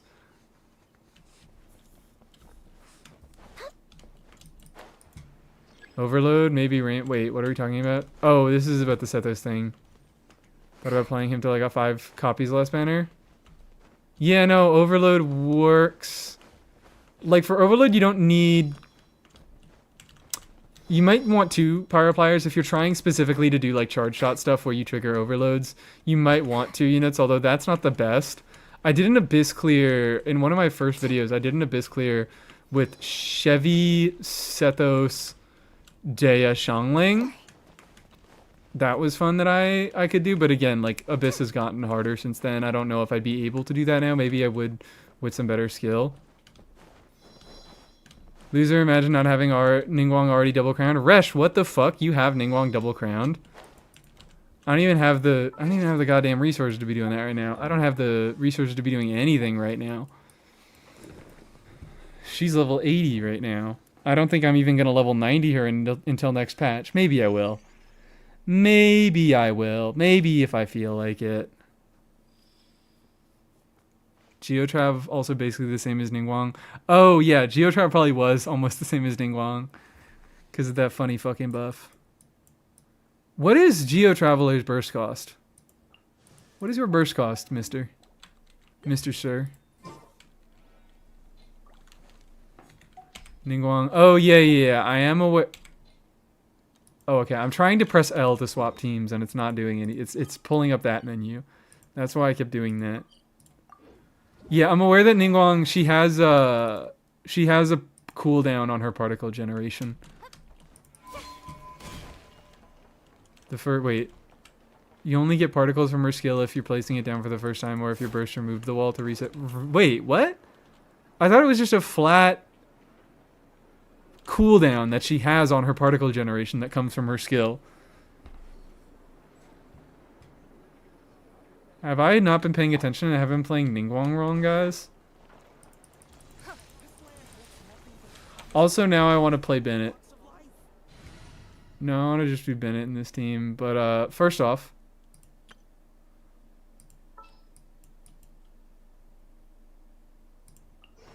This world is might be a full flat of cooldown. Okay, unsolved cool. mysteries.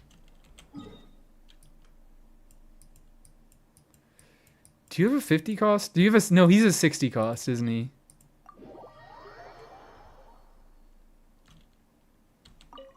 This is... I need to be playing Traveler. This is the worst thing ever. That you, not only do you need to have Traveler in the party to change their element, but you have to interact with the Statue of the Seven as Traveler. Fuck off, man. Let me just change my Traveler's element whenever I want. Or if you're not going to let me do that, at least don't force me to swap the fucking character into the party. 6 second cooldown on E for each. Okay, it's just a 6 second cooldown. Flat 6 second cooldown. Awesome. That's what I remembered. Yes, you're a 60 cost. I remember correctly. So that doesn't. Yeah. That doesn't even cause really any many issues for what's it called? For Navia rotations. How many times does this burst hit? I've considered leveling it to level 8, taking it to level 8 for the purposes of just doing a tiny bit more damage. Charges lets you do it in the menu. Yeah, it's just such an annoying quality of life thing. I know Wuwa lets you do it in the menu. HSR's MC has a lot more use than the Traveler.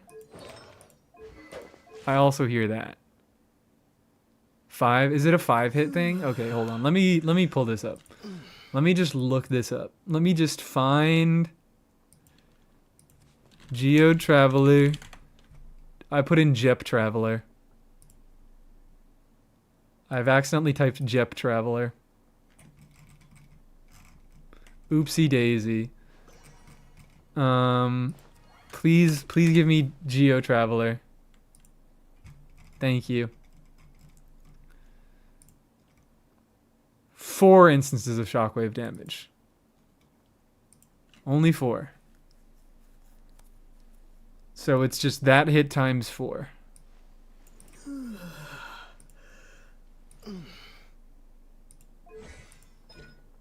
Which is 1,000. That's not terrible. That could definitely be worse. 1,000 motion value on a level 9 skill at only 60 energy. That's not bad. That is not terrible. That could be worse. I still don't care enough to level it up right now. Latest HSR-MC is like one of the better supports in the game. Don't they keep doing that?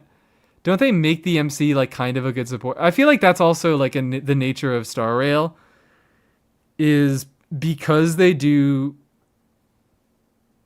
I shouldn't be saying this because I don't know how bad power creep is in HSR. I don't really know exactly. I haven't played it myself, but I always hear that it's much worse. So I feel like that kind of goes along with like Star Rail is more generous and Star Rail gives you more free stuff. Like they give you more free stuff because they need to make like they give you more free stuff because they I don't know the order of this. What is the order of this? In any case, it's a relationship because they do faster power creep and because they want you to be pulling units more, they give you more stuff, but also like they need to give you more stuff for free to make the game still feel playable, so they give you a good MC. Power creep. You guys all say, yeah, it's so bad in that game. Yeah, but there's no 4 stars. MC being good is more important. There's no 4 stars, so you need to have like better accessible units, which MC is kind of the only one that there is.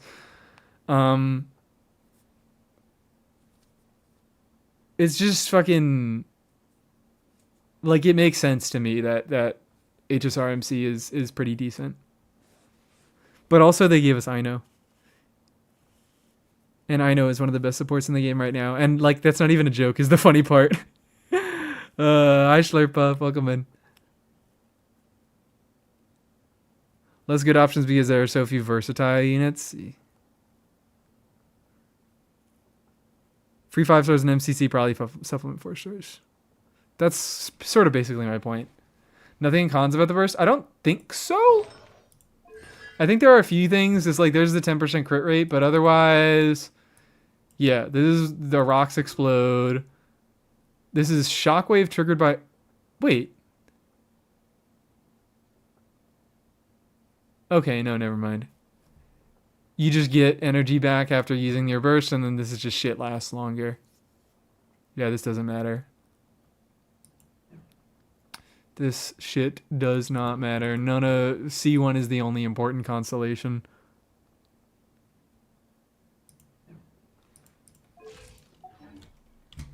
What was I doing this for? I don't even remember. Oh my god, we have key GMC. Kavaitham update when?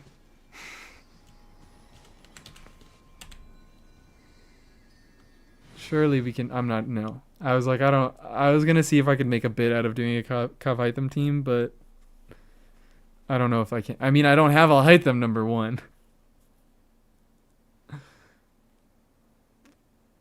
Can you mention, which is FTV clearing is kind of hard if you don't pull remembrance units, which is a super free to play unfriendly path. How is the path more or less unfree? Well, I guess never mind. I think Geo is a less free to play friendly element. There are just less good, like 4-star options for Geo. Stupid Scholar, you're better off without him. He stole my fucking birthday and everything. An idiot. What an idiot. I feel like I just looked at the time. Oh my god, it's 9 o'clock. I've been streaming for 4 hours, and I feel like I've actually managed to stay on topic for a lot of it. I feel like I've had Ningguang on the screen for the majority of the stream, and I've actually been doing things with her. Are you guys proud of me? I had an actual focused stream. Oh, hello. Oh, holy shit. Geoslimes, I was wrong. Geoslimes do have Geo auras. I don't know why I forgot that. Go. Kill. There are no Lycones.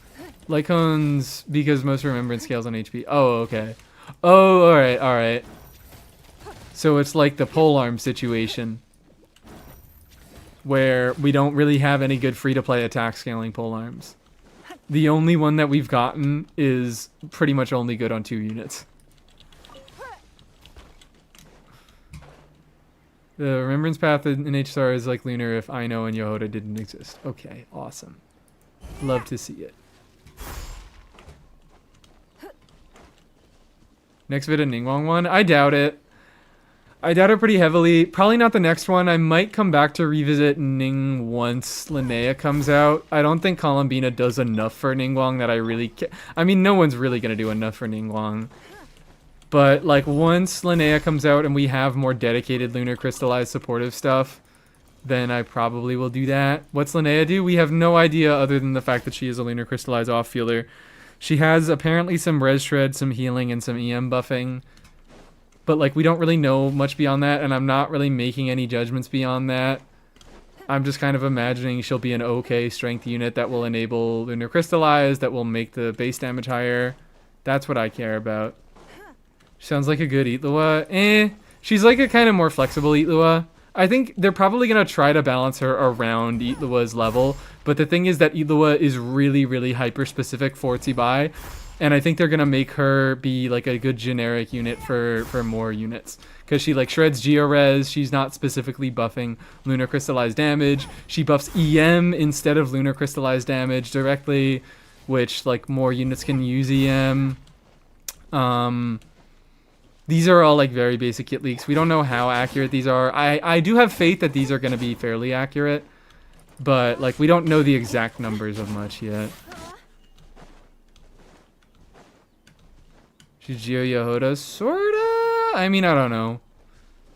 I mean, I don't want to draw any direct comparisons right now. She's gonna kind of be... I don't even know. She's kind of given more Chevy pilled right now for me of what we know. You know, res shred, a full party buff, a healing, some specific team requirements. She's giving a little bit of Chevy to me right now, but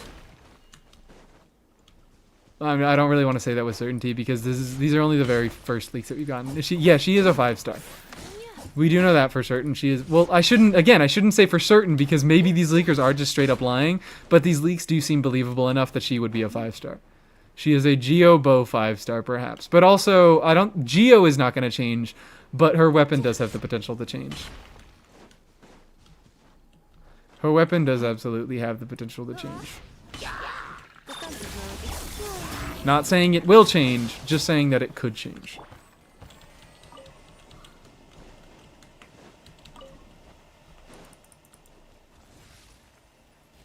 To more testing, I'm at 50k DPS with Columbina, Kachina, and Bennett. C0, Chilona, and Farina would be better, maybe around the 65k with them, but I can't use... Okay, yeah. Yeah. So I would not be surprised if 65k was achievable with that team with the right levels of investment. I don't think I geared everything perfectly. I could play it a little bit better. I could, yeah, maybe get a little bit better weapon on Ningguang, although Widsith is fucking cracked. Yeah, it's a good... That seems like a good Abyss team. DPS Ningguang does seem like a decent Abyss team. Like, it's not unusable.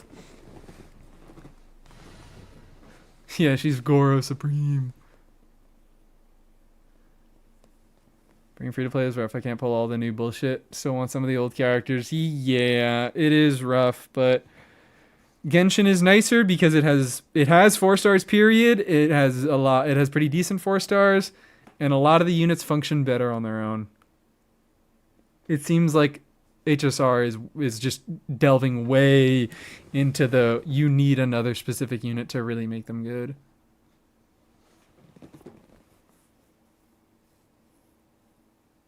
Five-star Ningguang? Well, that's just Horse Lady.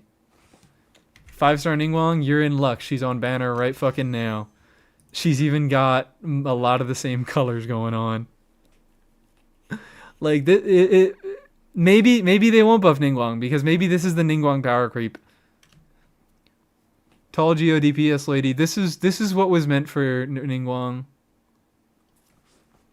This is truly what was meant for Ningguang at the end of the day.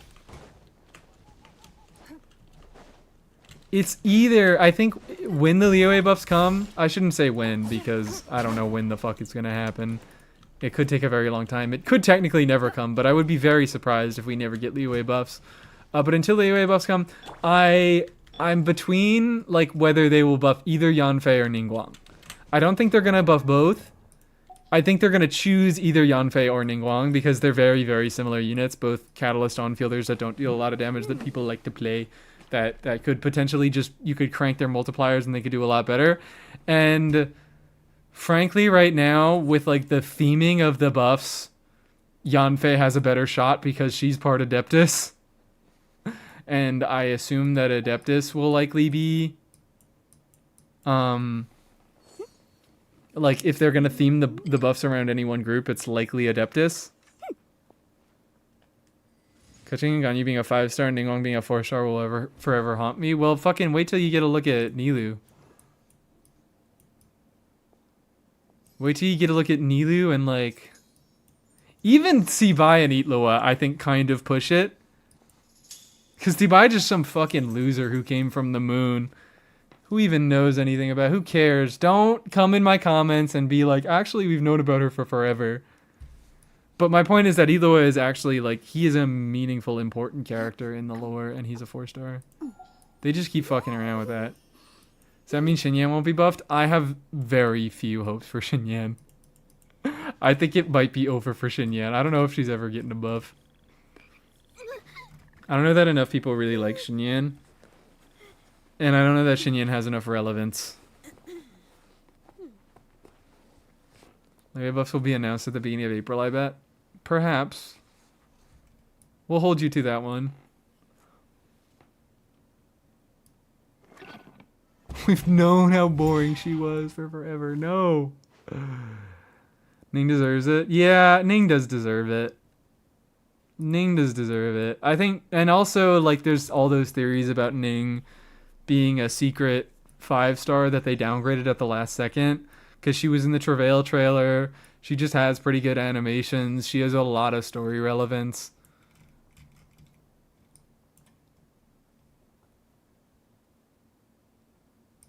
Adepti, yeah. That's the reason why I think Yanfei, yeah. I mean, I already said that. Adepti buffs. If they're theming the buffs, Adepti is more likely. But also, I don't think they really care that hard about theming the buffs. And they might just buff whatever.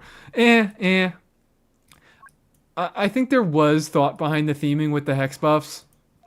But at the end of the day, I do think they kind of just chose units they wanted to buff and buffed those. Like, Razor is not that meaningful. Buffing Razor doesn't mean that much. Because it's not like Razor's really doing anything. He's not a better support in any way. Like, they buffed in very controlled ways. I'm going fucking insane. I'm going insane. I'm getting tired. I'm going to have to end the stream kind of soon. But my entire point is just that I don't think that they are kind of...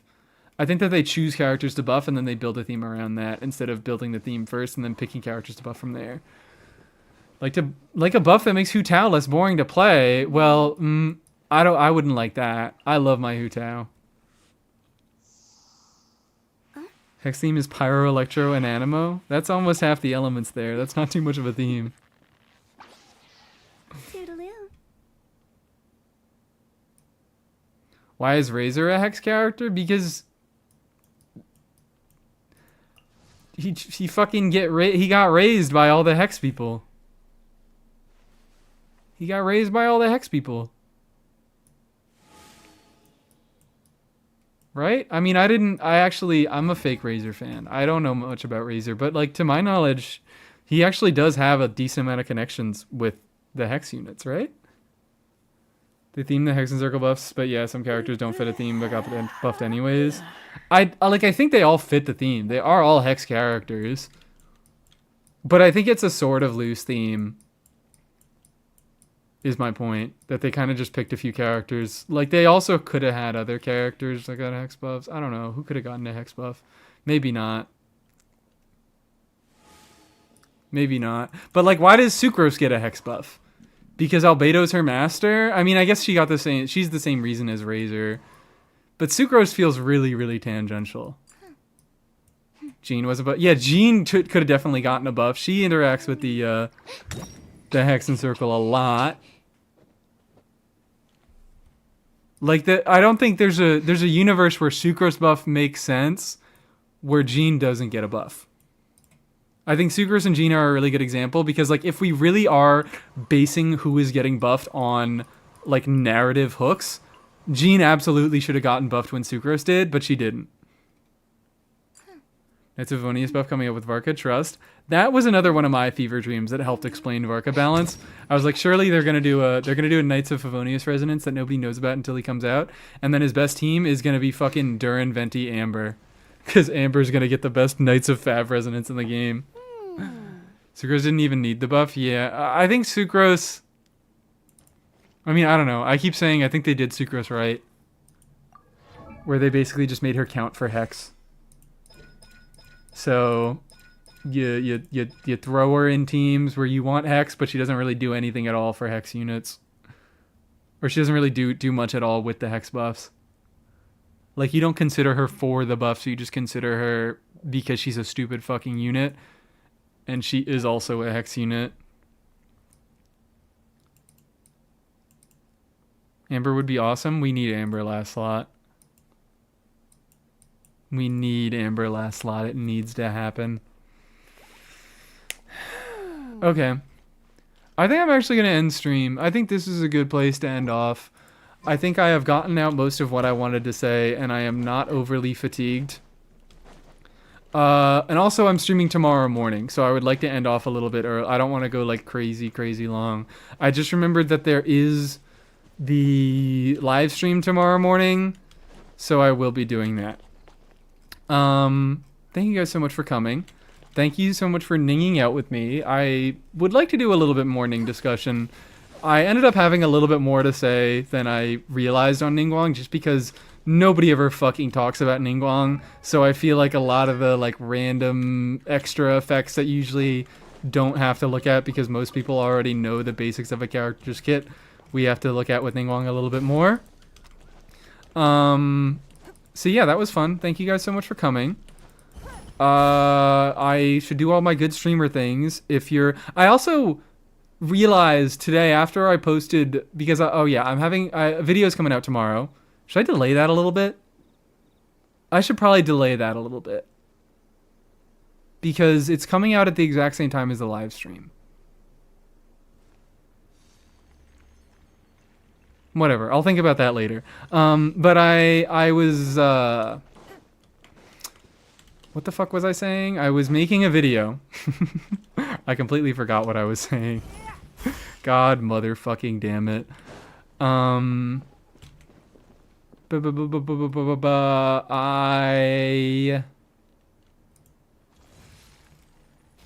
am stupid. I don't think I'm gonna remember this. I don't think I would remember what I was trying to say. But I want to so fucking bad. In any case, I'm gonna be live tomorrow. I'm gonna be live tomorrow morning. If you are on YouTube, I have a Twitch. You can join that. If you are on Twitch, I have a YouTube where I post my funny videos. Did it have something to do with posting videos? It did have something to do with posting videos, but I completely forgot what it was. Alright, whatever. I have a Discord if you want to join that for the schedule, except the schedule this week is wrong because I forgot that there was a live stream tomorrow. I didn't even forget that there was a live stream tomorrow, so I forgot to put that I'm going to be streaming tomorrow morning, but I am. I'll probably send out a notification about that tonight. But yeah, join the Discord if you want those. I think we can just raid out now, right? Do I have anything else to say? Oh, that's what it fucking was. I remembered when I was posting my video today, right before I posted it, I was like, wait, I could be plugging my live streams in my videos, and I don't fucking do that. I'm a moron. I'm a goddamn moron. So I'm going to start doing that. because I'm like, oh yeah, I live stream, and people straight up don't even know that I live stream because I don't talk about it. I like offhandedly mention that I like, oh yeah, I've done this in a live stream in a lot of my videos, but I feel like I could just grab you by the fucking shoulders and shake you and be like, hey, I also live stream. Hit him with the stream most nights on Twitch. I don't know about most nights. I don't know about most nights. And YouTube or whatever? Yeah, and YouTube or whatever. But yeah, those are my thoughts. Anyways, that's it. Thank you. Bye, bye, bye, bye, bye, bye. Thank you, YouTube. I'm going to end up on YouTube, and then we can raid out on Twitch. Thank you guys for coming. I hope you have a lovely freaking night. Bye.